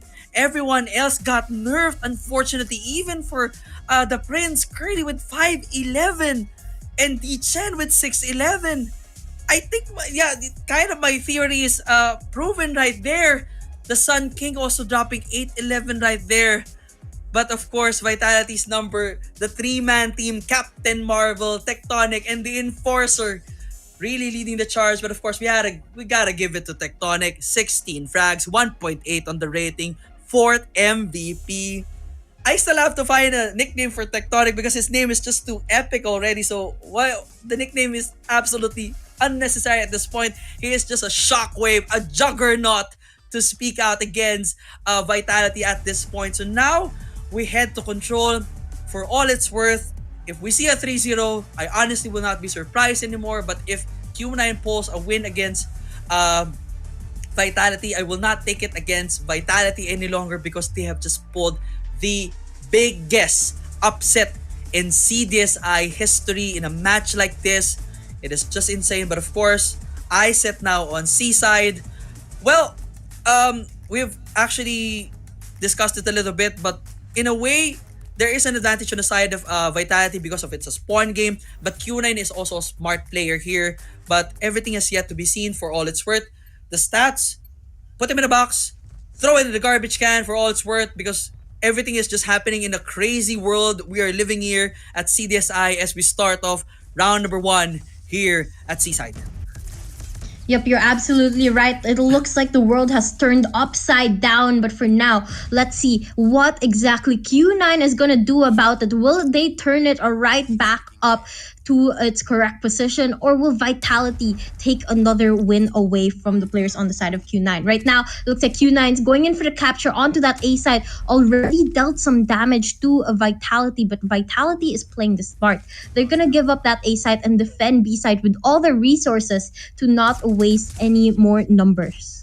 And that is the definitive situation that it is. 26-29 is our kill count so far. Q9 still has all the life advantage, and unfortunately, Vitality falling prey to that. The best solution right there would have been to at least secure Bravo for Vitality and evening up the situation. But for now, I think that's going to be the case for sure. But Sun King lining it up with the frag, but that sniper really does the job. But of course, Solo welcoming everyone right there with the triple, but fortunately could not handle just yet. Mauchi with the R9 from the back. 21-24, still in the lead is Q9 for this one as they now try to take over B side as well. And it looks like the numbers are going to even out for just a couple seconds here. But Sun is going to get a huge 2P. Sams goes on for the revenge here, and Oling as well. It looks like it might just be a chance for Q9 to get to get their first game win here, or first round win of the match as they go into that B side, capturing already one segment, going in for the second one, and no player on the side of Vitality going to be able to break into that hill just yet.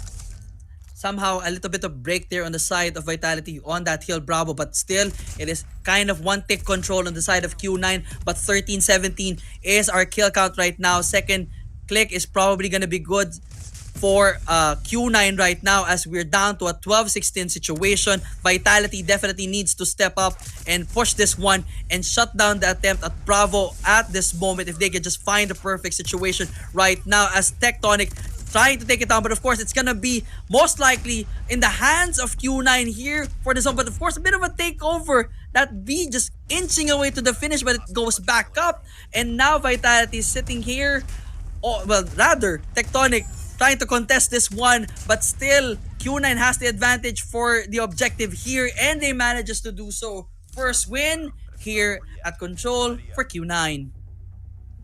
I think Q9's tired of losing to Vitality. They want to turn this around and at least win one game over the players on the side of Vitality, starting with the first round of Control. Now, we have the switch of sides, however. Let's see how this one plays out as the players on the side of Q9 is now placed as the defending team and Vitality as the attacking. Now, Sun gets a really good angle onto Solo, gets that kill confirmed early on, and Vitality goes in for that B capture to start the game off. And they're definitely working so far so good right there. This time, kind of a reverse situation with 29 on Vitality, 26 on the side of Q9. Sam's just doing really well earlier right there. But of course, the General and the Emperor doing their utmost best. Sun, the Sun King, clearing out this hide right now. But Bravo is still somehow in the hands of Vitality, but it's dwindling away already. But they also have eyes set on Alpha right now.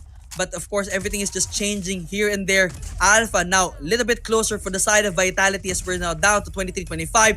Oling with that Annihilator kill right there. A bit of a stun from the side. Oling one more time, spots another. I believe this is now almost like a spawn trap.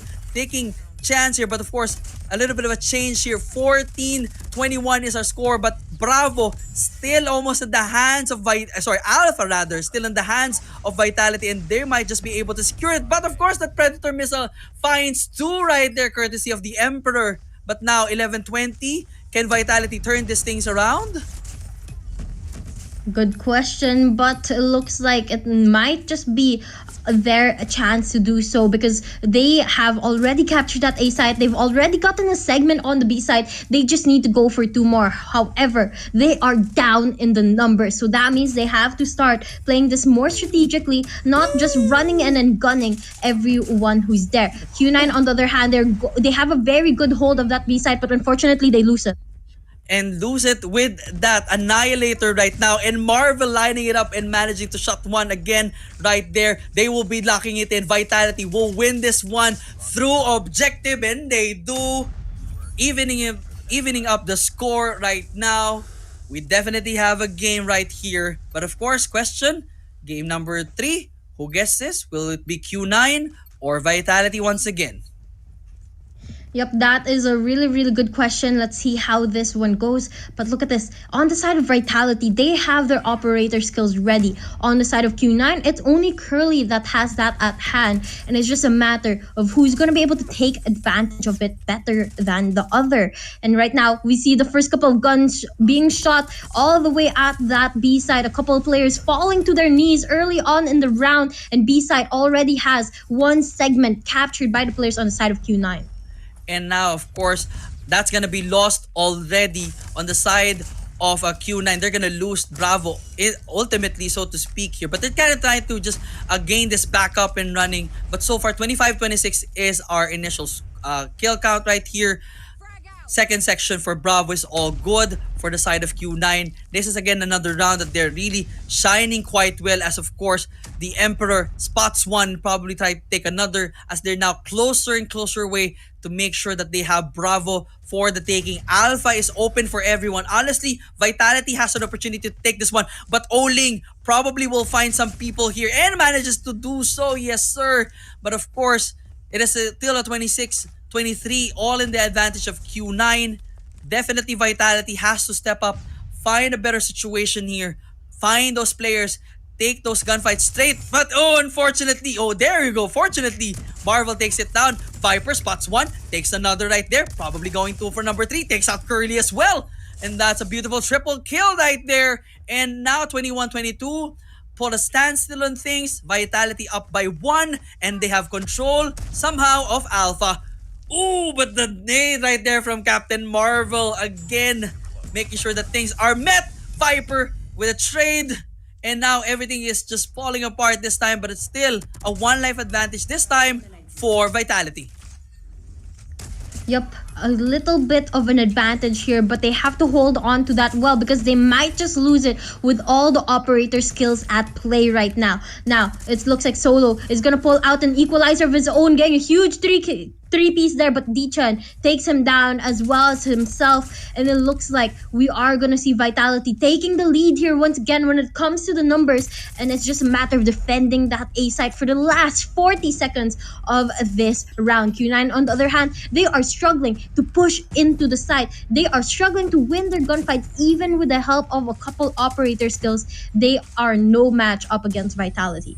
They're definitely no match right now. Vitality using this spot as a bunker with only 20 seconds to go. 12-8 is our score. Curly says otherwise with the equalizer, shutting it all down. But of course, it's still a 9-6. All in the advantage of Vitality. Dichen makes it otherwise. But unfortunately, Q9 is down to their final 5.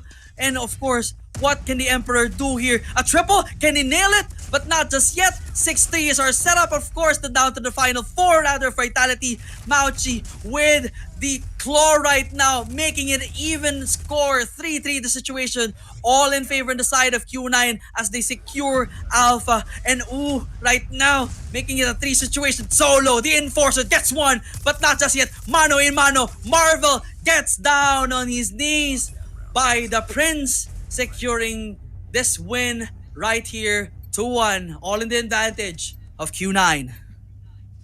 Q9 finally leading a game here, and they cannot lose this opportunity. They cannot stand down now. They have to continue this lead, and with Vitality right behind them, they have to watch out. Now Vitality, they're gonna go in for the same strategy again. They're gonna go straight for that B side, trying to get a capture here and clear out the players of Q9 early on. But it looks like it's gonna be quite of a struggle because Q9 has a really good hold, a really good defense. But luckily, Vitality is gonna clear that area out. They're gonna be able to capture 2 segments right now, and they're going in for the third. Q9's just gonna let that happen. They don't want to waste any resources there. They're gonna focus over to that A side.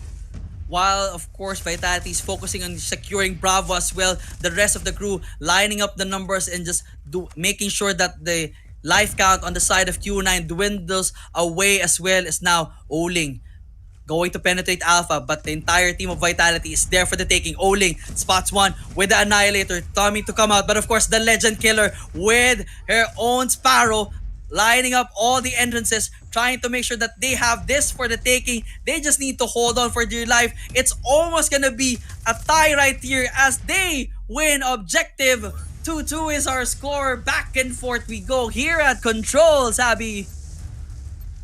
It's tied up once again. This is really getting interesting here because, you know, the good start from the side of Q9, but Vitality hasn't backed down. And after their really consistent plays on Hardpoint as well as Search and Destroy, it looks like they might just be able to play Control to their favor as well if they put their cards down right. But for now, it's going to be a back and forth for that Control on the B side, and it looks like Q9 is going to be able to get in for a couple seconds there before the backup comes on from the side of Vitality.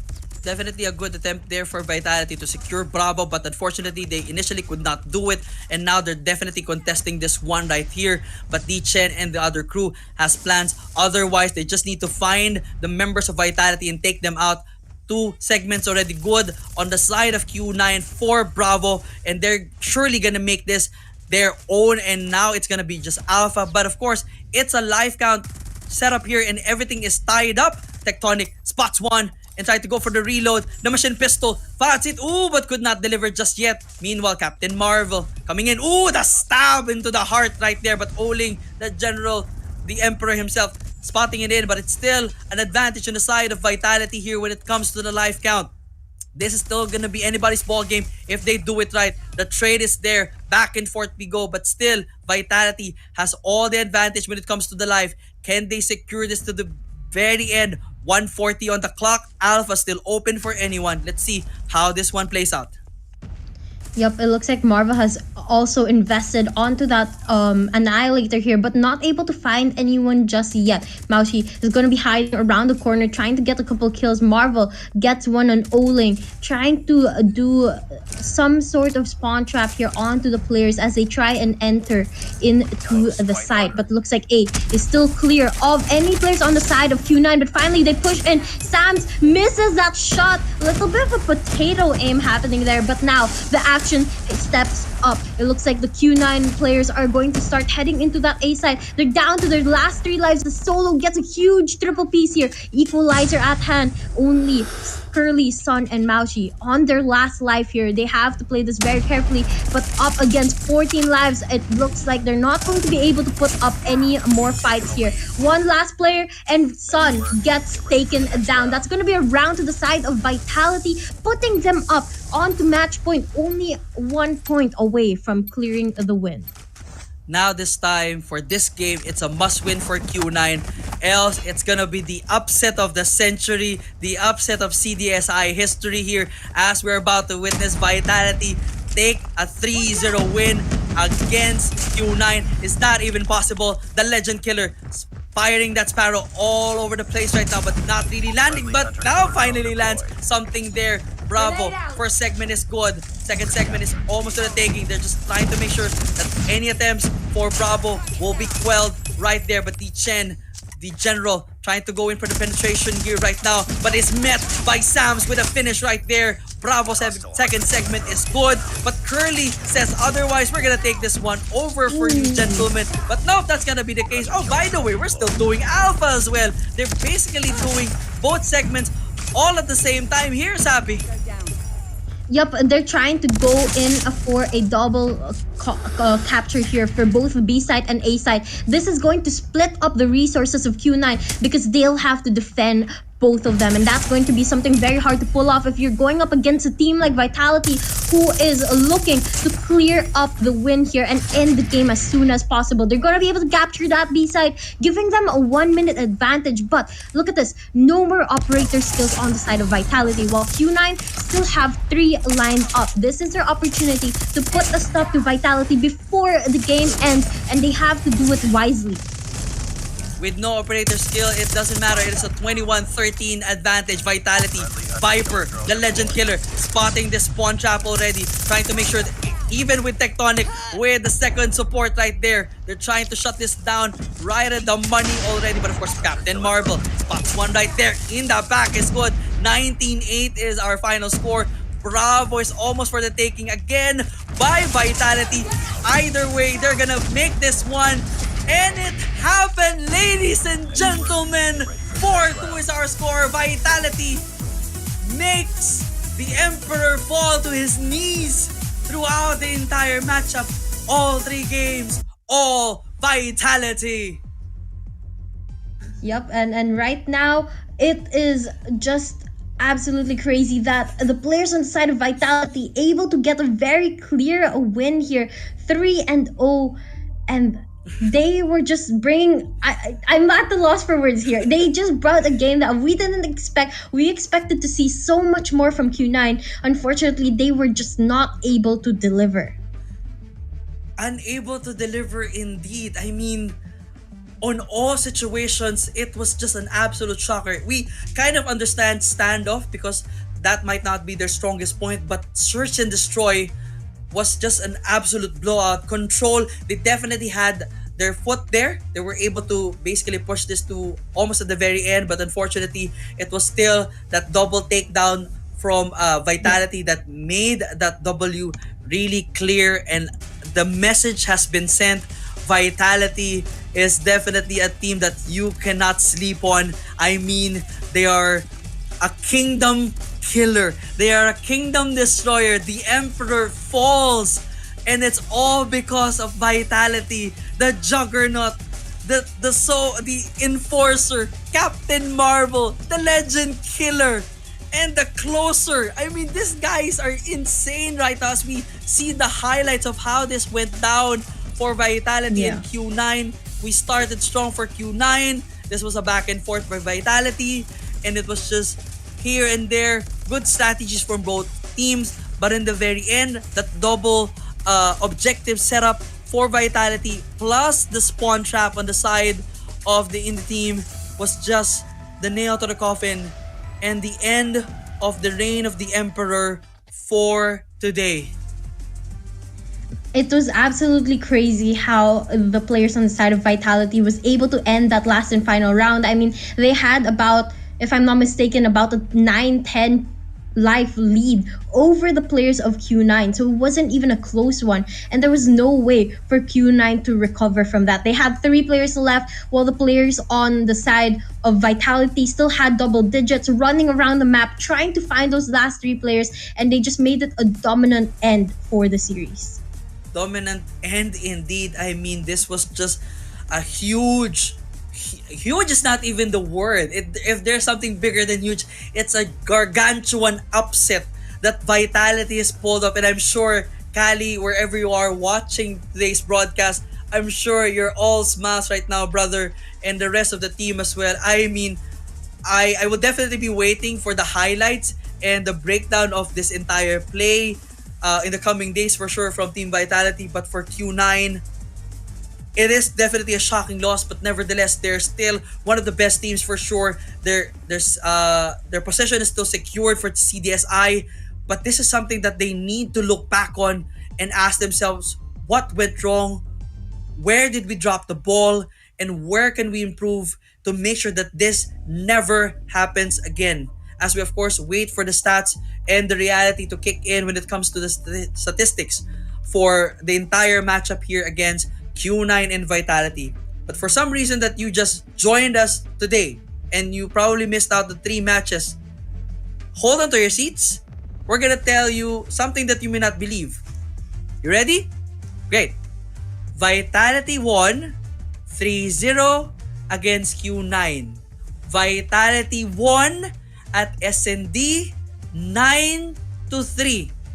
Yes, you're not hearing things from me. I'm not lying. Oh, by the way, stand up, hardpoint 250, 177, all in favor of Vitality as well. Yes, that is the reality we are living in. Welcome to this world. Welcome to CDSI, ladies and gentlemen.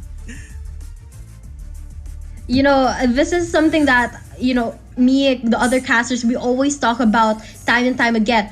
Even if we have statistics, even if we can do a prediction on who might win what match, we can't really expect anything because upsets like this happen. And Vitality is one of the teams that shows us that statistics does not really dictate how the future is going to show up or what is going to happen in the future. And right now you can see the results of that last control match that we saw in Seaside. Vitality, huge dominant win over the players of Q9. Q9 definitely placed up a little bit of a fight here, but it wasn't enough because most of their players not able to stand up and get those kills. It was only Oling and Mauki getting a majority of the kills, while the rest of the whole Vitality team was carrying their fair share of the weight.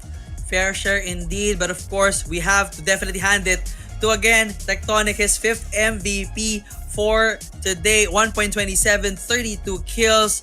Gotta hand it to the Juggernaut himself. What a way to finish off the day. I mean, this is their last match here at the group stage. Basically, they can definitely go out, celebrate for this one because they just pulled up the most insane win of their careers for most likely. But of course, their eyes have to be set right now at the playoffs, where the big things come into play as we check in the scores. The Enforcer solo leading the ratings with 142. The Juggernaut Tectonic with 1.37. Captain Marvel with 1.15. And of course, the Emperor Oling and Mauchi coming in at 4th and 5th place. Unfortunately for the Sun King, Curly and D Chen, they're dropping 0.8. Not that we expected from these 3, and probably the most probable reason why we are in this weird reality that we are in right now. Yeah, definitely. It's such a weird reality. I mean, I have no idea what to expect going forward from now because if teams decide to pull off something like this again, then there's no predicting what is going to happen. And guys, just a reminder, this is only game 3 out of 5 of the series that we have tonight. So we still have a lot of action lined up for everyone. And action means we are going to head out to Wolves versus Kagendra. After this short break, we will be back for more exciting and shocking moments here at the group stage of the Call of Duty Mobile Summer Invitational 2024. Live or die, watch a bullet flying by, go and play your life. Enemies are running left, right, press fight. I'm gonna show you how it's in, you better sit tight. One down, 3 coming back at ya. Thinking that we're done, but I'm tougher than an armor. Dealing some damage, we hit it. Out of sight, out of mind, yeah, you know that I keep winning. We're stealing the show, you're down on the floor. Came in for action, still wanting some more. Destined for war, all versus 4.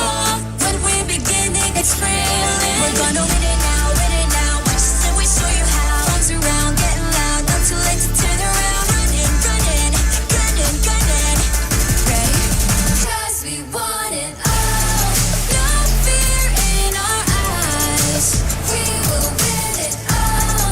Glory is the prize. We are in the zone. Bullets to the bone. We want it all. Legacy and sound. We are in the zone. Now you're gonna have to get through me. Be warned. With all my strength, it ain't easy. An arm ain't nowhere to hide. You're under my gun. When I drown you down in flames, all that you can do is run. My dog's out looking for you town to town. I know where you are. You can take my crown.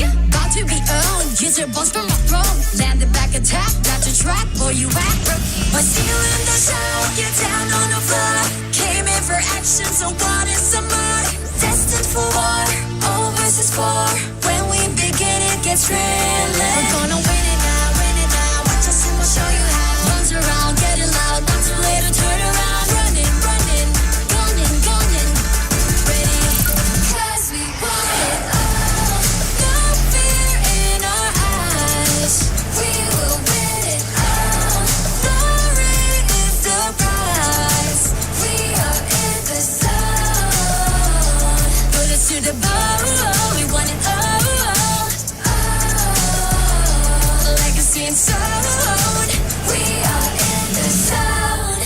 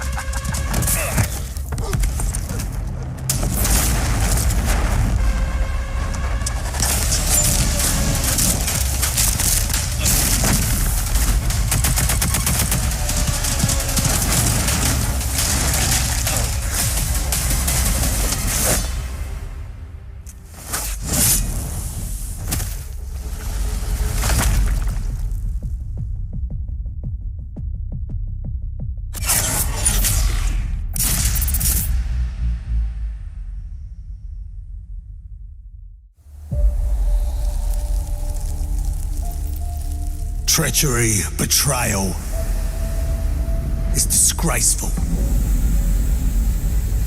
But to blindly follow, that's a recipe for true evil.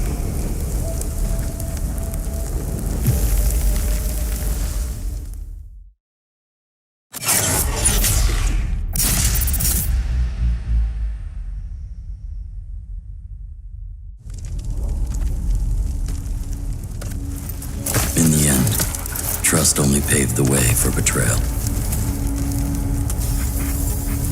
Blood can only be repaid in blood.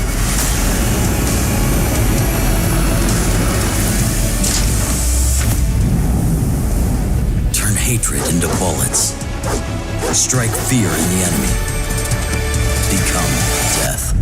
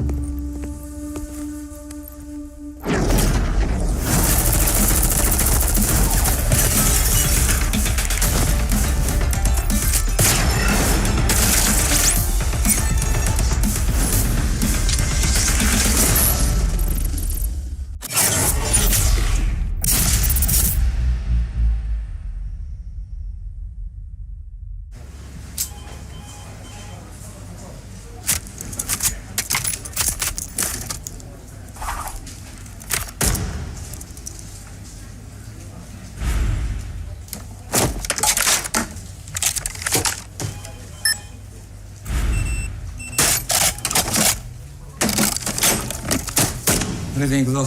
はい、こちらが比較した結果です。2010年。あ、失礼。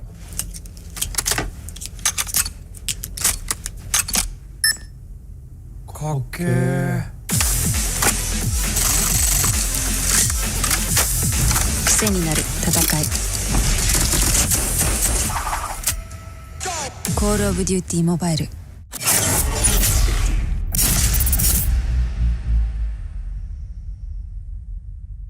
We gathered from all around Malaysia. This is COD N. Over 70 players showed up to immerse themselves in a day jam-packed with activities. Exclusive merchandises and prizes were given out to players throughout the day, and players also had the opportunity to interact with the Garena team.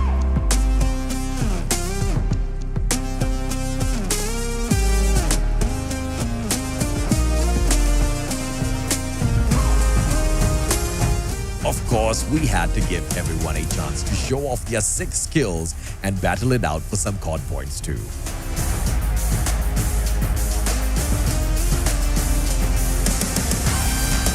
The energy was truly explosive, and we hope you, the COD community, enjoyed your time at COD.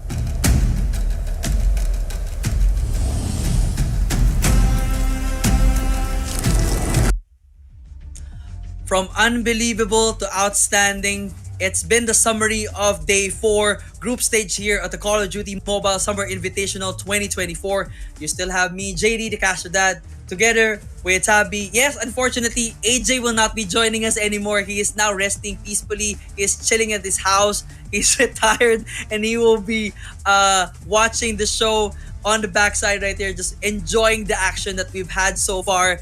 And action indeed. If you just missed it, Q9 fell in the hands of Vitality 3-0.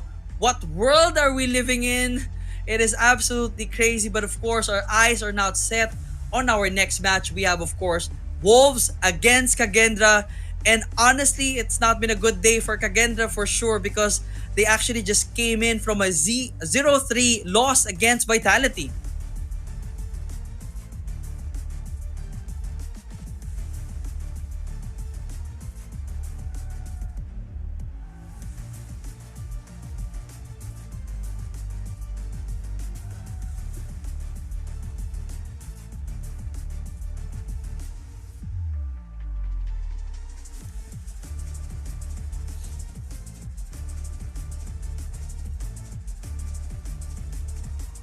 For sure, it's basically been a hit and miss for both of these squads. Honestly, especially for Kagendra. I mean, losing 0-3 against Vitality, it was just an upset match for them. For the side of Wolves, yes, it also was a hit and miss. I mean, winning against our esports, absolutely good. They did lose control.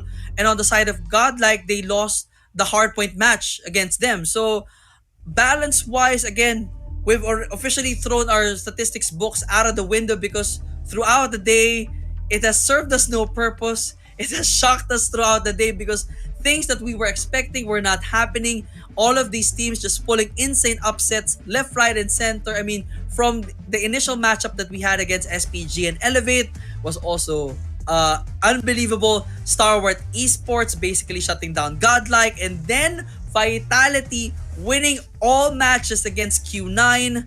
So, for all it's worth, if Kagendra wins 3-0 against Wolves, I will not be surprised at this point anymore.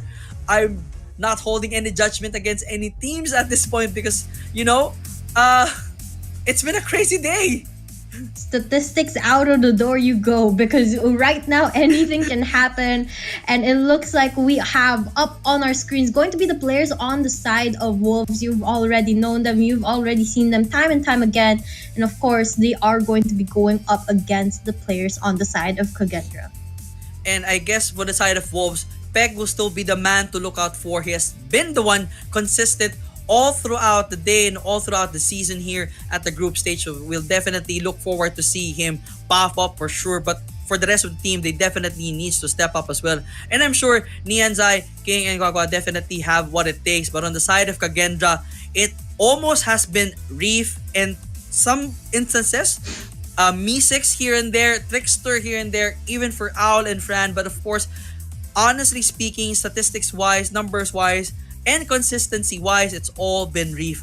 And hopefully for the rest of the team, they're able to pull their own weight and definitely lock this one in. I mean, honestly here, the best case scenario for Kagendra is definitely win hard point here. But Wolves has the opportunity to pull an upset as well, as we now end up seeing the map bans here for this game. Wolves against Kagendra. Standoff is out of the question. Apocalypse as well. Same thing as Hackney Yard and Hacienda. So we're now gonna end up for sure at what is definitely left at this point. I'm losing my numbers again. I always forget that one weird map. Start point. But later, we'll deal with that. This time, no Tunisia, no firing range as well, no Kurohana, and no Express for the map. So definitely we are headed to take off one more time, and this time no Arsenal and no Seaside for control. So that's definitely Raid. Finally, a little bit of a change. I haven't seen a raid just yet, so I am excited to see it in this match. But then again, I want to ask you, what's your predictions? We already said this a while ago that Hardpoint and Control is a little bit up in the air, but there has to be a team that you're leaning towards. Summit, there you go. I finally remember the map. Sorry, Summit. Leaning towards for that one here at Summit, Kagendra and Wolves. When it comes to consistency, I have to give it to Wolves for sure, because Kagendra's definitely had their hits and misses here and there, especially during their last performances. So if the entire team does not pop off, most likely Wolves will definitely be able to capitalize on all situations, because all they have to do is nerf Reef, and that is it for them.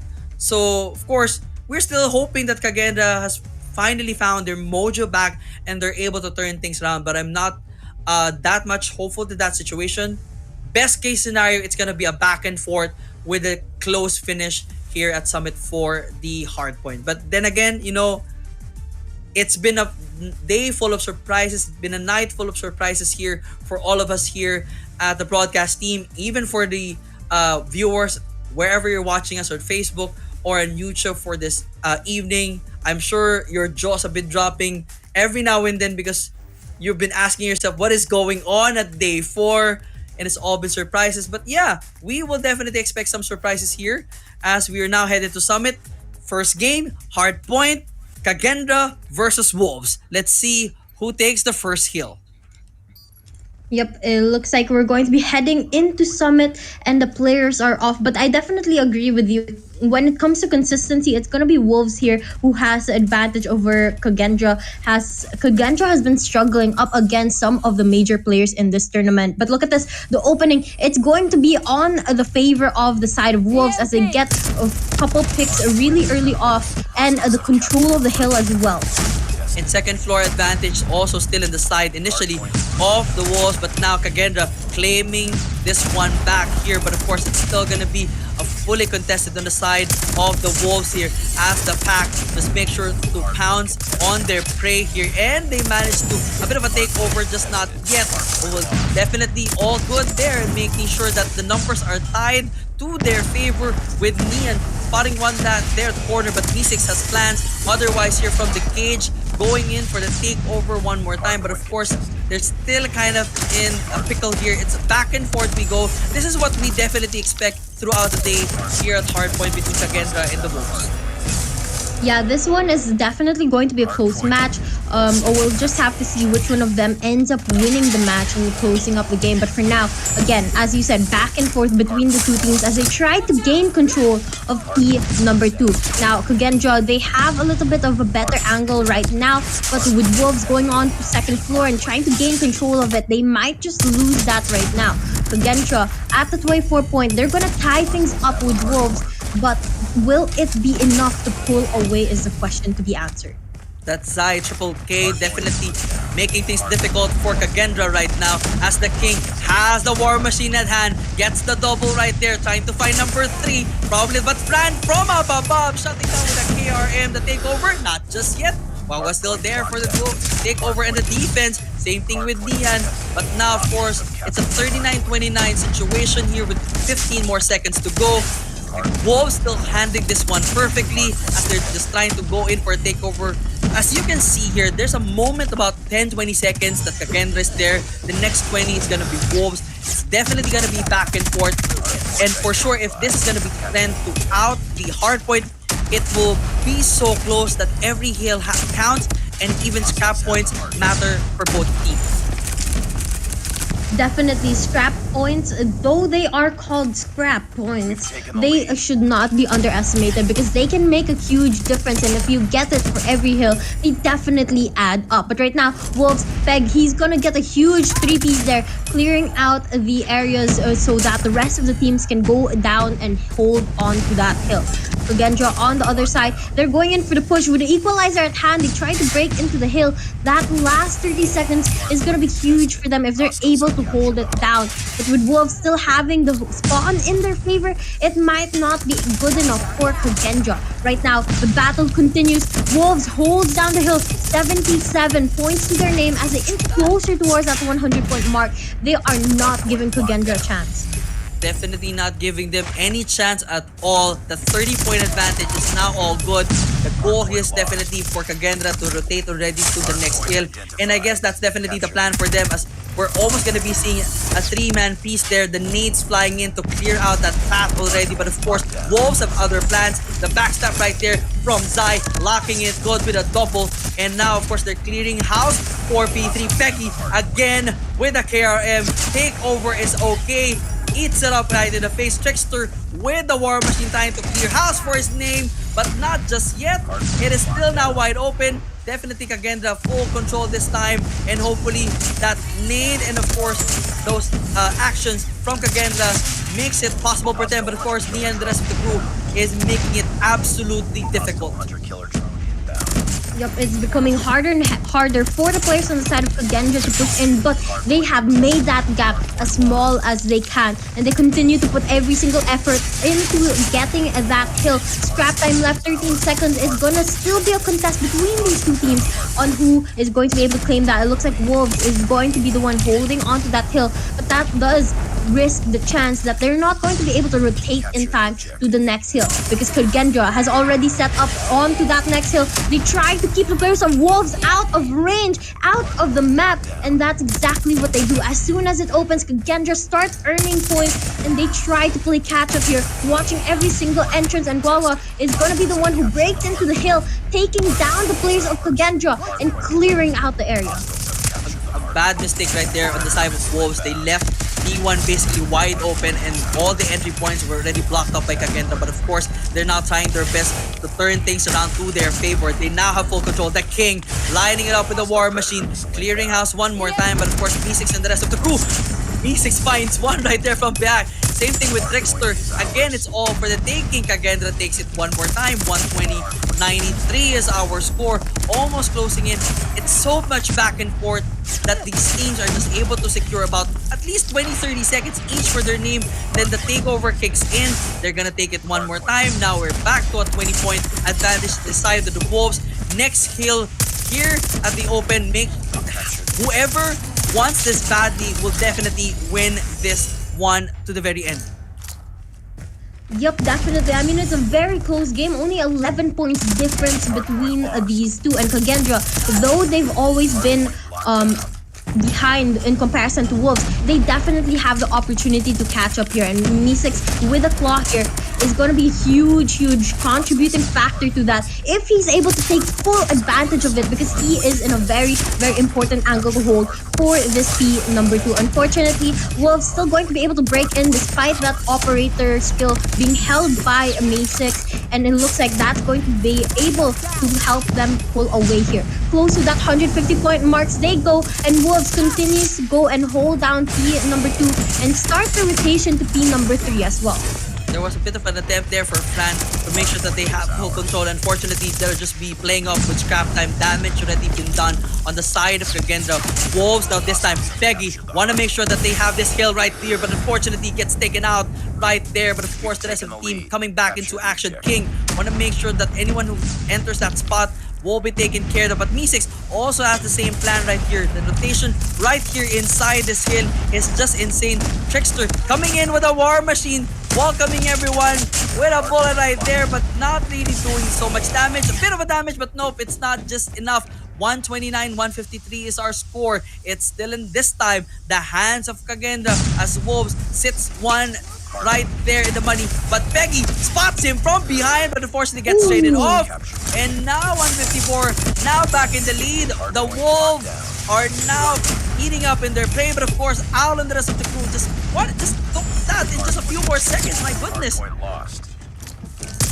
Yep, it's a very close match. We're going down to the line, and now another fight for that scrap time. It's going to go back and forth between the players of Wolves and Kagendra. And despite having the opportunity to go in for the early rotations, Wolves is going to still continue fighting for that P3. But finally, they decide to settle on P4. Get ready for the push of Kagendra to come, because they're just about to complete the rotations onto that hill. Zai here, however, he has his gun up and ready. He's going to be able to knock a couple players down, giving time for the rest of the players of Wolves to prepare up for the next round of battles. And here we go. Kagendra pushing in once more. Zai is gonna have a claw at hand. He's gonna clear out the stairs, making sure no one goes up and enters even close to that point.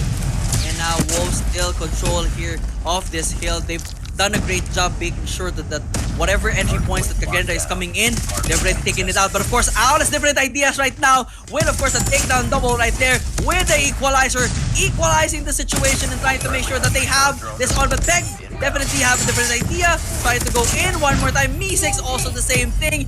175, 178. Again, another deadlock here between Kagendra and Wolves. Back and forth we go. The King comes in hot, but of course Me6 again with a trade, trying to take it over one more time. 185, 179. Everyone is just doing their utmost best to take every single second count right now at this hill as we're down and out. Reset coming in just 10 seconds. And finally, look at this. Kagendra is the one in the lead. Even if it's just ever so slightly over the players of Wolves, they are in the lead nonetheless, and they're fighting for the chance to maintain that lead. Me6 here popping off with the claw at hand, but Wolves he's gonna try to put a stop to it. He pushes in with Nyan right behind him as the support system. They're going to break into the hill, and Kagendra is going to be reaching that 200-point mark. Wolves takes the hill back to their side. They want to hit that 200-point mark as well, and Nyan, he's popping off here once again, and Wolves, they inch closer and closer towards that 200-point mark. Kagendra nowhere to be seen, not even for the slightest contest. And a bit of contest right now coming in at the 212, 191. But of course, Wolves and Nian have something to say about that. The King coming in as well. They're trying to make sure that that number does not move just yet. They want to make sure that they have at least a few more seconds to go on that one, and they managed to do so. Last few seconds coming in definitely for the Wolves here as we now inch up 219, 200 here perhaps. So it's just gonna be at 195 for the Wolves. And now the next hill comes back again live. Critical control here for both squads. Whoever gets this to the minute is gonna be the winner. But Kagendra definitely has all the advantage. Well, the Wolves can definitely say otherwise in that situation as Zai spots one from behind. 203, 220. It's so close right now. They're just making sure that everything is lining up with Zai with the claw, biting everyone right now, going in for the double. Trying to find number 3, but unfortunately gets taken out as well as Mi6 trying to get this back into their team. 25 more to go for Kagendra and they can win this one. There's definitely opportunity for them to do so, but right now it's just a matter of holding it down. The smoke is definitely going to help out Fran here. He's going to be able to be huge with that KRM, but unfortunately gets knocked out. Wolves trying to make a comeback here. They take the hill. 14 seconds remain, but it's a constant contest in both of these teams. It looks like they are going to be saved by the bell. Push to pin number 3 before we see if Kagendra is going to be able to bring this to an end, or will Wolves push for overtime once again. War Machine at hand. King is gonna make sure that the entrances are blocked. No one can go near there. Backup comes as well. Kagendra only 8 points away from the win, but Wolves hasn't given up yet. Wolves have never given up this time. The pack is still alive. 225, 242, 20 points to go for this one to tie the double right there. The triple from Guagua. And they're just making sure that everything is lining up perfectly right there. 234 inching away. Just a few more seconds to go, but the contest is there. But Guagua is still alive. And now, of course, the Hunter Killer Drone and the KRM doing their perfect job right now. Zai is still coming in. 245 advantage now with the Wolves. It's gonna be close, ladies and gentlemen. But it's gonna end with the Wolves biting Kagendra to the ground. That was an absolutely crazy end to that hardpoint match, because it looked like for a second there that Kagendra would be able to win. But unfortunately, when a P3 opened up, they were nowhere to be seen. It was Wolves. They took the hill. They took it and they brought it home to the Wolfpack for sure. Wolves definitely winning by the sliver of their teeth. I mean, that was too close for comfort, honestly. I mean, it was 240 plus, ending with their 250. That definitely, that final hill was, they put everything on the line there. And of course, basically that Annihilator takedown from the Wolves there really played the part, and as well as the rest of the team just making sure that no entry points were open for anyone for Kagendra, and that's basically the key to victory for the Wolves. 1-0 for them. A hard-fought battle for the Wolves, but definitely no love lost for Kagendra as they definitely pushed it to the very, very end.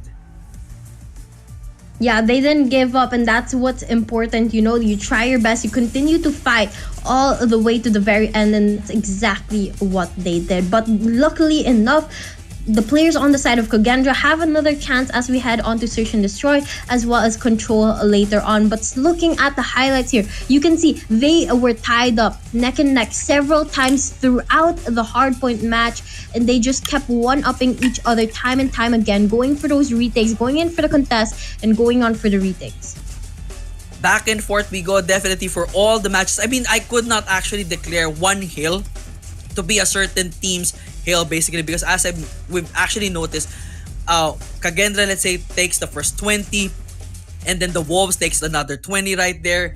Back and forth in all those circumstances. Scrap points there for Kagendra, scrap points there for the Wolves. But basically, the last hill was the moneymaker for the Wolves. That is where they cemented their legacy.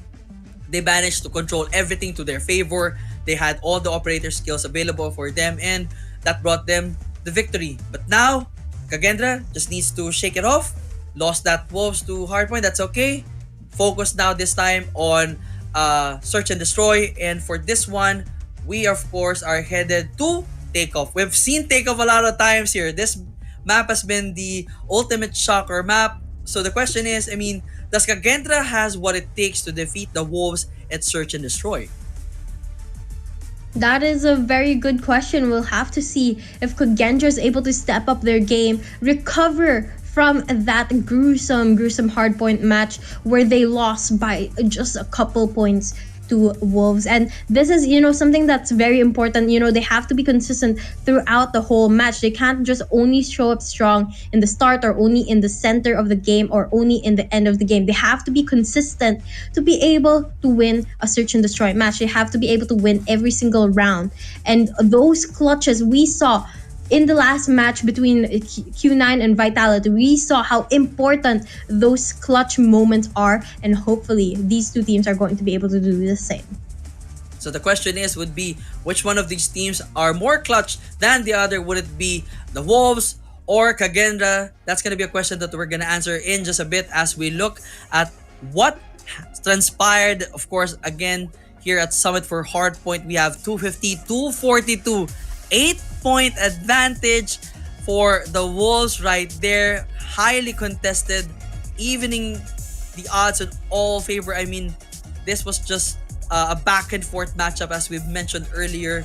But this time it was the Wolves definitely securing P3, ending it for them, and making sure that they have at least one up against Kagendra as we wait, of course, this time to check out the stats for the players. And on the side of the Wolves, it is of course an interesting lineup here. Zai with a 1.85, followed by of course by Peg, King, and Nian with those plus 40. Squagway also doing well with the 39. But on the side of Kagendra, as I mentioned before, if you're able to nerf Reap, luckily here, Fran and Trickster managed to step up in the game, but unfortunately, the entire effort was still not enough to defeat the Wolf Pack here, as the Wolves, Zai with his second MVP, 1.85 there, and the 63 kill. Definitely reaching a milestone with that 60k. I honestly, I have to apologize to Karen right now that I realized that I did not even realize that someone ended up on the 60-point mark there, because we were too focused on the score, on how much back and forth everything was just going on. Yup, absolutely crazy. 60 kills in a single game. Zai definitely popped off there. And you saw time and time again that every time he pulled out an operator skill or a score streak, he was able to take full advantage of it. And you know that is what you call top tier player, because he is able to take every advantage to his side to help and elevate his team towards that win. And now, of course, their eyes are now set to search and destroy for both Wolves and Kagendra. Definitely Kagendra needs to win this one to at least even up the situation.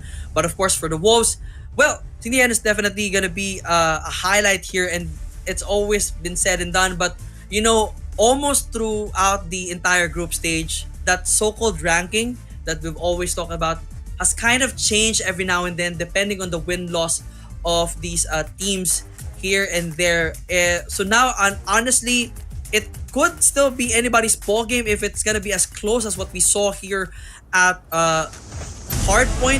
We might just end up on several overtimes here for Search and Destroy. But then again, we'll have to see how well these two teams perform here at Takeoff. A very special map here for both of these squads as we now head out for round number 1. Kagendra versus Wolves here at Takeoff, Search and Destroy.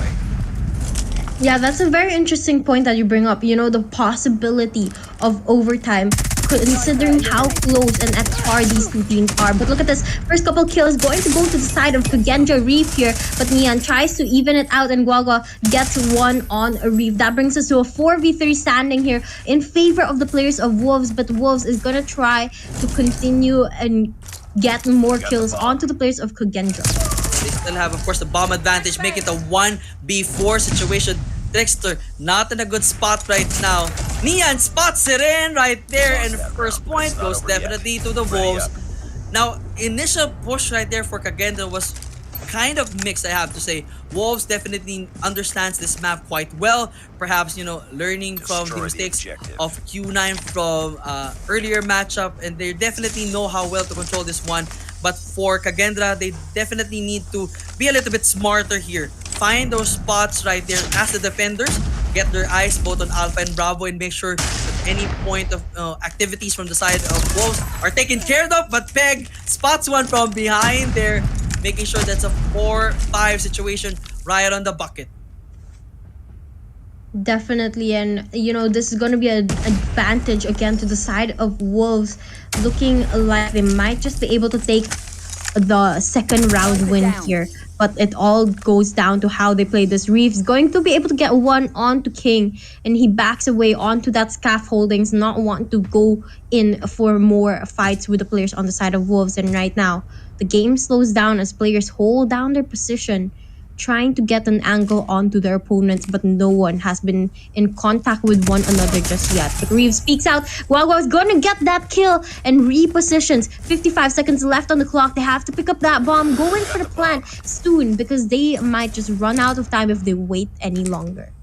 Definitely Bravo is the better option here as Alpha is almost stacked against their favor. So Wolves definitely better go for Bravo right now. It looks like that'll be the case, but Owl spots one right there. And now it's a 3-piece each. Guagua going in for the plan. Trickster trying to nail that one and manages to do so. Owl taken out right there. It's a 1v3 situation. Peggy, unfortunately, now has to deal with a clutch. Can he pull this one off? 1v2 situation. Peg tries to spot one and managed to get one right there. Will the clutch happen? Mi6 going for the plant already. That means position is all exposed and that the defuse is there basically. And that ends it there. 1-1 is our score. Kagendra definitely evening up the odds. Yep, it's becoming pretty even right now. And though this is just the start of the Search and Destroy match, you can expect this for the rest of the Search and Destroy match, even potentially going to overtime. But look at this. Neon gets an amazing sniper shot to open up the round there, taking down Reef, bringing it once again to a 4v5 in favor of the players on the side of Wolves. But Peg here, right in line with some of the other players on the side of Kagendra. He's gonna try and scope things out. Trickster here spots a player, gets an amazing wall bang onto Guagua. Neon gets another one as well. It evens out the playing field, but still a little bit of a disadvantage inside of Kagendra as they're down by a player. They've now picked up the bomb. Bravo will probably again the best option for them at this point as they only have Fran right there, but Neon already spots one and the takedown is good. 2v4 situation all in favor for the Wolves, but Fran might spot one and the takedown is good. Needs to reposition himself because, but again Trickster missed that one, but the follow-up still missing in that one, but the third one is a charm finally. But now the 2v2 situation, Sai gets one right there for the takedown. Wolves, the backstab is the finisher right there. 2-1 score. Back and forth we go. Still, they're trying to get a good read of each other and they're definitely understanding how each one plays this one, and they're able to understand how to build up their countermeasures. But for now, the Wolves definitely just want to make sure that to get a read first of the room, understand the map, where the positions are, and then make their move. But this time, again, they're just making their move well, but they're paying the price as well as they're down two players already, and it's a 4v2 situation already this time. That smoke played perfectly. I mean, it was just a huge bloodbath there. Kagendra losing most of their players and leaving Fran all alone here. But Fran, he's still gonna be able to get a kill onto the King, and it's all down to a 1v2 situation here. Lots of time for Guagua to go in for the plant, but he goes in right now. Fran gonna throw a grenade, gets it lined up perfectly, and it's all down to Peg here. 1v1 situation. Peg peeks out, gets one on Fran, takes the win for the side of Wolves. 3 points to their name. Kagendra still stuck at 1.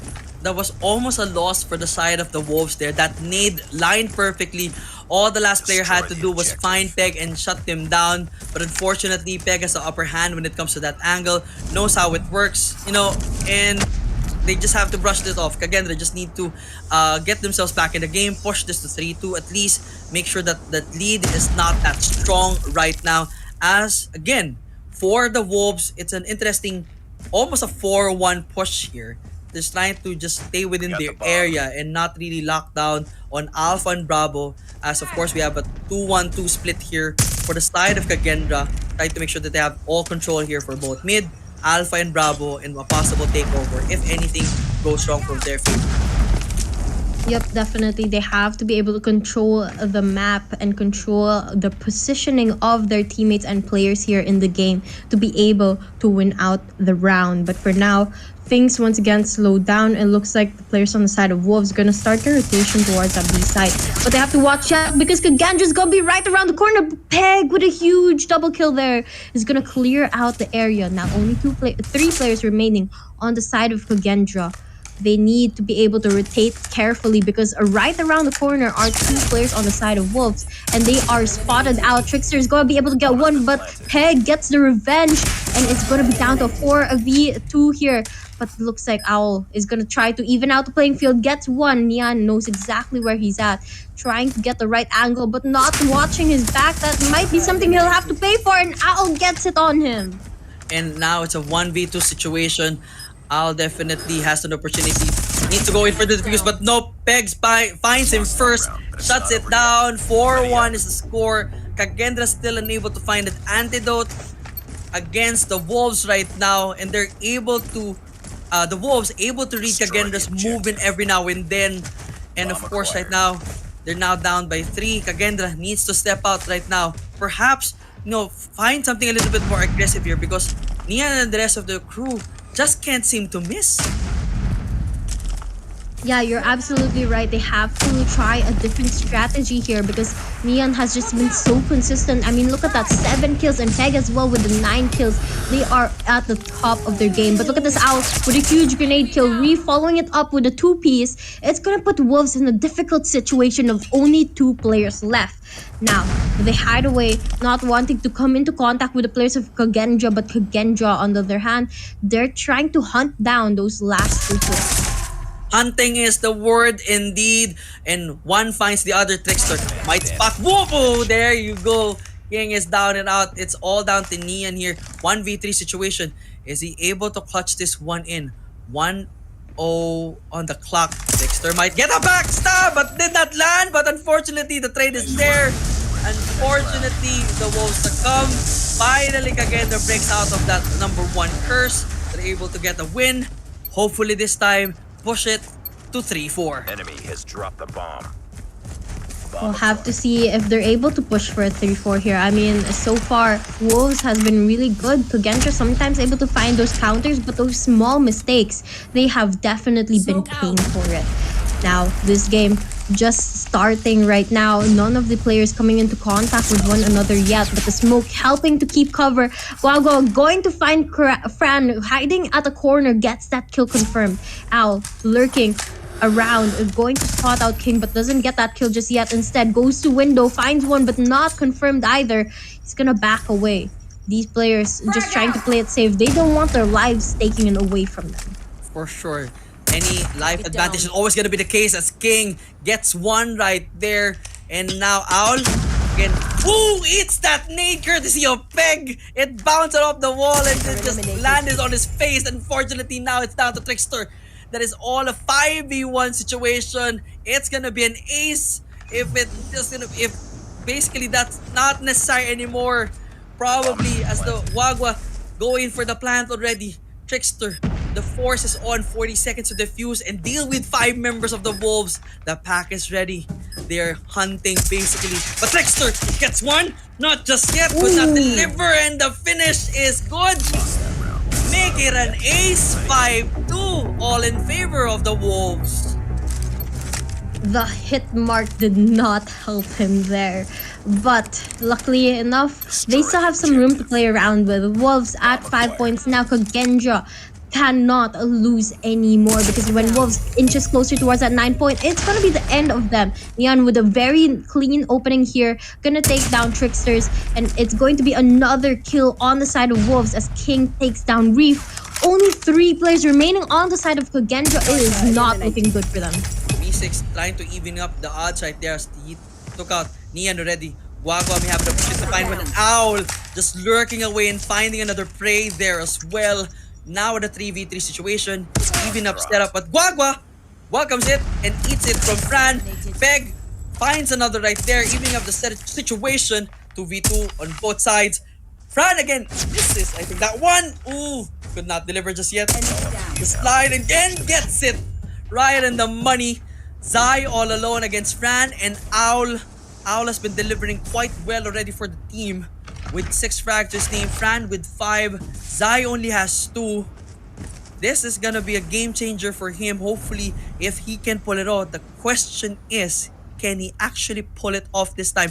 He might be able to spot Owl from that corner if he moves a little slower.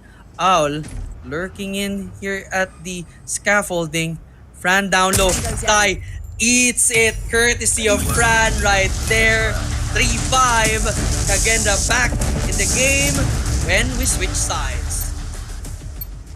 Yep, with the switch of sides, this might just be the opportunity for Kagendra to step up, and with the switch of the momentums as well. But now, Kagendra going to be placed on the attacking side, Wolves as the defending team. Let's see how this one goes down as Kagendra gets to dictate where the plays are going to happen. Zai is going to be able to take down Owl. First kill of the game, but Mi6 evens it out and takes out Neon. 4v4 situation one more time. Ty finally breaking that curse, gets number 3 ready, number 4 rather. And now of course 3v4 situation still in favor of the Wolves. Definitely you don't work again, you don't want them to win this one. And Trickster makes it a double right there. 2v2 still.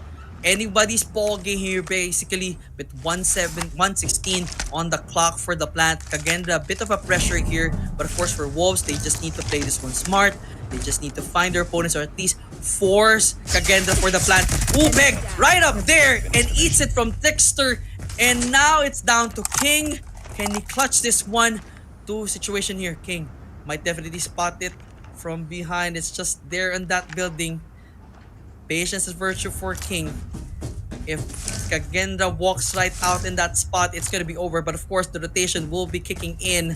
Those 2 boys from Kagendra understands the situation.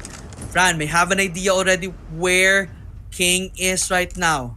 So the goal probably here definitely is an alpha plant perhaps. Bait King and go for the trade. We'll have to see which among these players are going to be able to get that kill. But King about to peek out now. Here's the plan from France, but the backup by Trickster is just going to be enough to make him run away for his life. King though gets shot from behind by Fran, and it looks like that gives them just enough time to go in for the plant right now. King, he's forced to rotate, needs to look for another angle to be able to pick them off one by one. But with 40 seconds left on the clock, he has to think of a plan soon. Now, he inches closer towards that bomb site, but Fran watching the entrances as well as Trickster. It's going to be a difficult one for King to make through. And now it might just be the moment that they spot each other, but the smokes to cover him. This might be enough to get that defuse, but Fran spots him out, gets that kill, and Kagendra gets their 4th round win of the match. Smart play right there for Kagendra. They know that they can always go for the trade, but make sure to just force Wolves to go in for the defuse. The clock is on their favor, so all they had to do was wait for that moment that basically King comes out and gets that kill basically and end it for them. Now it's a 5-4 situation. Kagendra now has an opportunity to tie things up, and they definitely want that right now. The nade locking in, but of course the shutdown is good right there, but a trade is gonna happen. 4v4 situation as Owl probably finds another one but could not deliver just yet. Zai coming in from behind, but it's just on that building. It's still not a clean shot. Definitely Mi6 trying to cook that nade. Lands it in just for info. And Mi6 welcome it. That one peg finds another, evening up the situation again. 3v2. Here we go on the side. Wolves trying to go and Owl again, evening up the odds, but the trade is there. 1v2 situation. Trickster against Guagua and King. Can the 2 push this one, or Trickster pull a clutch? 1v2 situation. This is where we see if Kagendra is strong enough to clutch this. They have to go to that B side, get that bomb planted as it's been dropped. But in such an open site, it might just be smarter to go rotate towards that A side, and that's exactly what Trickster is doing here. Wolves, on the other hand, they are trying to spot out where he potentially might be. But for now, Trickster is gonna play a high angle here, trying to make sure the area is clean. But an open plant isn't going to be beneficial because he gets spotted by King, taken down. And Wolves at 6 points now, very close to ending up the game. 6 points, 3 more to go for the Wolves. Kagendra definitely needs to put a stop to it. It worked with them before, it can work with them again. Unfortunately, that plant was good idea, but definitely that was not a good spot right there. Probably just went a little closer to the building and duck down and go for the plant, then bait it. But of course, a mess is a mess already. But for now, it's even a bigger mess as they're trying to go in for a 3v3 situation. Make that a 2v3 situation. All in favor of Kagendra. Definitely putting themselves in a better position. But King spots one and gets it right there. 2v2 one more time. Owl this time going in for an open plant here on the side. As Fran is there for the backup. King and Nian definitely has all the information probably they need just yet. 45 on the clock. Nian spots one and make it a 2v1 situation. Owl crawling in. Will meet King and eats it. And now down to Nian with the pressure as well for the defuse. Can Owl push this to the end? And oh! The nade! Definitely. The information is good right there. Nian just rotating right now. It's gonna be a cat and mouse chase here. But Owl spots it! Ooh, and the finish right there! There you go. 5-6-4. There's now an opportunity again for Kagendra to tie up the series for 6-6. Definitely a huge opportunity for them here. They cannot let it slip through their fingertips. They have to be able to step up here. But with that, they start the rotation. They start spreading out, trying to find the best angle to get their opponents caught off guard. But Wolves are going to get killed by this amazing grenade, and a backup by Owl there, going to take down a couple of the players. And it looks like Wolves going to be down to their last and final player. It's all up to King here. Last and final player in the match, and Kagendra. They want to tie up this game. King with the Tundra. He's gonna slow down, trying to look for the players of Kagendra. But even if he does find them, it's a matter of getting those picks, because if he doesn't, he's gonna get shot from behind right now. Reef spots him out, plays a little cat and mouse, but King ultimately falls to his knees, and the Kagendra and Wolves are now at the tie. Tie indeed, and of course the back and forth has always been the situation here for Wolves and Kagendra. A bit of a lead initially for the Wolves, then Kagendra has been on the roll so far, and now the Wolves definitely needs to find a way to stop this right off the get-go. That spot there by Owl with that nade is just working really well, but Peg already get that read, that one, and making sure to punish Kagendra already. But of course the backup is good as well. 3v, now 4v2 situation. Bit of a pickle here for Kagendra as Zai trying to call in. Mystics with the snipe will not hit just yet. It's all down to him, unfortunately. 1v4 situation. It's a hard order for him to go in for the clutch, but it is a possibility. But Guagua with the long takedown right there with that MT42. 2 points to go and Wolves will take this. Kagendra needs to respond. This is absolutely crazy. We are seeing a potential comeback here from the side of Kagendra if they're able to keep up the pace. But Wolves, of course, is not making it easy, and they are just trying to take and remain in the lead here time and time again. But look at this huge plays from the side of Wolves as they take down the players of Kagendra right away. And Me6 is going to be the last one alive here. In a blink of an eye, Kagendra disappears into thin air, and Me6 is left all alone. That was such a bad move right there for Kagendra, rushing that one in, but definitely the information is ready. Step Nian just finishing the job right there. And now match point for Wolves. Kagendra definitely needs to wake up. Owl needs to find a prey and take it out already and defeat the Wolves at this match, or it's gonna be all over for them, unfortunately. For one thing is for sure, Kagendra cannot pull off the same play that they did earlier. That early push was just so wrong in so many levels. But Me6 finds one already right there. Bad extension on the side of the Wolves. But the trade is good. They get a double. Trying to make it a triple perhaps, but not just yet anymore. 4v3 situation. Ooh, but the nade courtesy of Me6 lands and eats. Takes out Zai right there, making it an even situation. Again, Kagendra has an opportunity to stop the bleed, but the Wolves definitely wants to finish it once and for all. But no, just get Trickster, just not finishing the job. Oh my goodness. How is this gonna end, Zabi? I don't know, but I'm just as stressed as you are. And right now, I want to know if Kagendra can make a comeback here, or will Wolves end the game right away? Now, the positioning, it looks like Kagendra is getting ready to push in. Me6 with a huge kill. They're going to be able to take one, and Trickster comes out with one as well. And it looks like Guagua is going to be left all alone here. This is an opportunity for Kagendra to put one more up onto the scoreboard, and Wolves to wait another round before they're able to close up the game. And Trickster with the assist here with the wraparound. They're going to get that kill. Kagendra at 7 points now. Still a match point for the Wolves Esports, but Kagendra definitely knocking on the door of the Wolfpack here. They definitely just need one more win, and this has to be it. Tie up the round series here, force for the overtime, and make sure to make no mistake. That nade from Owl is where we need it the most, but Peggy must have a different idea. And Owl perhaps spots another one. Me6 also lining up something right there, but could not deliver just yet. Everyone's still alive and kicking, but Nian makes it in and out there.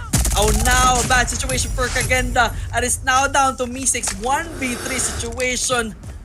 Not a good spot here for Me6, although he has done excellent with the 9 frags. It is Guagua, King, and Nian here, lurking in the shadows, trying to make sure that Wolves has this on the bag.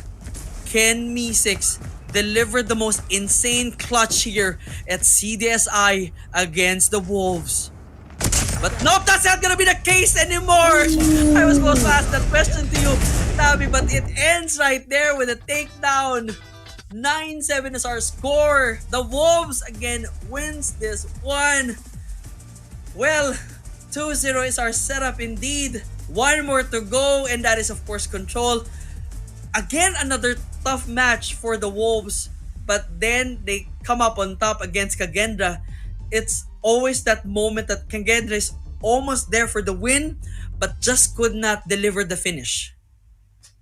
Yep, definitely. You know, they just have to work on their later half of the game, because that's, again, as you said, where they're struggling the most. They are close to winning every single time in that hardpoint match, in this search and destroy match as well, but they let it slip through their fingertips and they're not able to secure the win in the end of the day. But now we are going to be heading on to the final match between these two teams, which is going to be Control. Now, I want to hear your predictions on Control, because this one's kind of toss up in the air of whether Wolves or Kagendra is going to win it. Now, the last time Wolves basically went in, they're kind of more an advantage at this point, especially when it comes to Control, because on the last match, as we mentioned, Kagendra lost all games to Vitality. In this case, for the Wolves Esports, they were able to win everything against STE. And for Godlike, they just lost hardpoint. But, you know, they already have all the momentum they need to go for that. Again, another 3-0-4 this evening. But nevertheless, you know, Kagendra definitely, at least the goal here is take at least one W for their team to put it on their scoreboard. As we look at the highlights of our S&D, it was a back and forth. We go 2 rounds here and there. Definitely an insane comeback on the side of Kagendra, as they basically bridged that 4-1 scenario against the Wolves. It was all Wolves basically on that lineup, but you know, there was wins here and there on the side of the Wolves. Then Kagendra comes back strong, pushing it to a very insane 7-8 situation. Basically, you know, they're just finding the shots perfectly here. Me6 definitely doing a great job, even for Owl. As you can see here, 6-4 was the end point there. Owl finding it there to tie the series. And that insane nade, courtesy of Owl, shutting things down for them, pushing it to a 6-6-6 situation. But Wolves gets one up. Kagendra gets another one there basically. And then of course it was just all over the place. Wolves just locking this one to the ground to make sure that they have that 7-8 and then just basically end it in a 9-7 situation. Yep, they didn't want to risk the chance of going overtime, but Kagendra was definitely trying to push for that. It was really fun to see, though, however, how they were able to make really good plays in that later half of the game, where we saw Kagendra attempt a comeback. Unfortunately, it just wasn't enough. But nonetheless, really, really fun match there. We were on the edge of the seats, and as I told you a while ago, I was really stressed out to find out who's gonna win that match. But luckily, we finally brought it to an end. Wolves took home the win there. And let's see if they're going to be able to make it a 3-0 as we head into Control. I think I remember you saying that our map is going to be Raid, so this is going to be a little bit of a different game as what we've seen so far. if it's gonna be raid, for sure, the snipers are always gonna be a key factor here for this team. And so far, for the Wolves esports, they're definitely finding their shots, but we cannot dismiss Kagendra's ability to basically line up those shots as well, especially for Me6 and Fran popping off, and even for Owl as well. Trickster really doing one heck of a job with certain situations. I guess we haven't just seen a lot from Reef for this S&D, and hopefully he's able to show off again as well as we have expected. But for the side of Wolf Esports, I mean, initially there were some moments for I think Zai there was kind of started slow, but he was able to really lock this one well already. We were kind of joking before, way back again with KG here with Agent 007 basically, but I want to see the stats for this one as we again take a look first for our takeoff. Search and destroy, 65-52 is our kill count. 9-7 was our game. It was too close for comfort for either teams, but then the Wolfpack survives, destroying Kagendra with this one, as we now wait of course the stats sheets per player. And I would honestly expect this game was definitely brought in well by, I think, a well concerted effort by the entire Wolfpack for sure. So we're just waiting for the numbers quickly here. For Kagendra, definitely Me6 and Owl were really stepping up to their game, especially with those nade kills right there, especially those entry frags, which is absolutely insane. He knows that spot very well, and if anyone goes to that area, they were just gonna eat it right off the money. Yeah, definitely. A lot of practice is placed into these competitions, into these teams, and it pays off, especially if you know angles like that. But look at their match data. You can see here the players on the side of Wolves, they have a pretty even spread of those kills, but Peggy and Neon definitely stepping above the rest with 18 and 17 kills. And on the side of Kagendra, unfortunately, it's just a little lower average when it comes to the number of kills. They did struggle a little bit on the early half of the game or the middle half of the game, where they weren't really able to step up and get kills on Wolves. They were always down in the numbers and they would get knocked out right away. But nonetheless, they did put up a really, really good fight here. And a good fight indeed, and I'm sure our viewers definitely enjoyed that one. But of course, for this one, it's gonna be Neon's first MVP with that 1.52, 18 kills for the man right there. Excellent shot. The man cannot seem to miss for S&D. And now as we head to control, of course, raid is gonna be a big question. I'm sure Neon will definitely step up again for the rest of the team. They've actually had a very smart setup play here, but it's gonna be a game of spawns and at the same time objective here for the raid control. So if we're gonna base it from the hard point, it's gonna be heavily contested, but for sure Kagendra needs to at least take one win here for this evening, at least make sure to cement their situation when it comes to our statistics and their standing here at CDSI. But of course, for the Wolves, this is probably their best option to make sure to cement their legacy, and of course to send a message to everyone to say that we are not just a hit and miss team, that we can pull a 3-0 win against any team. And of course, we're gonna come back to the playoffs with a strong setup, and you need to definitely watch out for us as we are just moments away as we start raid here, control here at raid. The energy is still here, ladies and gentlemen, don't worry. But of course, my goodness, it's just been an absolutely stressful match for Wolves and Kagendra. It's so close, and I'm sure we're gonna end up in a 3-3 situation between these two teams, Sabi. Yeah, definitely. We'll have to see how it continues on to this match. But right now, it looks like we're going to be heavy on towards our B side. All of the players stacking up over there, the smokes to cover their tracks, but it's not going to be enough. A bunch of the players on the side of Kagendra and a few on the side of Wolves as well fall down to their knees. But it looks like there's going to be a split push from the side of Wolves, or split defense, as some of the players on the side of Kagendra decide to push towards that A side as well. The A side definitely up for the taking here, but Kagendra trying to go in right there, but the punch from Reeve does a good job right there, and now they have initial control. First section is gonna be open for Kagendra, but King says otherwise. 23-19 is our kill count right now as Guagua finds one from the back, making that gap a little bit shorter. But of course, objective wise, it is still on the hands of Kagendra right now. But Peg, definitely finds another one and just gets that 3 life advantage for the Wolves Esports. But Owl, again, this man has been popping up. Gets one right there. Going for double. Nope, not just yet. Zai has plans otherwise. Takes out Fran as well, but the trade is good. But still, Section 2, almost Section 3 is now for the taking for Kagendra. They will definitely and most likely take the objective A. Bravo up for the taking for Wolves, but still, life count still on the advantage of CDN. Wolves having a really good game here. They're maintaining their lives and they're not losing too many. However, it is still a very close match. And with that 1 minute extension from capturing that A site, it looks like there might just be a chance of Kagendra to turn things around if they're able to play it strategically. Now, that is the question that still is yet to be answered because it looks like they're just rushing in for the fights right now.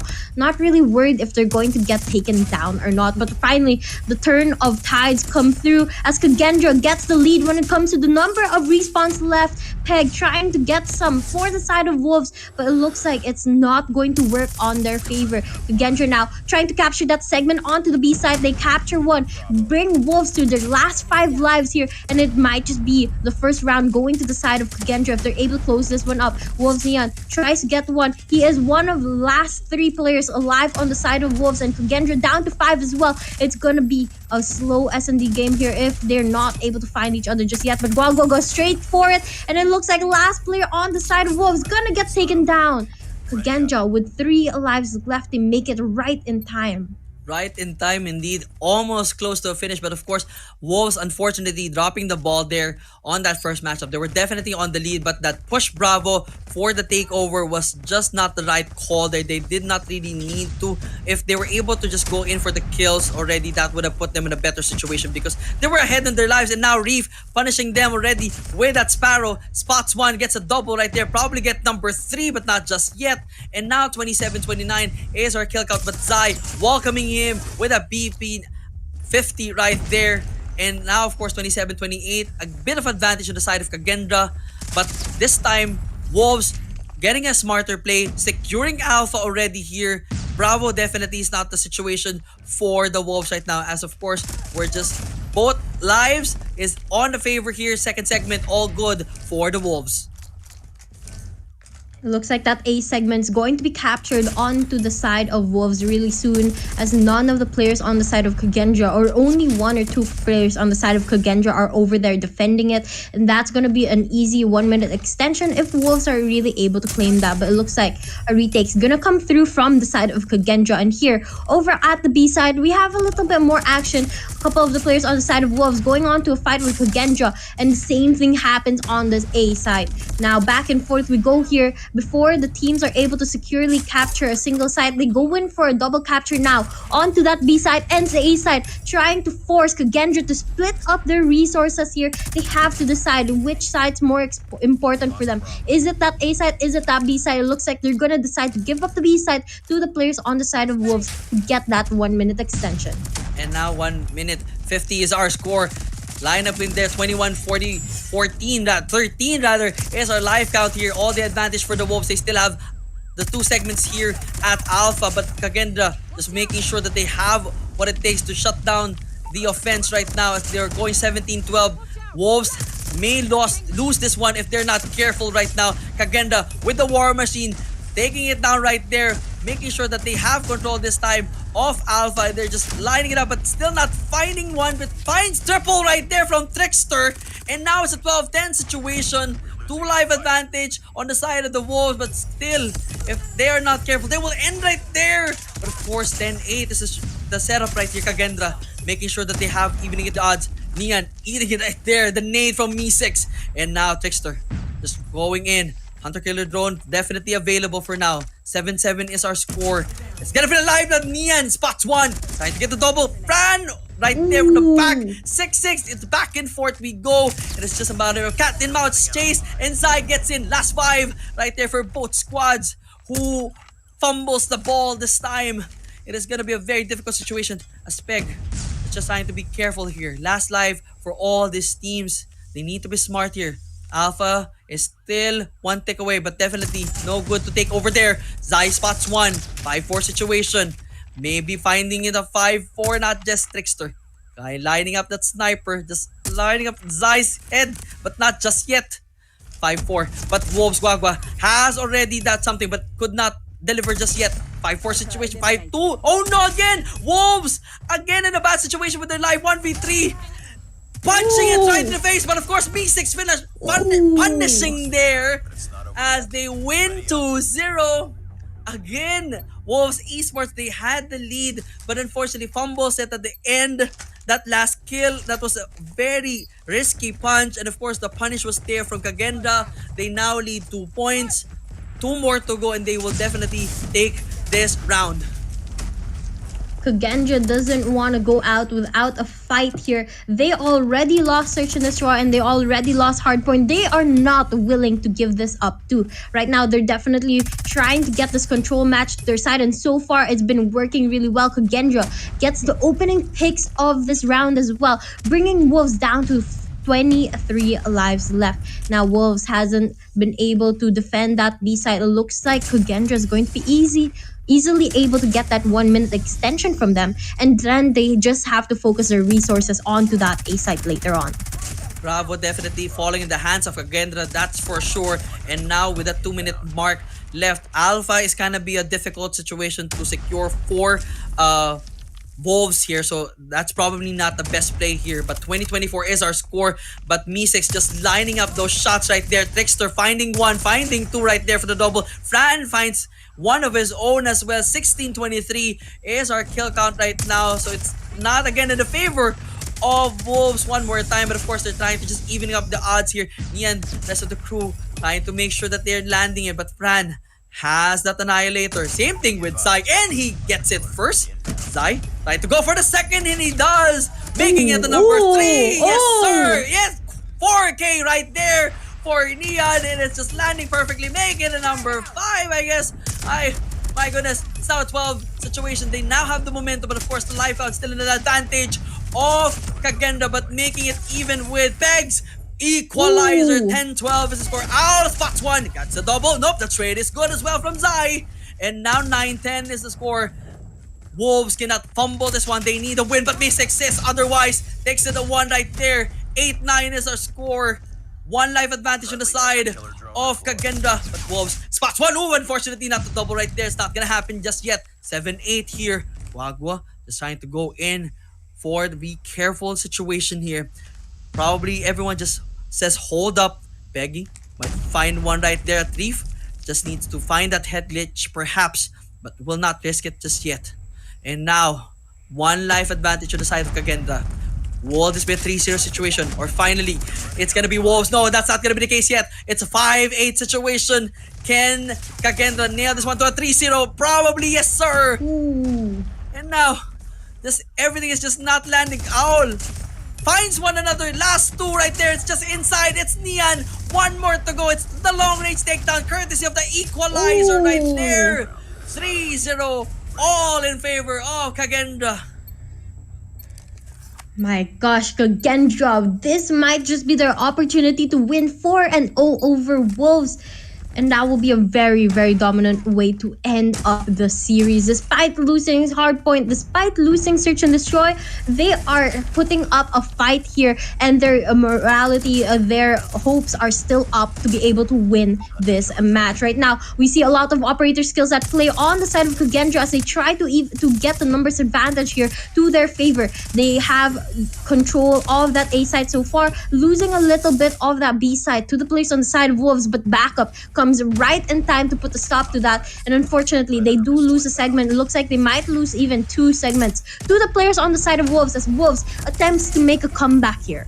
The comeback is trying, it's still there. It's possible. Bravo definitely be in the hands of Wolves Esports here, and it does definitely, but of course it's a 22-21 situation. Kagenda always managed to pull an insane upset when it comes to the kill count, and Mi6 again lining up his shots perfectly but could not deliver just yet. Wagwan and the rest of the team trying to even up the situation here. Definitely for Wolves, they do not want to end this right here, but Fran definitely has other plans, and the rest of the crew as well. As Fran going through the smoke, gets 1, but unfortunately the trade is there as well. 17-18, 1 life advantage. Nope, Reef makes it a 2 life advantage for Kagenda. And again, that evening up the score here for the Wolves. Back and forth we go, and Alpha probably in the taking here for Kagendra. It looks like Meeseek's going to be able to get a close range shot there, even with a sniper, but looks like we are gonna have to wait and see how this one ends up because it's just a 1 life difference between Kagendra and Wolves, but they make it 2 now as King takes down Meeseek. And it looks like Wolves still has a couple of operator skills that they can pull out here, but Kagendra on the other hand, they are just playing with their guns right now. They just need to be able to get their kills taken care of, but Guagua, huge 2-piece there, same with Zai, huge 2-piece. And Fran does the same as well. 5 players left on the side of Kagendra. It doesn't look like they have much room to move around with, but Wolves might just have an opportunity here as Kagendra's down to their last 2 players. Peg on a rampage here, getting a huge 3-piece, looking for that last and final player. Neon finds it and gets that kill taken care of. Finally, we see a score on the board for the side of Wolves, and Kagendra, they're still on match point. That is still not a way to any time to celebrate for the Wolves. Yes, they were able to take down Kagendra right there, but it's heavily contested. They just need to be smart about it. One thing here is Bravo is a very difficult one to defend. Best case scenario is get Alpha, but right now it is just absolutely insane here. Back and forth we go, but still in the advantage here is Kagendra with a 28-26 situation. Kagendra spots one right there. One more time. It is now falling it down. Alpha and Bravo this time look like it's gonna be a double takedown for Kagendra here. They're trying to secure Alpha and Bravo at the same time, splitting Wolves here. It's gonna be a big situation and problem, but Fran just gets that Annihilator takedown right now. And it's now 25-21, all in favor for Kagendra, as Bravo will definitely be in their favor. We'll see how this one goes because it looks like Kagendra is going to be able to capture that B side easily. No contest, no whatsoever from the side of Wolves, but they are, however, down in the numbers. Now, A side is all everyone has to worry about now. They have to be able to defend this properly if they want to stop Kagendra from winning out the match. King here going to get a huge 2-piece on over to the kill feed, and he continues to try and get more slays, but Zai here, very sneaky corner, gets 2 onto the player on of the side of Kagendra, and that's going to be huge for their team as they lower the numbers of lives left for Kagendra, who's down at 17. Wolves has the life advantage now. The life advantage is there, but again, we've seen it before. If Kagendra's not careful, Wolves is not careful, they're gonna drop the ball this time. But of course, Peg trying to learn from his mistakes with that equalizer, making it an 18-14 situation. But Fran has different ideas right now, making it a 16-1 right there. It is just absolutely insane. Wolves spots one from up top. The breakdown is good, and take down Meeseek as well. And now it's a 16-11 situation. Trickster has different things on his sleeve right now. Still not landing, but of course, that War Machine play can come in anytime soon. So of course, we're now down to a 14-10 situation. No takedown for Alpha just yet. That's Guagua. They trying to go in for the push right there. And now final 6.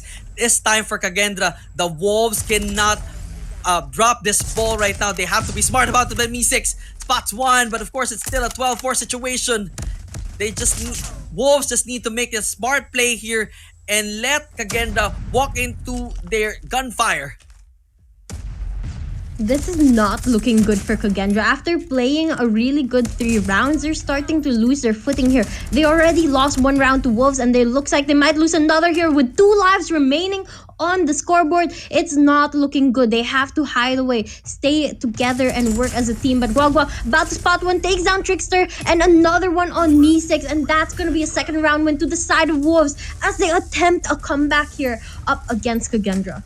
The comeback moment for Wolves Esports is knocking already. Definitely, they have at least 4 operator skills available for the side of the Wolves. Same thing with the side of Kagendra. Now becomes a very crucial situation for both teams. Kagendra to the finish right now, and Trickster fires away immediately. That War Machine, Reef doing the same thing as well. But of course, right now, it's all Wolves getting punished for that situation at Meeseek. Finds it, but unfortunately wasted as well. 26-29 is our initial setup. Trickster still has that War Machine to make sure that everyone is get punished right there. And a double is good as well. 24-27, all in favor of Kagendra. Kagendra wants to finish it, but of course the Wolfpack definitely has something in their sleeve. They still have the opportunity to take this one as they're trying to secure Alpha while the chaos is going on. Yep, so far it looks like the Wolves have a chance here, but then again, there's really no telling how this is going to end up because Kugenja is so hungry for that win right now. But Zai pulls out the Annihilator, trying to spot a couple kills here, gets one, going in for the second one, but not able to spot out the player just yet. Wolves on that third segment now for that A side. But look at this Zai with a huge 4-piece here, trying to make it 5, but unfortunately, the Annihilator expires, pulls out the gun instead, and gets that kill confirmed. Now, only one more segment to capture that A side, get that 1-minute extension for the side of Wolves, and we might just see Wolves tie it up at 3 points here because Kagendra is down to 12 lives left, and that is not a lot of room to move with. That is not the position you want to be placed in when you're this close to winning. And Zai right now, sneaking around, is going to be able to spot one, lowers the number of Kagendra even more, and it looks like Kagendra is gonna have to somehow find a change of rhythm here. They need to find a change of rhythm for sure. 18-7 is our score. It's all been the Wolfpack trying to shut down Kagendra right here. They want to make sure to push this to at least a 3-3 situation, and it's now 17-6. Bravo again is still up for the taking here, and they will be able to secure first and second segment as we're now down to the final 5 lives for Kagendra. Nian will get one right there, but the trade, not just yet, but we're gonna leave them first. Guagua taking out in the final 2. It's gonna be Trickster who will be taken out by Guagua right there, and one more takedown, and we are tied.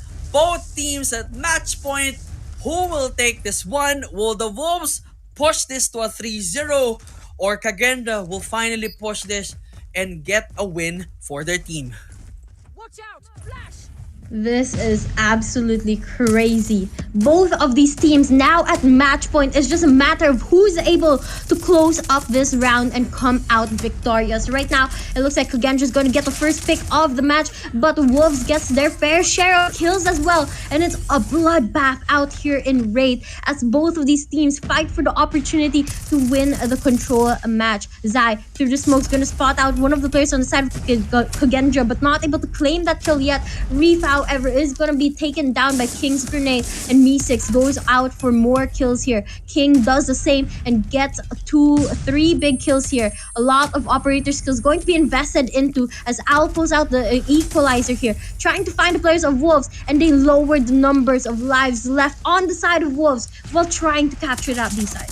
B side is still good, but of course, heavy contention is still there. It's gonna be a difficult takedown, but Bravo is almost 2 segments in. Kagendra definitely want to make sure to at least secure Bravo for themselves. But for the Wolves here, they just need to be a little bit careful as they're now down to 21-23 here. 2 life advantage for the side of Kagendra here, and making it a little bit smaller here. But the Wolves need to be smart right now. Then it's a 20-22. Alpha is still open. The slide doesn't matter. The King just landing in with a triple right there, trying to make it a 4K.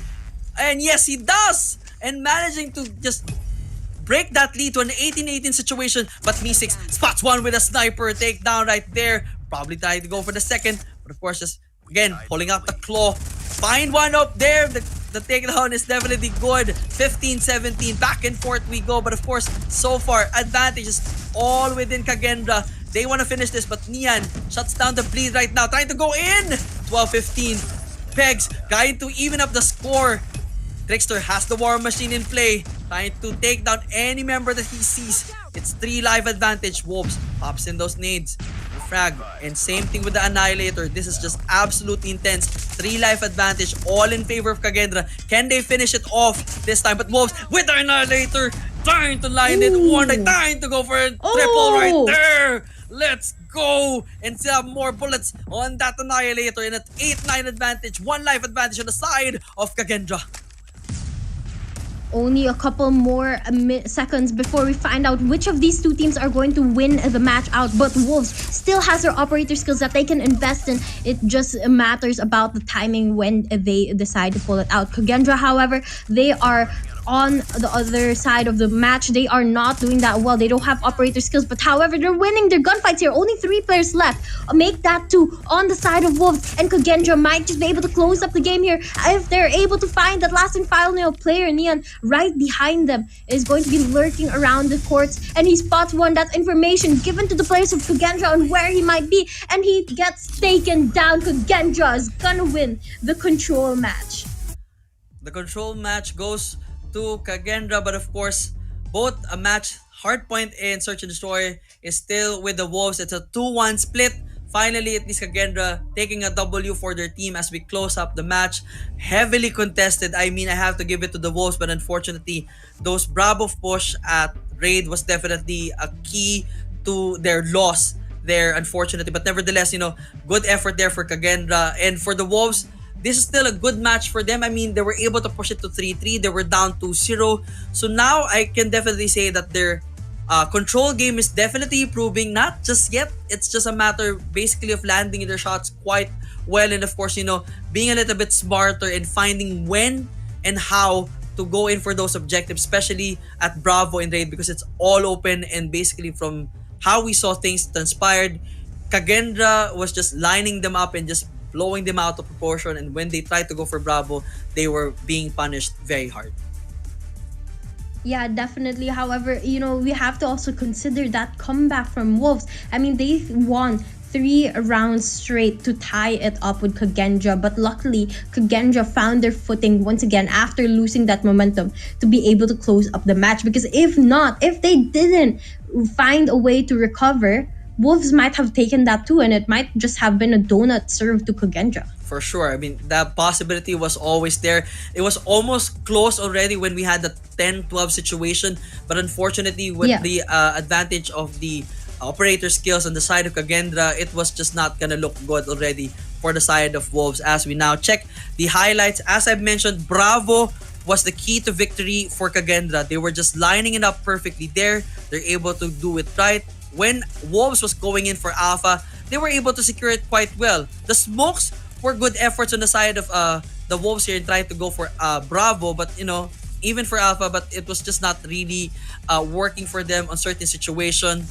It was just Kagendra really finding their shots on almost all situations and making sure that they win this one.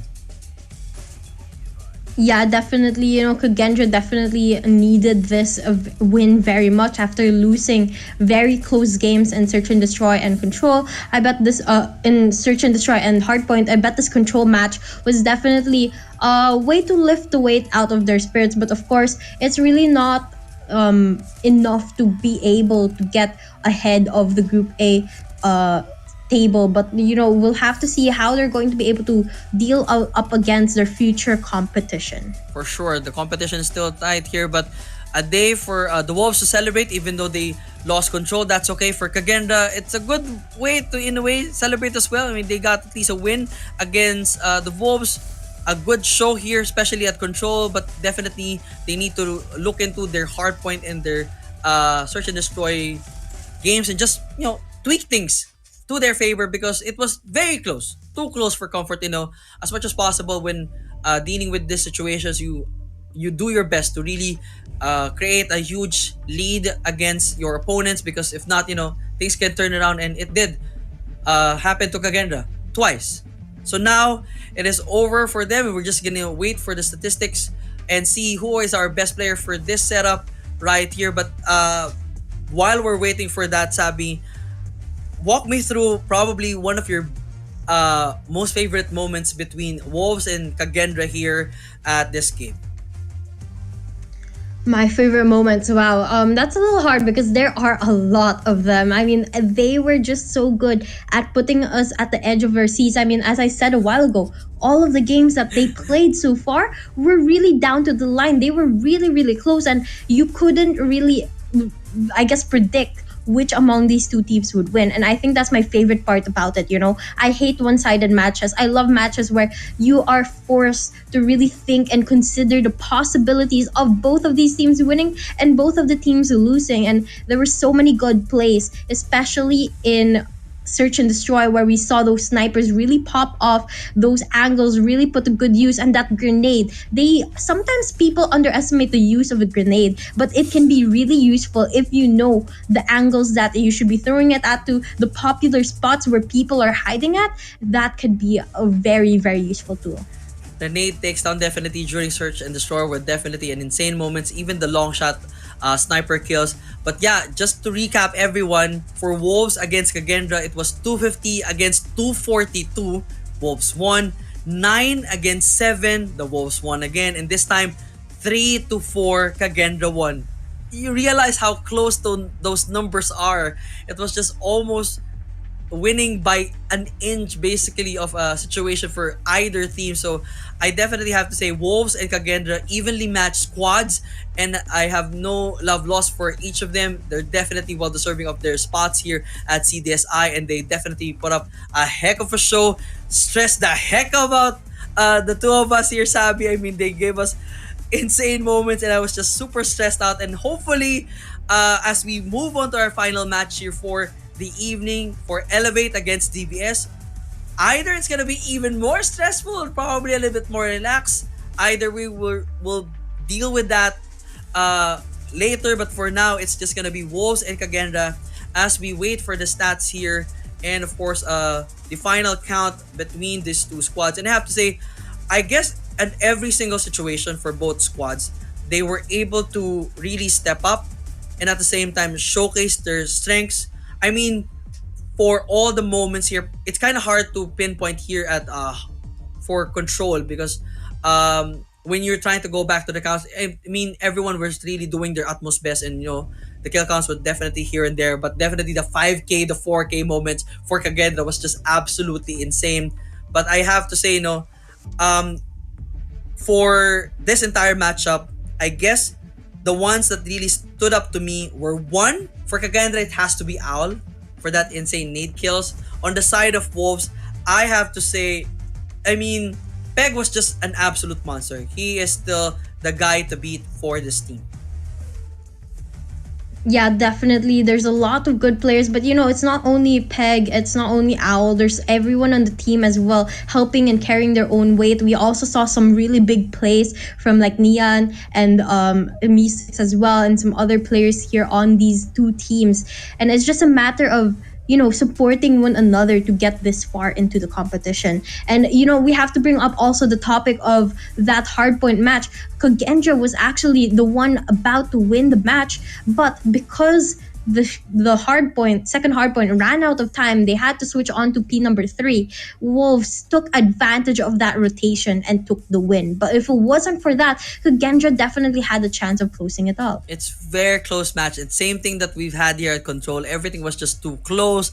3-4 is our score. This time in favor of Kagendra. Look at that kill count right there. And of course the stats for all of our players. Definitely on the side of Kagendra, it is none other than Reef, finally stepping up this one with a 1.13, 1.58 rating. On the side of the Wolves, well, of course, we have King and Zai here landing a 2.0 KD with 62 kills right to his name at a 2.09 rating. Unfortunately, that insane 60 kills was just not enough for Wolves to secure the victory against Kagendra. Objective-wise, and those takedowns were just too good. It was too close. But again, no love lost for the Wolves.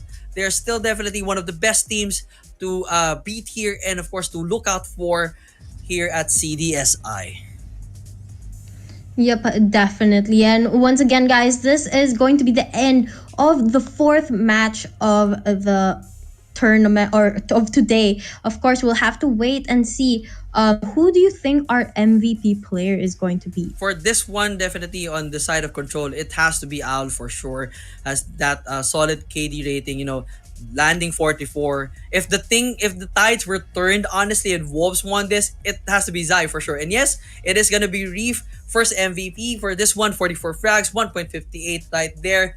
Congratulations to Reef, and finally stepping up his game here. But unfortunately, still it's a win too late, because it was a basically a 2-1 situation for them. And now, as we can see, Zai with a 1.59, Peg with a 1.38, and Nian with 1.34. It was only Trickster who managed to push himself to the top 5, and of course Owl as well at 1.2, while the rest are just dropping off, unfortunately lower. For Guagua, it's still a good effort. King, Reef, and Fran as well. Even for Mystics, even for those 0.98, they still did one heck of a job putting up an amazing show for this evening, and really, putting us on the edge of our seat and almost probably giving us heart attacks every now and then. Yeah, a couple heart attacks definitely happened there. There were moments where we thought some players or some certain teams would win a round, but the tide would always turn, and it was nothing that we would expect would happen. It would always be the opposite. But with that, it is once again the end of the series. And now, of course, we're gonna just take a quick break. We're just gonna try to breathe from all that action because we got one more action for you guys this evening. Again, it's gonna be Elevate versus TVS for our final matchup here at the day 4 of the group stage for CDSI. Relax, stick around, all right?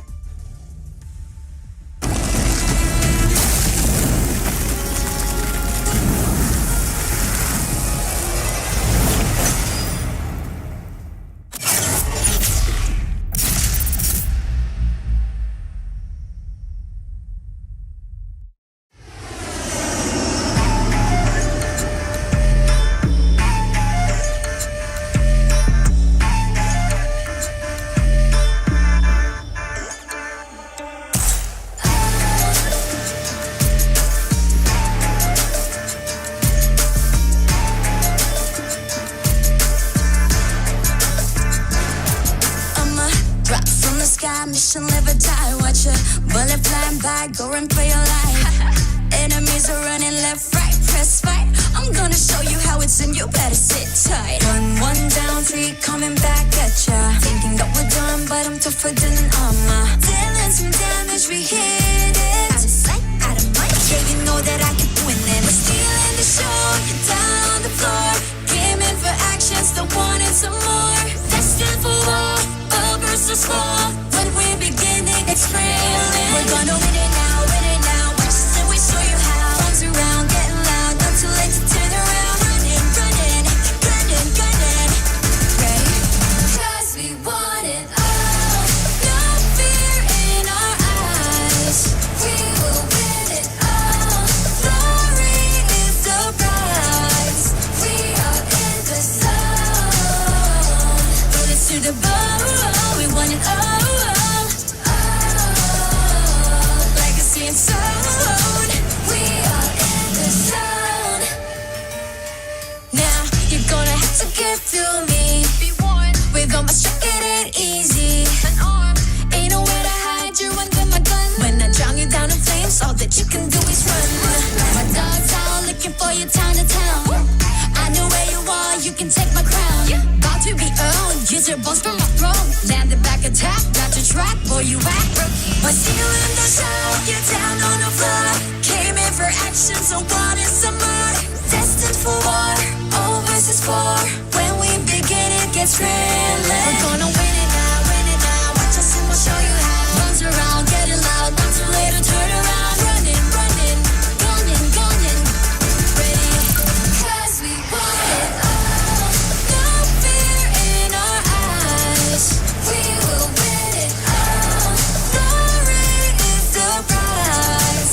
We are in the zone. Bullets to the bone. We want it all. Legacy and zone. We are in the zone.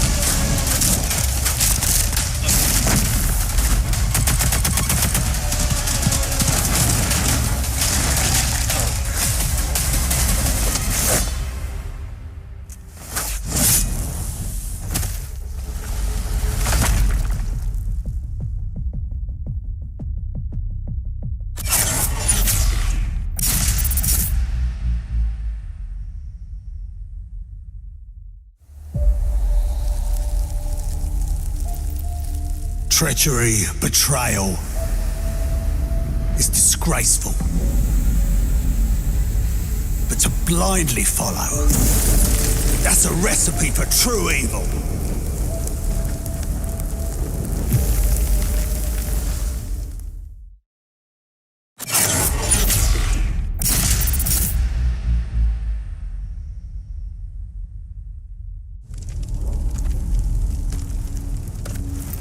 In the end, trust only paved the way for betrayal. Blood can only be repaid in blood.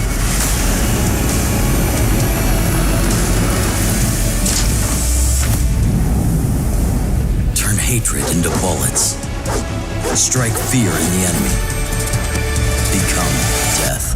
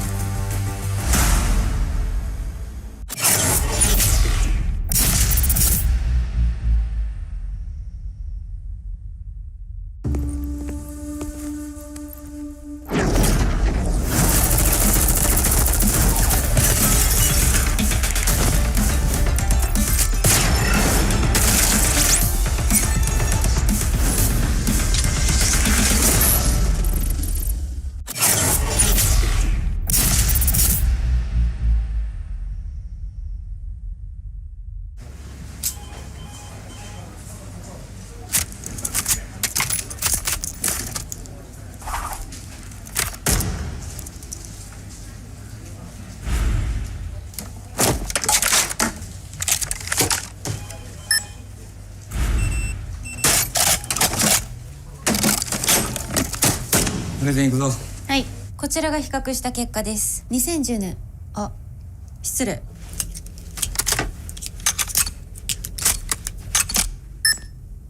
かっけー。癖になる戦い。コールオブデューティーモバイル。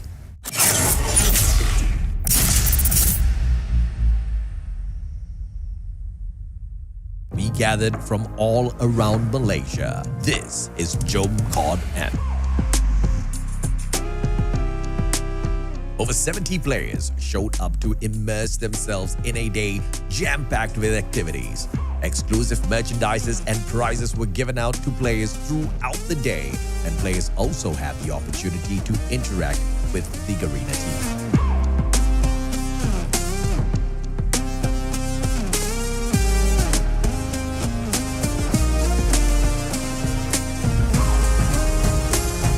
Of course, we had to give everyone a chance to show off their 6 skills and battle it out for some COD points too.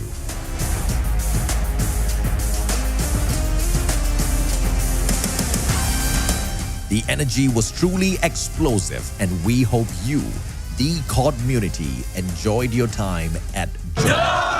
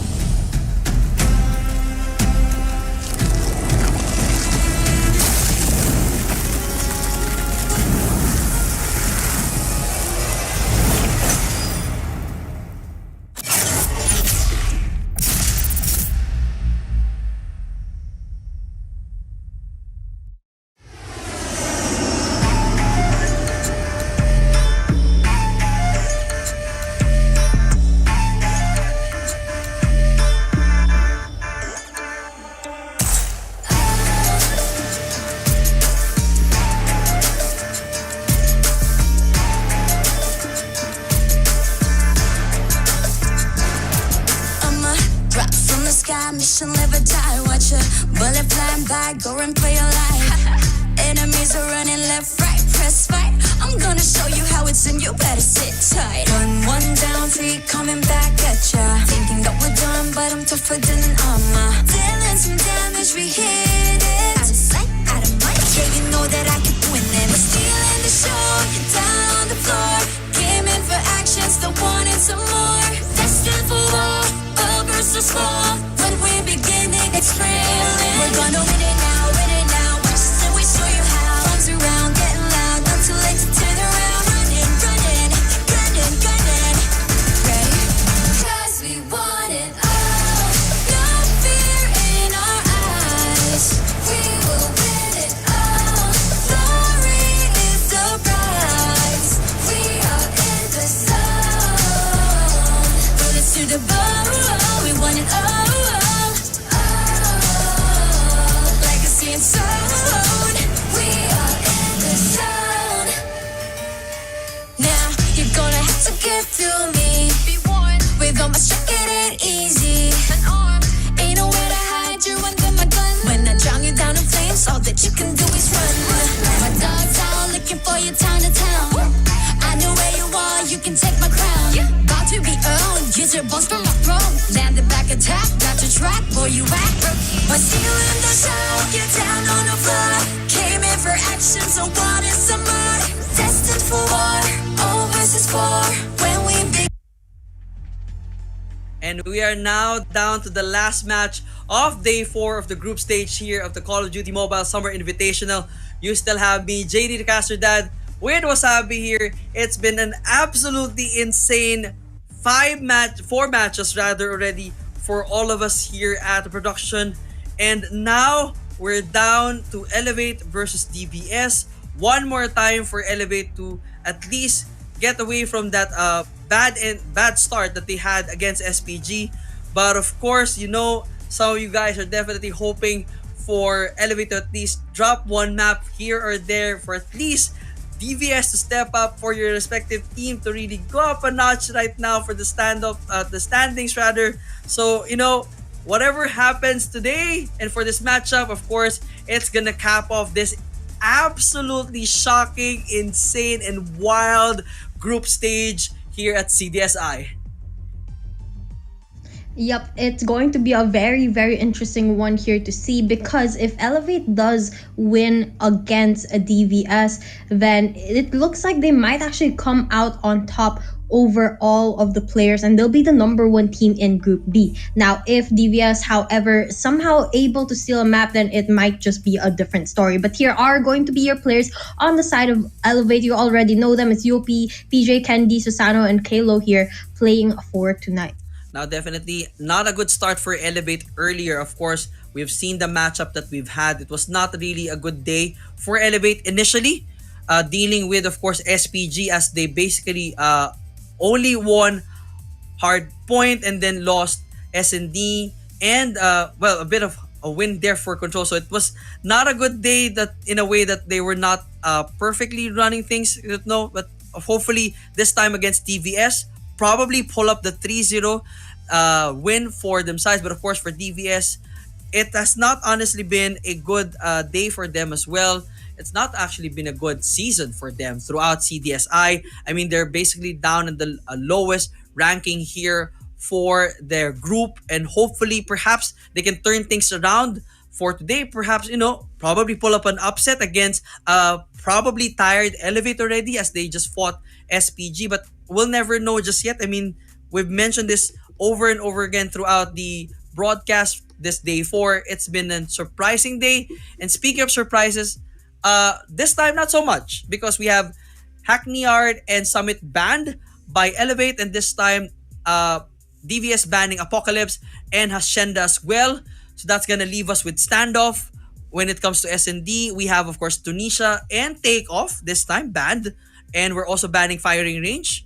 So we're definitely landing off somewhere for sure this time. Kurohana is also banned on the side of S&D, and Arsenal one more time is banned. Seaside is also banned, so we're definitely head out to raid for the last game. Yep, it's going to be a really, really fun set of matches here tonight as our last and final series begins. Once again, it's going to be Elevate versus DVS. And before we head into the match, JD, I want to ask you what your predictions is going to be. Do you think it's going to be a 3-0? Do you think it's going to be a 2-1? Or do you think this is going to be a close match overall? Now, if we're gonna just base the performance of DVS throughout this entire group stage, unfortunately, it's not that good. They're actually in the lowest ranking of their group. On the side of Elevate, they've been very strong. I mean, they won 2-1 basically on the side against SPG. It was well thought of. I mean, they won against Elevate as well in certain situations. They lost to Q9, so they're definitely a formidable team. But when it comes to DVS, yes, they're able to stand toe-to-toe against really strong teams.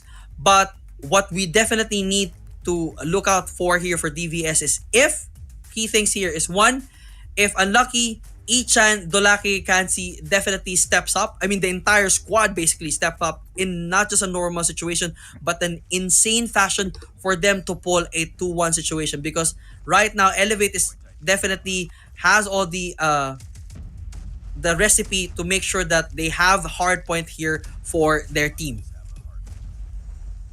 Yep, and right now the match has just begun. Looks like the players on the side of Elevate starting to stack up towards a P number 1 as they try to gain control. Susano out here by the statue as well, trying to clear out the area. Controlling the middle of the map is one of the most important things in this map, and they are doing it phenomenally well. Right now, DVS trying to get their fair share of points as well. They're going to be able to rack up 5, but that's not enough to stand up against Elevate, who's continually gaining points as the time goes by. Right now, 523 is our score. Definitely, unfortunately, for DVS, they're still unable to put an onslaught or at least mount a takeover against DVS here. They're able to do so initially the first round, but again, Kendi with the takedown right there, now locking it in for all the teams here. Probably scrap points is gonna go to DVS here, but of course, Elevate now almost rotating already to the P2 here, and they just want to lock this one in.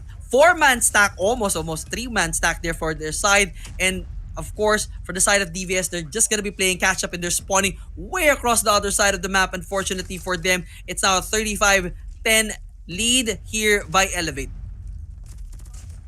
Yep, definitely. This lead is only going to get bigger if the players on the side of DVS don't find a way to put a stop to it. But right now, they break into the hill and gain control of it. They have the hill control in their hands. And so far, they've been doing really, really well in maintaining. As long as they continue to win their gunfights out, they might just be able to play catch up here with the players on the side of Elevate. Elevate, however, they are struggling to push into the hill.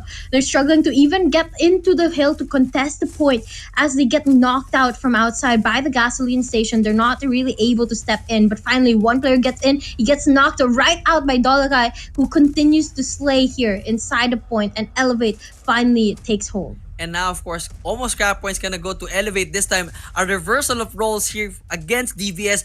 DVS trying to make sure to lock this one to the ground. Really well executed there. They basically turned P2 into their money hill. And now, of course, P3 coming in hot already. Everyone's trying to contest this one. Yopi with the Sparrow lining up everything right there, trying to shut down any attempts right at the moment. Just fighting away from all the cities, but unfortunately taken out right there. PJ, of course, with the Purifier, but Dolaki coming in hot with that War Machine right there, and Kansi. All eyes on that Claw, trying to go in as well. The takeover is gonna be good. Not just yet. It's still gonna be contested right now, and manages to do so. 41-60 is our score. 20-point advantage on the side of Elevate. Definitely we didn't expect this to be the situation here, as we're now seeing almost DVS almost inching away and managing to make sure that they have this to the back. But of course, again, the rest of the crew still up and running. Baby locking it in. Bang right there with that Sparrow. Dolaki spotting another one, but of course it's still a contention. But all the scrap points gonna go to Elevate. 60-69 right now. It's still gonna be anybody's ball game as we head to the next hill. Yeah, definitely. And right now, it's still pretty close. DVS is trying to play catch up and trying to catch up to Elevate. But so far, they haven't really made it that big of a gap between them and Elevate. So that means it's definitely doable in their side. DVS now 67 points. They're trying to catch up to Elevate, only 2 points away, and they continue to hold out. Elevate not supposed to go in for the contest. So Saddle decides to invest into the claw, but not going to find anyone just yet. Elevate tries to go in for the break, but there's just too many people on the hill. Ichan with his purifier as well is gonna burn away the players on the side of Elevate, taking 4 players down before he loses that purifier. Again, a new money hill on the side of DBS here. 92-69 is our score. Unfortunately for Elevate, one more time, they're not able to take down Ichan, going for the backstab right there. Double right on the money is, of course, the last few seconds. Again, coming back to Elevate. Scrap points, all Elevate is getting right now. And of course, DBS still trying to make sure that they have control of the reset here as Unlucky. Shutting down one member right there. And now, of course, at a 106-71, all in favor of DBS. The reset's gonna be good, but the nades flying in, trying to go for control. Patolaki, War Machine at hand, lining it up and gets it right in the money with a triple right there. And of course, Elevate also has something on their sleeve, trying to go in for the push. Hendy with a punch and for the kill right there up on top. But of course, the nade is there, not just good, all good. Ichan trying to clear the house, and he does. He still need to do a few more. Patusano going long range for the takedown. 81-110 is the score. This time, a bit of contention on the side of DVS, but Elevate still has full control of this hill.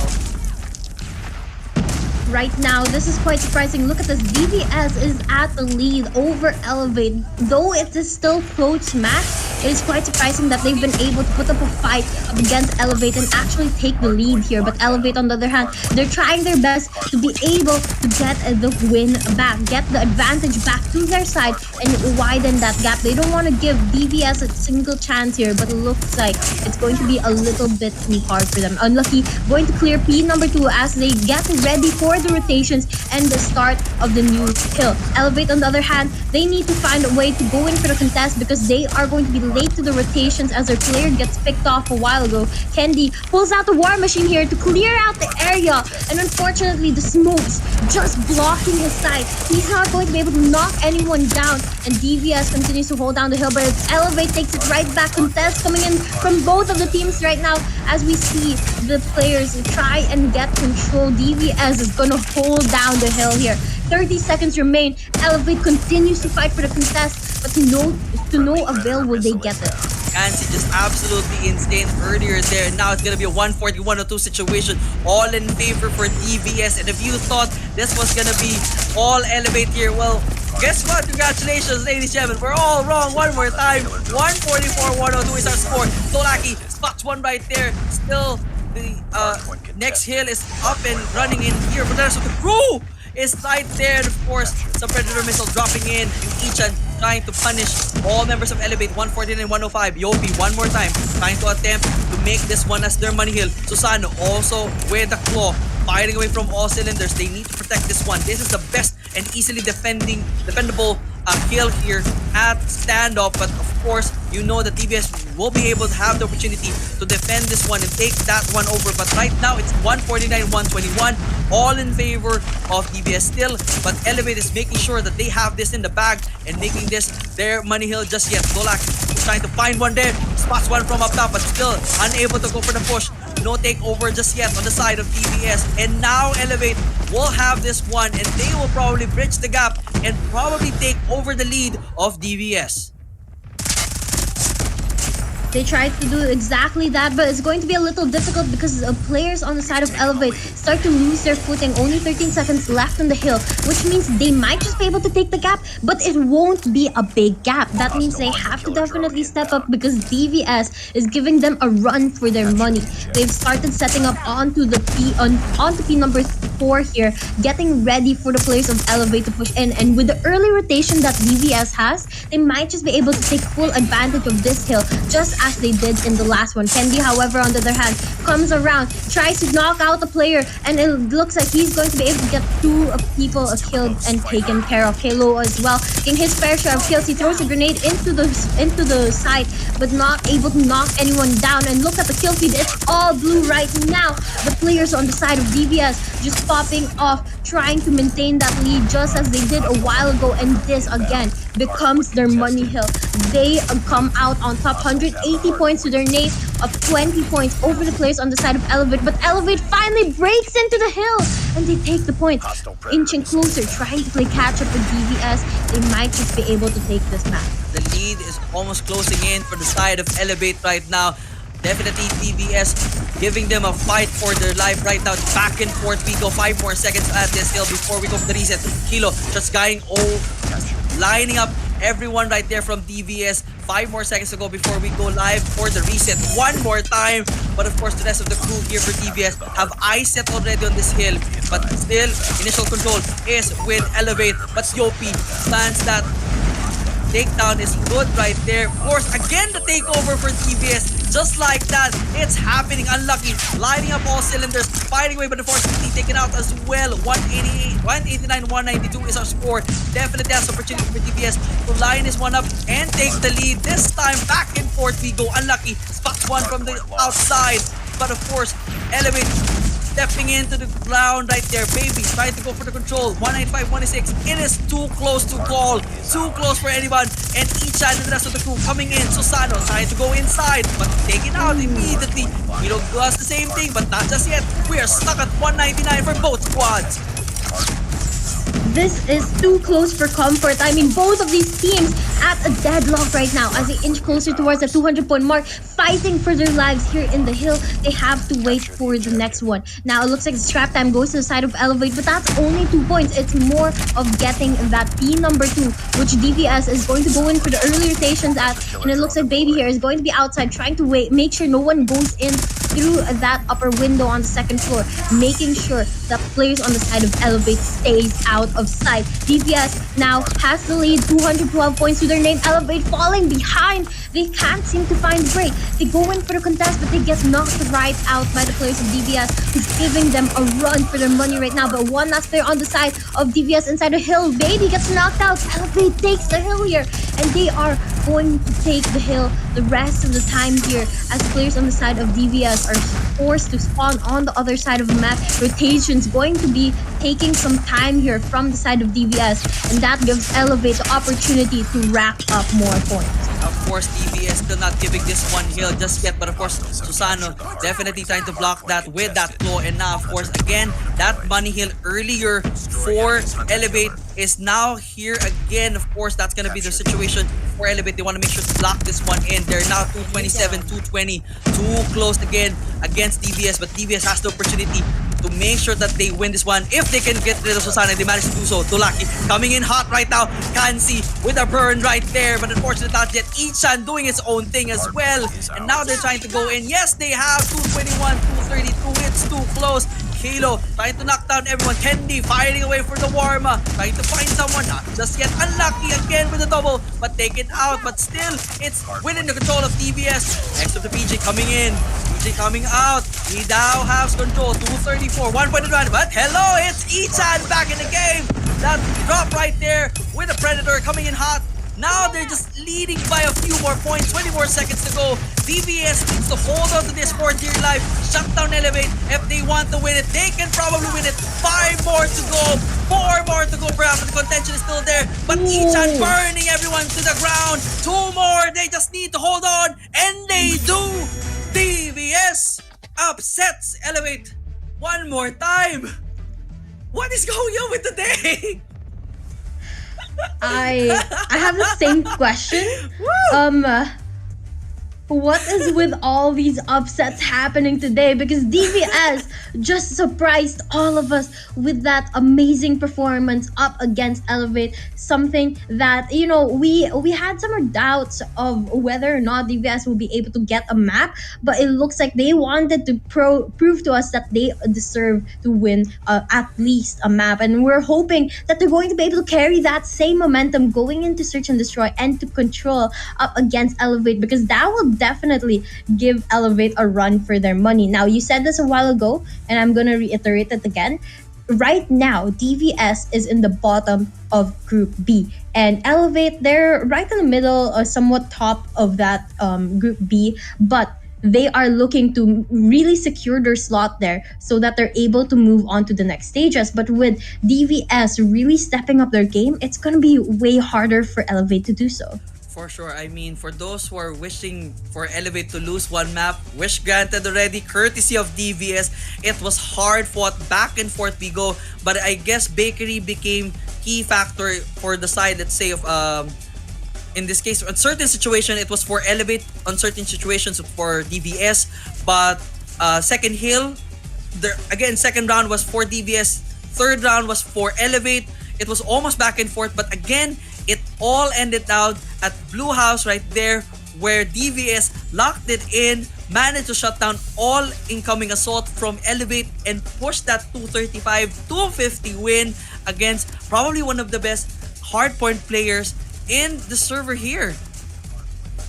And it's absolutely crazy. I mean, Baby got over 50 kills. I think about 52 or 54 kills. Same as well with Dolakai. Both of them really stepping up for the players on the side of DVS, getting those kills, getting those slays that the team needed to be able to step over the players of Elevate. When we asked the entire team of DVS to step up and really bring their A game, boy, they did. Ichan did this thing, baby. Oh, I mean, most likely this is gonna be our MVP, but we're gonna check the stats later on. But everyone was just putting all their best and everything to the line right now. I mean, I cannot take anything away from DVS nor from Elevate, as this is another very contested matchup. We just ended up in a situation that DVS got that lead from Blue House, locked it into the very end, made sure that the entire time it was all DVS here, and pushed that 250 to 235. But we're just waiting for the actual numbers to kick in. But so far, I mean, if this is the momentum that DVS is riding on, when we go for Search and Destroy Express, do you expect them to at least make this close, or probably pull a blowout against Elevate? You know, that's really hard to determine, because a Search and Destroy, it's a whole other ball game. You know, it's more about senses, but this one is quick pace and S&D is slow pace. But here, team results of that hardpoint match that you just saw, as you can see, it was pretty close. Elevate 2-3-5, not too bad, but DVS was ultimately the one able to close it up with the most points, most kills, and the better KD among the two teams. And of course, that overall led to their win. That win was definitely well earned and well deserved for DVS. I think this is one of the most competitive moments that I've ever seen DVS, probably understanding the situation that they're in. Of course, losing some of their critical matches over the past few days, but now, of course, probably they're still hoping to pull an insane finish here. Probably push themselves to at least top 4 if they can secure it. As we now look at the player data here, for the side of DVS, definitely baby. Oh, with a 55, just 5 more frags. It would have been enough to push him to 60, but of course, it's all good. Kansi with the 38, Dolaki with the 52, Ichan with the 46 and 41 for Unlucky. I mean, Ichan was basically holding that last hill to the ground on the side of Elevate. Unfortunately, it was only Susano. Well, they were all pushing plus 30 there, but Susano definitely leading the charge, but they were just not having a good day, unfortunately, especially during that last hill where the entire DVS just stacked up on them. Members was just rocking them out, and of course, Baby just stepping in the game, as well as Ichan making sure to get that MVP for Baby right now. Second for the season, 1.63 with a 55k. I mean, 5 more to go. It would have been a full 60. I'm sure he is definitely proud of his performance, but now we reset our mind, focus on Search and Destroy, and hopefully that confidence that DVS has is something that they can carry on for this game. Yep, definitely. And back to that question you asked me a while ago.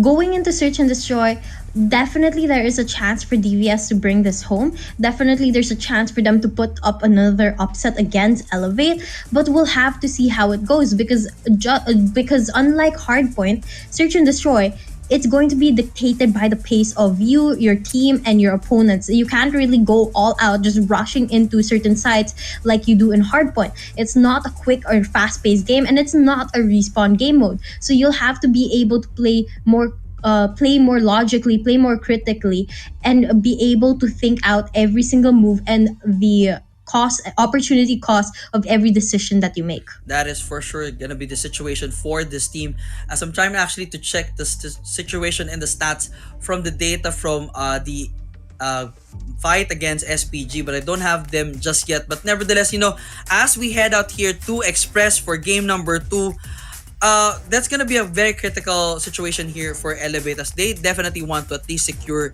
this one for their team. But I'm not gonna dismiss DVS when it comes to SND.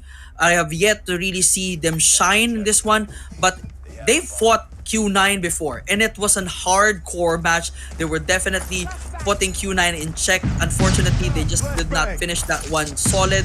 But of course, Elevate also fell into the hands of Q9. But maybe this is gonna be a weird situation for either team. We've seen so many surprises, but for now, no surprise there. Candy lands one right there, and baby, and it's now a 4v5 situation, all in favor of Elevate.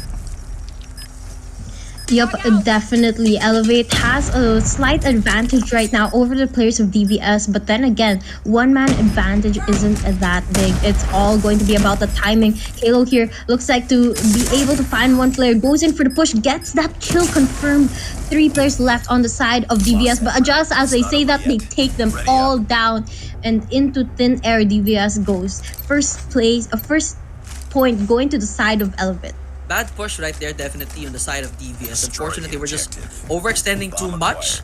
But of course, this is Elevate. They know this map as well. They need to be a little bit smarter here, but unlucky. Definitely spotting one right there. Good move for now. PJ falls down as well. Dolaki spots another. Now this rush is all working on the side of DVS. It's all down to Susano, and he goes down as well. What a reversal from DVS. I was just going to say, not really a good idea to push. They did push, and JD, calm down. We got this. Courtesy of DVS, and now we're tied. Defend the objective. They have the bomb. Yeah, definitely. I mean, as long as they know how to play to their strengths and they know exactly what they're doing, they can pull off anything. And it goes the same with the players on the side of Elevate as well. If they know how to play their cards right, they can definitely win this. So let's see how this one goes down. It looks like we're going to have a lot of players stacked up onto that A side. A couple of kills going to the side of Susano as he gets those snipers lined up. Kendi does the same as well, bringing DVS down to 3 players left, and with the bomb planted over to the B side, the players are all going to be forced to start the rotation. The force is there, but Susano forcing into a different situation, and it's now down to 1. It's just down to Dolaki against the 1v4 situation. Dolaki has the odds definitely stacked against him. It's an impossible call in because Kendi will shut him down right in the money. Elevate takes another win. But of course, this is still race to 9. DVS can still catch up. Definitely, there's a lot of room for improvement and adjustment as well. But as long as they don't wait too long, they'll still have a chance in this game. But right now, we're headed off to the next round of the match, and it looks like we're just waiting for the first couple of contacts to come through for some information to go through to these teams. But while they do so, Yoki is gonna go in for the plant over to that A site. That's gonna be information given to the players on the side of DVS that they have to go in for the retake, but they have to be careful because Elevate is watching every single angle here. And right now, TJ about to spot one, just misses it by a second, but peeks out to confirm the kill, and Unlucky gets one as well, looking for another, but there's just too many people to deal with. Baby's gonna be the one getting the backstab here, and it's down to a 2v2 here. Kansi makes it, not just yet. Trying to go in, Baby, trying to lock this one in. It's now a 2v1, all down to Kilo. Definitely shutting it down. Definitely have all the time in the world for the defuse. Again, DVS tying the series 2-2. Ready for the next round. This is just insane. Absolutely crazy play. Yeah, exactly what I was saying. These teams tying it up with one another. DVS catching up to Elevate and putting up a fight against Elevate is something we all love to see. But right now, next round begins, and it looks like Unlucky is going to be able to spot someone, not able to line up those shots as he gets a hit marker.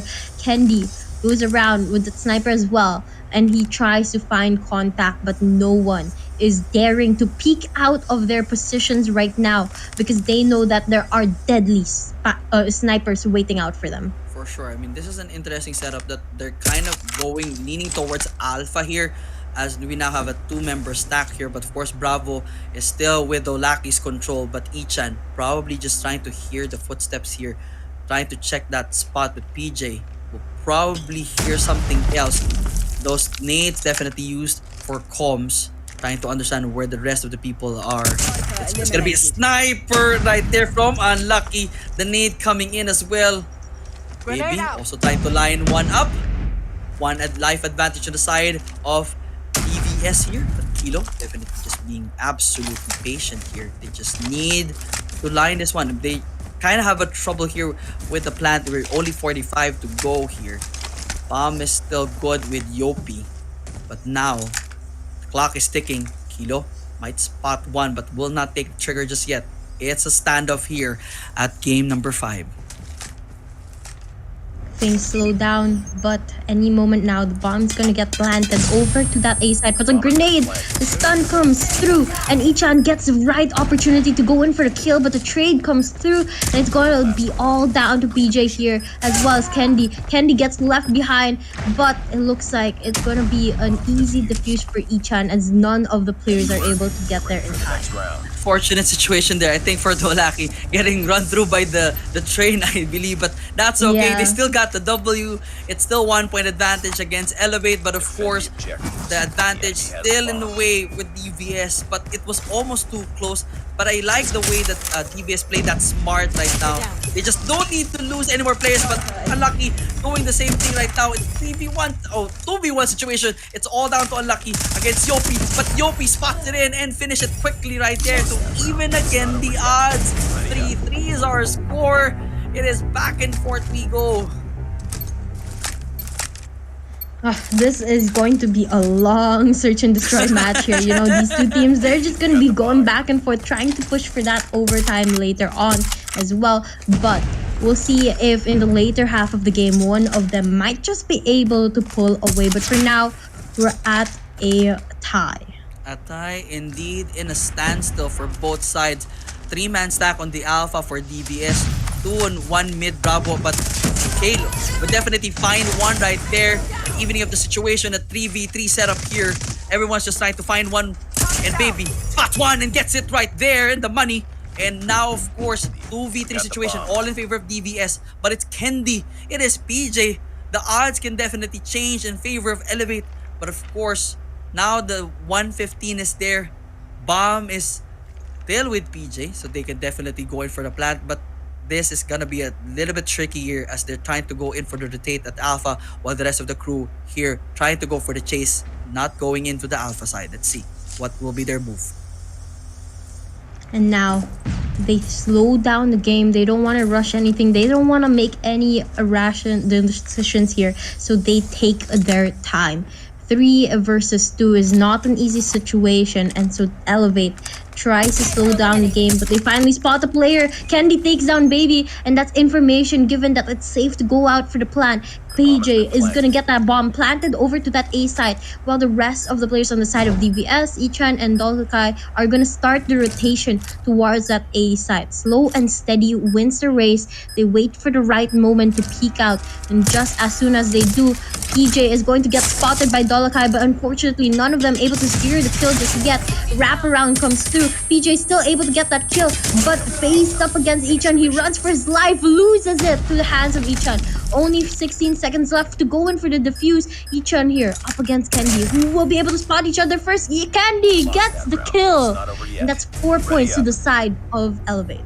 Real patience right there for Elevate. Real smart play there. The plant was good. They just needed to draw out the rest of the players here from DBS and go for that win. Of course, Kendi making sure that this ends in their favor. 7 frags already for Kendi himself. But of course, the rest of the crew trying to make sure that it's evening up the score with Baby. Lining up one right there. The trade is also good, but takedown is bad. It's now down to Kansi and Ichan here. But the full stack for Elevate is still alive. And now it's down to Ichan, but he will be taken out by Susano. 5-8 is our score. We switch sides. Elevate still on the lead. Yep.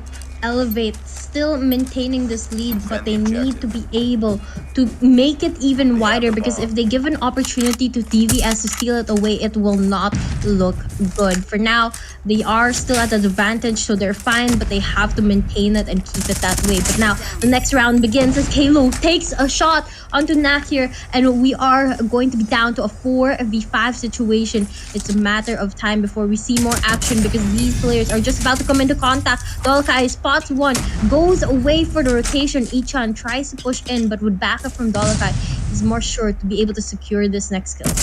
The next kill is coming from Susana for that takedown 3v4 situation, all in favor of none anymore. It's just changing so fast right now. It's now down to Dolaki with against Kilo, Susano, and Kendi. 1v3 situation, making it, nope, not just yet, a 1v2. Now Dolaki just needs to be patient here.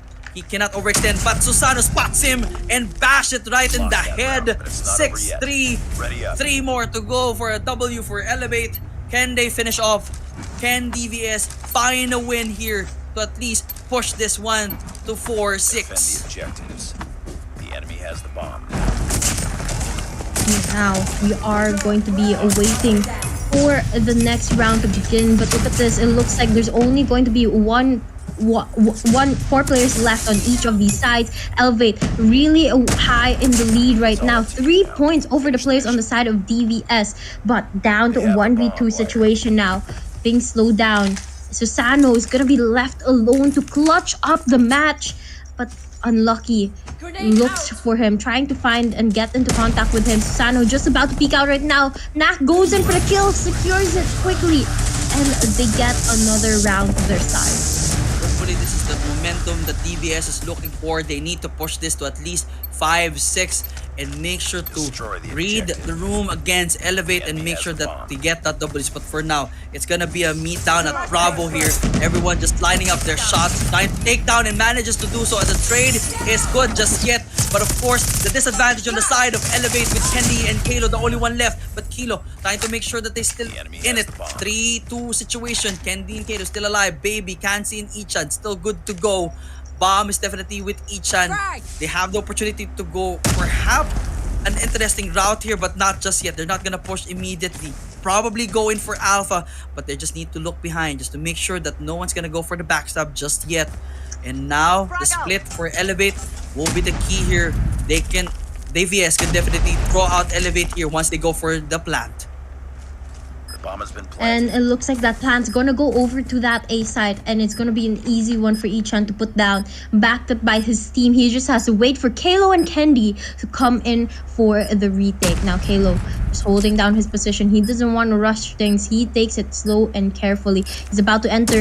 Gotta be careful though, because a player is waiting right for him, and he's going to be able to get that kill. But unfortunately, his teammate Kendi gets knocked down. It's gonna be down to a 2v1 situation here. 17 seconds left on the clock. Kalo finds one, looking for the last and final play, but 12 seconds left on the clock. Will it be enough to go in for the defuse? The fake defuse goes through, but Ichan is not fooled by that. Goes in for the flow defuse, but Ichan peeks out right in time. Gets a kill for the side of DVS. 5-6 is exactly what you were looking for. That was almost like a revenge setup right there when the second floor takedown initially against DVS happened. It now DVS doing it to Elevate. They just returned the favor right there, and now DVS has the opportunity to tie this down, but no, Yopi lets the Ichan eat a grenade right there. Now dropping them in a 5-4 situation, but of course it's just gonna be the start of the matchup. Kansi may have the opportunity to find Kalo right there from the corner if he peeks right out with the R9. And now evening up the situation here with a 4-4 setup. Definitely a slow pace here, as of course Elevate has the opportunity to push this to 7. DVS needs to tie this. They go for the plant at Bravo, now drawing the rest of the team, but that's a 45-second clock. DVS just needs to be patient and force Elevate to commit that mistake for the defuse and rain down on them. The question is, what will Elevate do? That is a question yet to be answered. I mean, they do both have 4 players left, but I stand corrected because Kendi takes down Baby here, and it's down to a 3v4 situation. A defuse looking like it might just come through, but Dolokai right around the corner is gonna make sure that doesn't happen here. Gets a huge 2-piece. Susano the last player alive. Spots Dolokai, takes him down, and just needs to look for Unlucky, but unable to spot him. Unlucky peeks out. Just a moment of time left, but Susano gets that kill, but no time to get that defuse. Unfortunately, he's gonna not be able to get the defuse on the bomb. Good patience there, basically from Unlucky, just trying to hide away because I'm sure Susana was waiting for that moment that if he goes for the defuse, he will be taken out, so he had to finish the job first, but the time was on the favor of DVS. Now we are tied once again. 6-6 is our score, but of course, Kendi falls down immediately courtesy of Unlucky. And now, this time, Halo and the rest of the crew falling one by one. It's all down to Susano with a 4-man advantage for BS. But nope, make it a 3 rather. Susano does not want to give up. He wants to take over one more time, but barely trying to get there. Ichan will spot it, but will miss right there. And now, 3v1 situation still on the standoff here at Bravo. Now, we'll have to see if Susano is going to be able to clutch this up for his team, or will DVS pull away with the lead once again. Now, looks like Dolokai is going to be able to do that, and DVS gets their 7th point on the scoreboard. They are now taking the lead over Elevate, and Elevate has to find a way to make a comeback, because if not, DVS is going to win in 2 points. 2 rounds more for DVS and they will pull another upset against Elevate. But of course, this is highly contested matchup. But Kalo has different plans right there. Shuts down Dolaki already. But Kendi is still alive and kicking for the rest of the crew here. Now 5-4 situation against Elevate. Ichan is trying to line things up for their team attacks on the side. But Susano spots one right there. And another one, but the trade is good. 4-2 situation. Kansi and Unlucky all down for the team of DVS. Elevate now has all the opportunity to tie this one to a 7-7. They just need to be patient with this one because the pressure's on with DVS. And now, it's gonna be a 2 versus 4 situation here. Elevate with the numbers advantage. This is their opportunity to tie it up at 7 points. But the head peeks out and Unlucky decides to back away. He doesn't want to lose that gunfight just yet. But Nak gets taken down. That means it's all down to Unlucky to clutch it up, and it's not looking good for his side of this game. Now, Yopi peeks out, gets shot from behind, and Unlucky takes him down. But that's information given to Kendi, who goes in for the run. And behind him, another player as well, and that's going to be Elevate, tying it up at 7 points right now. Both of these teams trying to get that 9 points right away without allowing their opponent to get the overtime. This is just absolutely insane. Back and forth we go. DVS and Elevate just evenly matched right now. They're just trying their best really to secure that W, and none are breaking out there. None are giving any of the teams the advantage here, as we're now just locking into a standstill here. All members of the team, all alive and kicking, with DVS going for the fake plant, I guess. Going for the push already, but PJ punishes that one already. Ichan going in for the double, but not just yet. It's a 3v3 situation. Unlucky takes it out and makes it a 2v2 situation now. Baby and Unlucky alive. Susano and Kendi, of course, 2 of the best for Elevate alive here. They definitely have the opportunity to push this to their match point, but Baby almost there, just not yet. Baby will spot Kendi and take it out. Susano all alone. Unlucky and Baby has the opportunity to give it to them, but Susano may have the opportunity to turn things around for their team. Susano spots one. It's a 1v1 situation. Not just yet. He's still alive. He barely missed that one. My goodness. Oh boy. Now it's down to 54. Bomb has been planted, forcing Susano to go for a 2 push here. A defuse and take down 2 players from DVS. He's going for the long rotation here. It's gonna be difficult, but it's definitely possible with Susano. But Baby and Unlucky definitely have different plans against Susano. Yep, we'll have to see how this one plays out. If they're able to go in for the trade against Susano, that might just put them out on top. But Susano checking his corners. He's gonna go in for Baby, takes him down right away, and goes in for Unlucky right now. But Unlucky is luckily going to win that gunfight. Puts them up at match point right now. This is the upset that we are waiting for, because they might just win two games up against Elevate if they're able to take this round home. This is the best we have seen DVS so far. But of course, Kendi and the rest of the crew would like to put a stop to that. They want to push this to 8-8 at least go for a full overtime. That's gonna be the goal here as they're now down 3 players out for DBS. But of course, the trade is coming in as well. Kendi just shutting down everybody. Nope, there will be no this yet. We are going overtime. Ladies and gentlemen, Elevate still want to push this one, and DVS cannot celebrate just yet. They need Destroy the 2 more objective. to pull Got the the upset. bomb. Yep, no room for celebration just yet because we're going overtime and both of these teams need to be at the top of their game to be able to win it. But it looks like opening picks are going to be a trade between these two teams, bringing them both to 4 players left. But Ichan gets another one, make that 2 and make that 3 actually, as he leaves Susano all alone here. He is going to be the last one left on the side of Elevate. His location been given with an attempt to shoot down Baby. He gets that kill confirmed and trying to go in for a second one now, but patience is key here. He gets it lined up and gets it down to 1v1 situation here. Susano versus Nak is going to be the last player on each of these teams, but Nak trying to run away, gets spotted from behind. Ready up. And Elevate now has a match point. They just need to close it up and stop the overtime from happening again. DVS has all the pressure right now, but of course, Susano making sure that he clutches that one to the ground and manages to do so. 20 frags to his name already. Susano definitely showing off today here at SND, but of course, will this be enough? Can DVS stop the bleed here? The goal definitely here is to force Elevate to create that error, at least shut down critical members like Susano and Kendi from their team Bomb acquired. and get that win right now. 8-9 is our score. Elevate with match point here. DVS with the opportunity to tie, and they take one out. That's Kilo and PJ down. Susano trying to go in for the trade. Baby, ooh, just there. 3v4 situation. 3v3 situation now for both teams. But the plant is already good. Elevate forced to take members out and of course go for the defuse. But unlucky, spots one another. And now Susano and Kendi, 2 of the best. Still cannot discount this one. Now, things slow down. 3 versus 2 situation. 22 seconds left on the clock. Time is putting more pressure onto them, but Susano is going to be able to even out the playing field as he gets another one as Baby is not watching his back. And it looks like 9 seconds left on the clock. They're going to attempt to go in for the defuse, but it's going to be Susano winning that out, and there you have it. Elevate takes the search and destroy match.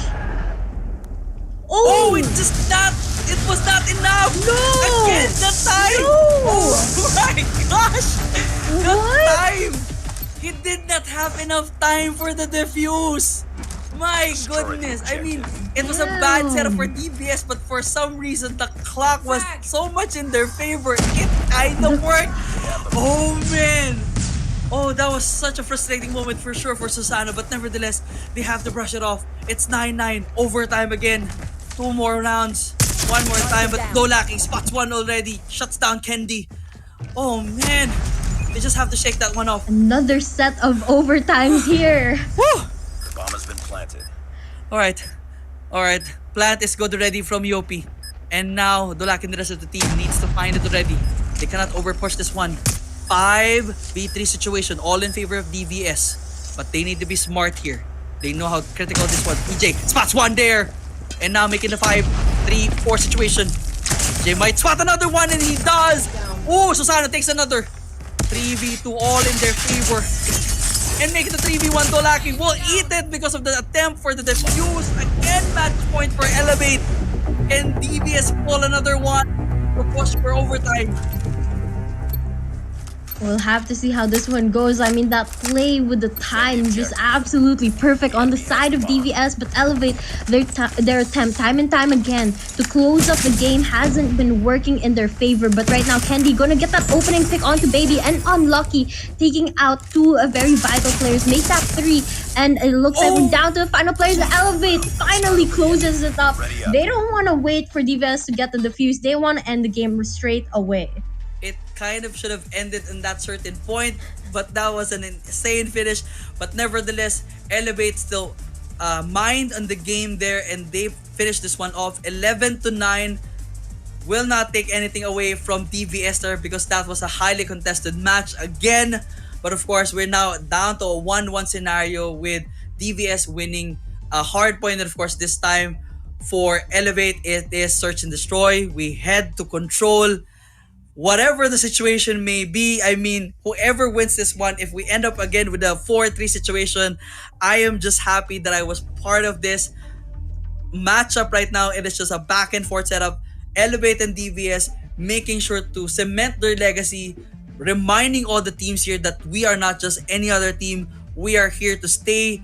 There's a reason why we are here at CDSI. Yeah, definitely. But now, going back to the highlights, you just saw that these two teams were back and forth. Even since the beginning, they were just kept tying it up time and time again. And they even pushed for overtime. But my God, that timer on the bomb is really just in favor of DVS, as it's exploded on the faces of Elevate twice in the single match. Yeah, that was definitely frustrating. I mean, we could not take it against them. I mean, they were definitely want to make sure that one, if the defuse was gonna kick in, that's a clear defuse for sure. But the time was just in favor of DVS. They played the clock right, or at least forced Elevate to go in for a search. Go for a hide and seek setup and get that W right there. But unfortunately for DVS, Elevate was just the better team this time. Kudos to them. Still, these are the moments that we're looking for sure. Against these two teams, and for now it's Elevate definitely taking that W.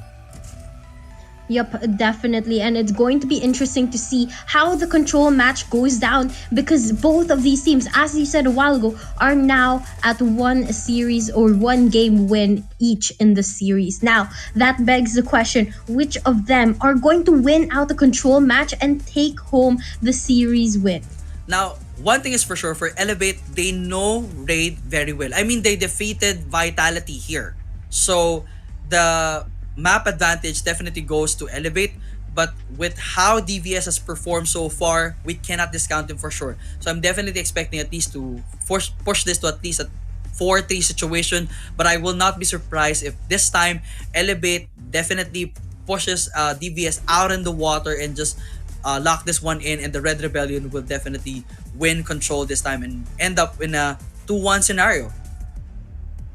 Yep, we'll have to see how it goes down. I mean, Elevate definitely seems that they're heated up. They want to close up the series and they want to take home the win. But same goes for the players on the side of DVS. So it's just a matter of seeing which of them are able to play it more strategically and which of them are able to get more of those eliminations. For sure. It's going to be a matter of map knowledge versus the level of aggression. That's going to be what we'll witness between Elevate and DVS as we head to control. But for now, we check the ending of our search and destroy here at Express. 11-9. There were so many moments that we end up with a tie. We started with 2-2, then end up with that 8-8 and all of that craziness. Here we go. I mean, this is just absolutely insane. This is how you want to watch a S&D match for sure. Back and forth. No one knows who's gonna win. It's not gonna be a blowout. It is just an absolute show. And this time, of course, on the side, it was Susano, despite all the crazy moments that they had trying to defuse and failing. That 1.92, 25 frags for Susano, definitely putting Elevate in a good position. Still a good effort for Unlucky with that 17 KD. 17 frags rather, 1.06 KD, but definitely Elevate has to thank Susano for that 1.92, that 25 kills at SND, and most likely will be our MVP. Yep, definitely. We'll just have to see though who is going to be the MVP of the next game as well. But for now, Susano definitely coming out on top and really, really helping the players on the side of Elevate. And here you have it, the MVP of that last match, Search and Destroy. It's going to be Susano with a rating of 1.69, 25 kills, and this is going to be his first MVP title. Congratulations, Susano. I mean, you had crazy highlights for sure. You gotta put it in your TikTok or something. I mean, it was not bad. I mean, this was really good effort for you. And of course, those takedowns are gonna be absolutely epic. Congratulations to the man. But of course, for the rest of Elevate, the Red Rebellion definitely is kind of happy right now as they're gonna push for control and hopefully end this series with a W. But DVS definitely has something on their sleeves. The question is, who takes over the final match? That's gonna be the big question. So it's again map advantage against aggression. It's gonna be a big situation here. So again, for this setup, the way that I've seen this work, we've already seen how the map is played out for Raid. For Elevate, they definitely know how to play Bravo. So that's a very hard map to defend, basically to get into that zone. So for DVS, probably stick through Alpha first if they want to go objective, because Bravo would be a little bit more difficult to defend, especially if Candy pulls again that Warma and just rains on your lineup right there and just dwindles your life count here. So now, final 4 rounds for this evening. Ladies and gentlemen, would you please give out your W's for both DVS and Elevate right now here as we start off our last game here. DVS Elevate here at Control. And both teams are off, but it looks like DVS is going to win most of the first couple of gunfights here as they dwindle down the lives left on the side of Elevate to 24. They have a 2-life advantage here. And not only that, but DVS has already started capturing that B site. They've already gotten one segment. They're going in for the second one right now. But Elevate is trying to slow down that progress. And again, that setup here, the understanding Bravo. Good effort though from DVS with the smoke. But of course, Elevate already got the read on that one. They still have one segment there for Bravo up and taking. 21-20 is our life count here. Candy just trying to spot one. And this time, PJ gets another right there. But the trade is also good. Elevate now has a life advantage. But Bravo and Alpha kind of in the hands of DVS right here. Now they're tying up the life count here. Candy is trying to spot one and manages to do so. And now Alpha is gonna be gone. Bravo is still in the hands of DVS. They just have one life disadvantage against Elevate. Now we'll have to see how this one continues, because with no segment captured yet on the A side and only 2 on the B side, they need to be able to start working on that A side or B side to be able to get that 1-minute extension, and that's exactly what they do. DPS now rushing to that B side. They're going to get that 1-minute extension, capturing the B side from Elevate. And Elevate, on the other hand, they're struggling to stay alive here. I mean, they're down to 10 lives, same as DVS, and it looks like they're struggling to defend that A side. Now it's just a matter of playing for those kills as we go to the single-digit lives left. 9-8 is our current count. 1 life advantage for Elevated, but everything can turn things around here as Elevated Yopi spots one there. And now it's last 5 for DVS. Not a good start for DVS right now, but that is okay. Elevate definitely knows this map very well. But Candy trying to spot one and gets one right there, trying to go for the double. Not just yet. Susano again, the MVP, welcomes it right there with the Odin. And now trying to go for the date. Last one. They're just looking for one more player. DVS. And of course, ending it. First win for Elevate. That was a really close round. I really thought DVS would be able to take that away, but luckily Elevate was able to turn things around, especially in that later half of the round. But now we head on to the next one. DVS as a defending team and Elevate as the attacking team. Elevate is gonna try to go in for the capture onto that B side. A couple of investments going down on the operator skills, but it won't be enough. They're gonna get knocked out, and only now capturing their first segment onto that B side. DVS, however, is struggling even more than Elevate, down to 26 lives left, 2 segments lost on that B side, and almost 3. This is what we're talking about on how smart Elevate here and controlling Bravo. This is basically their map, and they're gonna get this for sure. And now Alpha is up for the taking, but it's still a 24-24 situation right now. What an insane wall bang there for Candy, but of course Ichan doing something as well. 23-23 is our life count. Alpha might not be a good situation right now, but DVS just trying to even out the score here. But unfortunately, Elevate just too good with their guns. And Candy just landing everything right there. Everything is working for this man, but unfortunately gets taken out. First and second segment, all good for the side of Elevate. That Sparrow from Yopi could not handle. DBS do the same thing, not just yet. 19-8 advantage, all in favor of Elevate right now. This will definitely end up in a 2-0 situation if they can handle the pressure from DBS. But no, that's not going to be the case anymore. There will be no pressure. It is 6-18. And Susano spots one right there. Last 4 against DBS. it is gonna be over soon. Even with the advantage of Alpha coming in for Elevate, they can end it either way. Here we go. Yopi just needs to step in right there. They were just gonna give it Alpha. Doesn't really matter. They will bait Kansi. Ooh, Kansi spots one from the back, but of course it's still 14 lives here. Kansi, what can you do here? It's gonna be a hard and very complex order here. And Kansi, no way, Yopi is just gonna finish this one off right there. 2-0 in favor of Elevate. Elevate might just end this game quickly. They have already the lead here by 2 points and they just lack 2 more to be able to close up the game. DVS is struggling a lot more here in this control match than that search and destroy match and that control and that hardpoint match earlier. But let's see if they'll be able to turn the tides around, or will Elevate continue to rise over them. Right now, Yopi just holding down the kitchen area, tries to peek out but get killed by Unlucky. Unlucky with a huge wallbang there as well. It's going to be Elevate down to 26 lives left, but DVS even less at 24.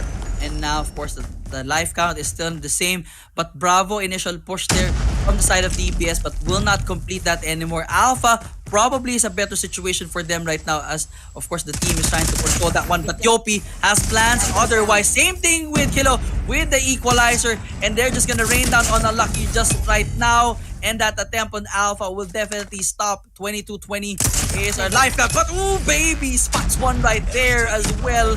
And now it's just going to be a back and forth situation. 21-18 still in favor of Elevate, and Yopi lining it up here at the Bravo side. Bravo still up in the taking. Kendi again with a war machine. This is the Kendi that we know when it comes to raid here at Control. I mean, there you go with Susano with the claws. Well, they're just lining it up. Last 10 lives for DBS. It's gonna be an easy 3-0 for the Red Rebellion. Yep, it looks like Elevate might just be able to close this up. I mean, they have such a huge advantage when it comes to the number of respawns, and it's just about time they start getting those slays. Now, Yopi here has already spotted one, trying to go in for another, and they just need to get that time extension to be able to play to the numbers. But even without 22 seconds, it's a lot of time to secure those 4 final kills. PJ is gonna find one, down to 3 left on the side of DVS. It's all down to Baby, Unlucky, and Ichan to run for their lives and stay alive for 10 more seconds. But it looks like even if they do, they're going to end up losing it, because Elevate is on their backs on the hunt, trying to get them taken down. PJ comes in from behind. One last player left. It's all down to Unlucky, who's all the way over at the B side, trying to get that capture to their side for a minute extension here. But will that be enough? I don't think so. 1 versus 10 is not going to be a doable situation. 1 versus 10 is definitely not doable, especially if you're fighting a team that is made up of one of the best here in Garena, and that is, of course, Elevate. We're just waiting for the inevitable. It's a matter of time before anyone here finds Unlucky. Honestly, at this point, if this is the situation, I would have just named myself out of the game to at least not give that kill. Yeah. But ooh, Unlucky is still fighting. I have to commend the Japanese right here. There will be no giving up for this man. Unlucky, trying to line one up. Spots one, but of course, it's a 3v1 situation. Ooh, trying to get in another one, but of course, the takedown from Kalo ends it right there. 3-0. 1 more to go, and Elevate takes this home. Unlucky only goes down with a fight and nothing else except that. But right now, that gave him the opportunity to actually build up the score streaks and operator skills as well, to be able to use in this what may be actually the final round. But same thing goes for the side of Elevate. Yopi popping off here with a huge triple kill, knocking down the players of DVS, getting another one right before he gets knocked out in turn. But that brings DVS lives count down to 24 11, while Elevate still has 26. And of course, right now it's 23 scenario with Kalo with those equalizers. Unlucky also answering as well with that equalizer, going in for the double already. 24-22 is our life count here, still in the advantage of Elevate, but PJ has definitely different plans for Kansi and just going to shut him down with that Fennec right there. Yopi, same thing at hand. They're just raining down on everything right now. Alpha, even though they're all ahead with the life count, will be captured by Elevate. And now pressure's on definitely for DVS. 23-14 is the count. Dolaki spots one from the back. And now 21-14, Bravo will probably not be for the taking as Kalo just running around there and spotting everyone in. But Candy, even with close range, taking out Baby right there. It's just too insane. Too much for DVS. Make it stop, unfortunately, but PJ with the Annihilator, shutting all down. Again, Candy with a War Machine, shutting down Baby all there. Last 8 lives, it is almost over. They're just going to end this once and for all. Yep, it's not looking good. And 4 lives left on the side of DVS. There is no more hope for them. 15 on the side of Elevate. They're on a rampage to finish this quickly. And last kill through the Predator. Wow, it looks like Elevate's gonna have a clean win here in the control match, taking it home 4-0. 4-0 is our final score here at Control. I told you, Raid is their map here for Control. They know everything for this one, and unfortunately DBS could not just keep up with the pressure and the firepower, and just Candy is just too good with that sniper, even at close range. Come on, and what a way to finish. They could have just found the last player and take it out, but no, they had the Pred. You know what, let's finish up with a bang, and they did. What a way to end it. And that is basically the end of our group stage basically. But of course, we're just gonna check out the stats here to make everything formal and official. We're gonna be counting out everything, of course, for both Group A and Group B. But for now, Elevate and DVS, it was still a surprise for us that to see DVS winning Hardpoint, but of course, Elevate taking over Control and Search and Destroy. What a night it has been for Elevate. Yep, definitely has been a really long journey. I mean, they lost one match to SPG earlier, but they also lost one to DVS right now. But nonetheless, both series, they still come out victorious. And with that, I'm pretty sure they also secured their spot in a Group B going on to the next part of the tournament. Unfortunately, we're just waiting basically for the squad or the team that will drop the ball here and will not be part of our playoffs in China. In the meantime, we go back to the dominating performance of Elevate here at Control. As mentioned, this is definitely their map. They know all the weird angles. They know every time where the opponents will definitely show off, and they definitely got the lead against DVS. There were some moments that it was almost too close, but of course, Elevate was just too good here at Control. Here at Raid, it was definitely just their map, their playground, their domain for sure. Almost all of the time, it was ending at like a 10-1, 10-2 scenario, or maybe even 15-2 scenario. So, all the odds was definitely against DVS. Yep, a lot of things stacked up against DVS, but nonetheless, they gave us a show that we asked for in that hardpoint match and in the Search and Destroy. Unfortunately, not much energy was left in them going into Control, where they definitely struggled a lot to keep up with Elevate. And of course, I think this was almost the last few minutes of the game right there, with PJ basically ending it all. And of course, that final Pred kill against DVS, sealing the deal for the Red Rebellion. So congratulations, of course, to Elevate. I'm sure they are very happy with their performance. For DVS, I guess even with that one win, from my perspective and from my initial idea of the stats, it's not going to be enough to push them to at least top 4. So it is, I'm sure for the Japanese fans, their hearts are broken right now, but fear not. They put up a heck of a show, standing toe-to-toe against some of the best. Hopefully, in the future, we get to see more of them, more teams from the Japanese server to really come out here at CDSI and just, show off their skills, and probably even transition there at Garena and then, have some fun there as well.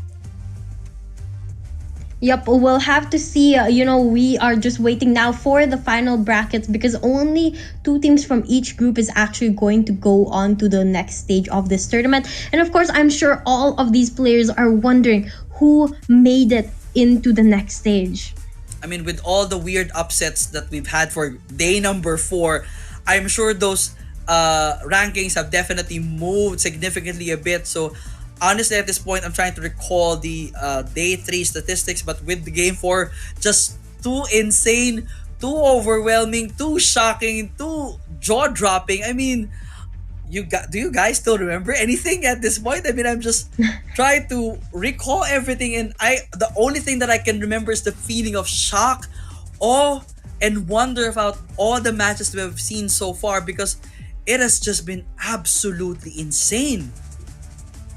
Yep, it definitely has been a very, very insane ride. So, guys, if you're in the same position as JD and me as well, there are, of course, replays of every single match on the YouTube channel of Garena Call of Duty Mobile. So don't forget to check that out if you want to know exactly how your favorite teams played and how they did. Now, as of a while ago, if I remember correctly, it's Stalwart Esports and X-Rock on top for Group A. That means they're going to be the ones going into the upper brackets for Group A, and Wolves and Godlike for the lower brackets. But Group B is a different question because we just ended up those matches recently. So now, JD, who do you think is going up to the stands in Group B?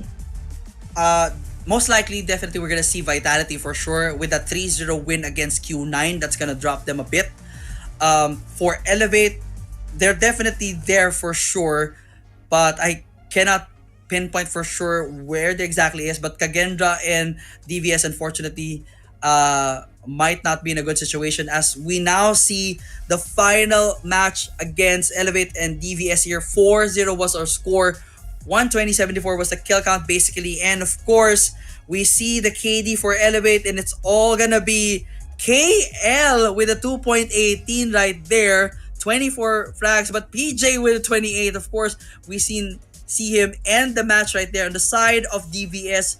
It's all 0.7 to 0.6 or whatnot, but it's gonna be unlucky, trying his best to carry out the team here, but no love lost for the Japanese team. It's gonna be PJ leading this one, number 6 MVP with that 1.6 rating, 28 frags for sure. PJ just absolutely dominating the situation right there. Of course, all thanks as well to his team as well, but PJ definitely earned that MVP. Yep, definitely. I mean, 28 kills and amazing gameplays from him all day long on that control match. We just saw him pop off, and the rest of the team as well with great support coming left and right, helping him get those kills needed to be able to put a 4-0 over the players of DVS. But here's the overall ratings of the game. So Sano, PJ, and Kendi on the side of Elevate taking those top 3 slots, but the rest of DVS following right behind them, and Yopi unfortunately falling on down to 8th place. We definitely expect though Lucky and Unlucky really to show off tonight, and even for Baby, they were just not too close with that overall ranking, of course, delivering the win for their team as well. But nevertheless, we love them and we like to see more of them in the future for sure. But of course, this time, the Red Rebellion rejoice. Elevate redeems themselves from that initial unfortunate incident with Q9 yesterday. But of course, their eyes need to be set. Probably, most likely, they're going to be part of the upper or perhaps even the lower bracket here for the playoffs in China. I mean, how I wish I was there to witness everything in LAN, because I'm sure it's gonna be even more insane with the crowd advantage for CDM, with the insane moments these teams are gonna deliver, and of course all the fun moments that hopefully we're gonna watch. So if you want to be part of that show for sure, just watch it on YouTube and Facebook with us as well, because I'm most likely not gonna be there. No visa for me, unfortunately, but that's okay. We're gonna watch all the action as it goes along, but that's gonna happen about next week rather, right? Yep, so guys, make sure you stay tuned for the action, and if you want to stay updated with all the content, all the live streams, all the competitions, don't forget to follow Call of Duty Mobile and Garena on all social media platforms, because that will be the ones that are constantly updated with new information on what is going on. For sure. I mean, it's kind of hard to summarize the day here with everything that has happened throughout day 4. I mean, I started off with the craziest situation, because I started off the day casting solo, and then we had the most shocking and amazing cameo from the one and only, the man, the myth, the legend himself, AJ Mustacho, coming in to save the day and helping me out while my mic got nerfed and EMP'd for one weird reason. Could not handle the pressure immediately, but of course, surprisingly, we have you, Sabi, here, casting with me here at the end day 4. I mean, it's full of surprises, and even the matches itself was just full of surprises as well. Yeah, honestly, I'm quite surprised that I'm on the deck as well. I wasn't expecting to cast, but a fellow caster was in trouble, and of course, I'm here to help out. And obviously, if Garina calls anytime, I will pick up and I will come back on this desk. But yep, it's been great working with you, and congrats on getting to work with AJ. I know he's quite intimidating a little bit, but AJ, nonetheless, once you get no. Once you get to work with AJ, it's just a whole other level because he is just one of those casters that are so easy to work with. He seems scary at first, but he's so easy to work with, and it makes your flow way better than it normally is.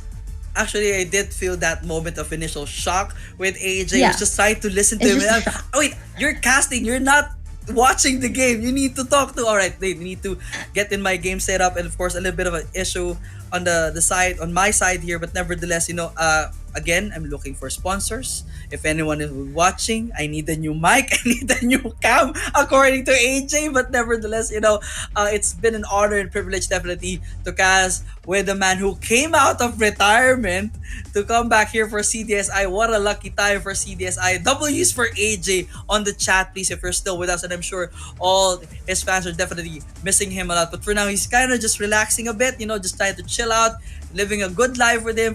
We love him. I'm sure seeing him every now and then is still gonna be awesome for sure. But for now, it's definitely such an honor and privilege to cast CDSI and Garena Call of Duty Mobile officially for the first time. I mean, I have been doing, as you mentioned, Wasabi, we've been doing grassroots tournaments in the Philippines for the past, I guess, 2 years and 3 years or so. But this is the first time that I stood here in the big Garena stage, even for CDSI. So it definitely is such an honor. Thank you to all the fans, to Kali, to Warden, and of course Coach Jay as well. And even, I cannot believe this, thank you AJ, and of course thank you Wasabi as well for helping me out in this very special opportunity.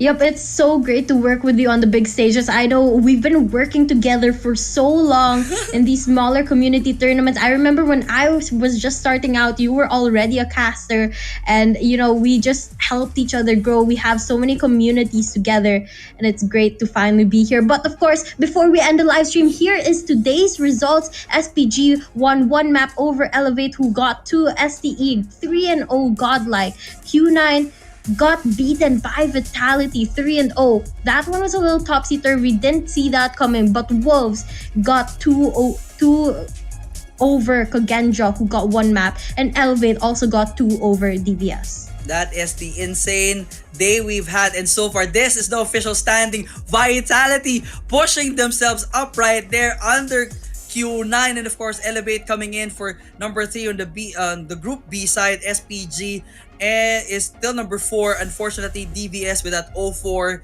is gonna fall over this time on the side of group A. Starward Esports leading the charge right there. Next to that, X-Rock, and of course Wolves as well. And of course, our final ranking here for the group stage, we got Zai here with a 1.59, Susano with a 1.43, and of course the Enforcer Solo with 142, and Wolves Peg with a 1.38. Close to that, we got Vitality Tech, FDX, Nian, Abyss, PJ, and Skurd. Yep, a very good mixture of different players from different teams. You can really see that each of these teams have their MVP players playing for them. And of course, Zai really coming out on top after an amazing play that we saw today. And even Susanov definitely pulling his weight for sure. That's absolutely solid right there. But of course, full data standing here is number 1 is Peggy. Second is Wolves with size. So Wolves definitely has to run for their money. But of course, the Mauchi and the Emperor Ling definitely on the 3rd and 5th place. But of course, my man Solo, we raise our ones to the sky. He gets number 4 right there. What a performance for Team Vitality, and of course the Enforcer Solo. Yep, and on 5th, it's also going to be Oling on the side of Q9. Now, good mix here, but a lot of players actually from the side of CDM showing and standing up for today. A very, very good showing. A very good ratings from these players.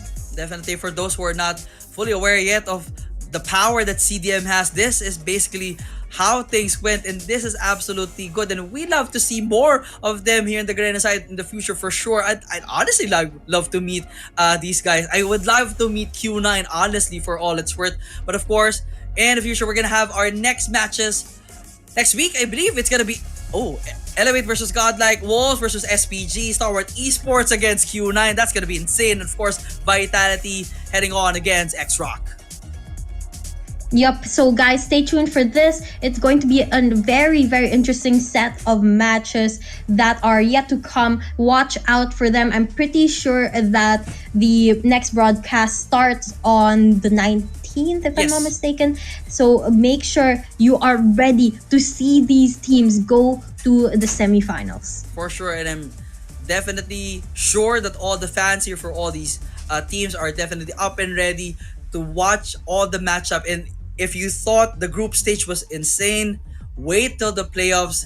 It's gonna be even crazier. But of course, all the lessons that the squads had and understood and basically experienced here during the group stage will definitely help them as they go into the playoffs. So congratulations to all the teams that made it to the playoffs.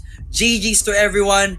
GG's to entire broadcast team. And of course, my thanks again to Coach Kali, to Warden, to Coach Jay, AJ Mustache, and of course, my good friend here, Wasabi. It has been an awesome night. Thank you so much. Sabi, final words? That's all. Thank you everyone on the live stream as well as the broadcast team for staying with us the whole night. It's been a long ride and a very, very interesting topsy-turvy one.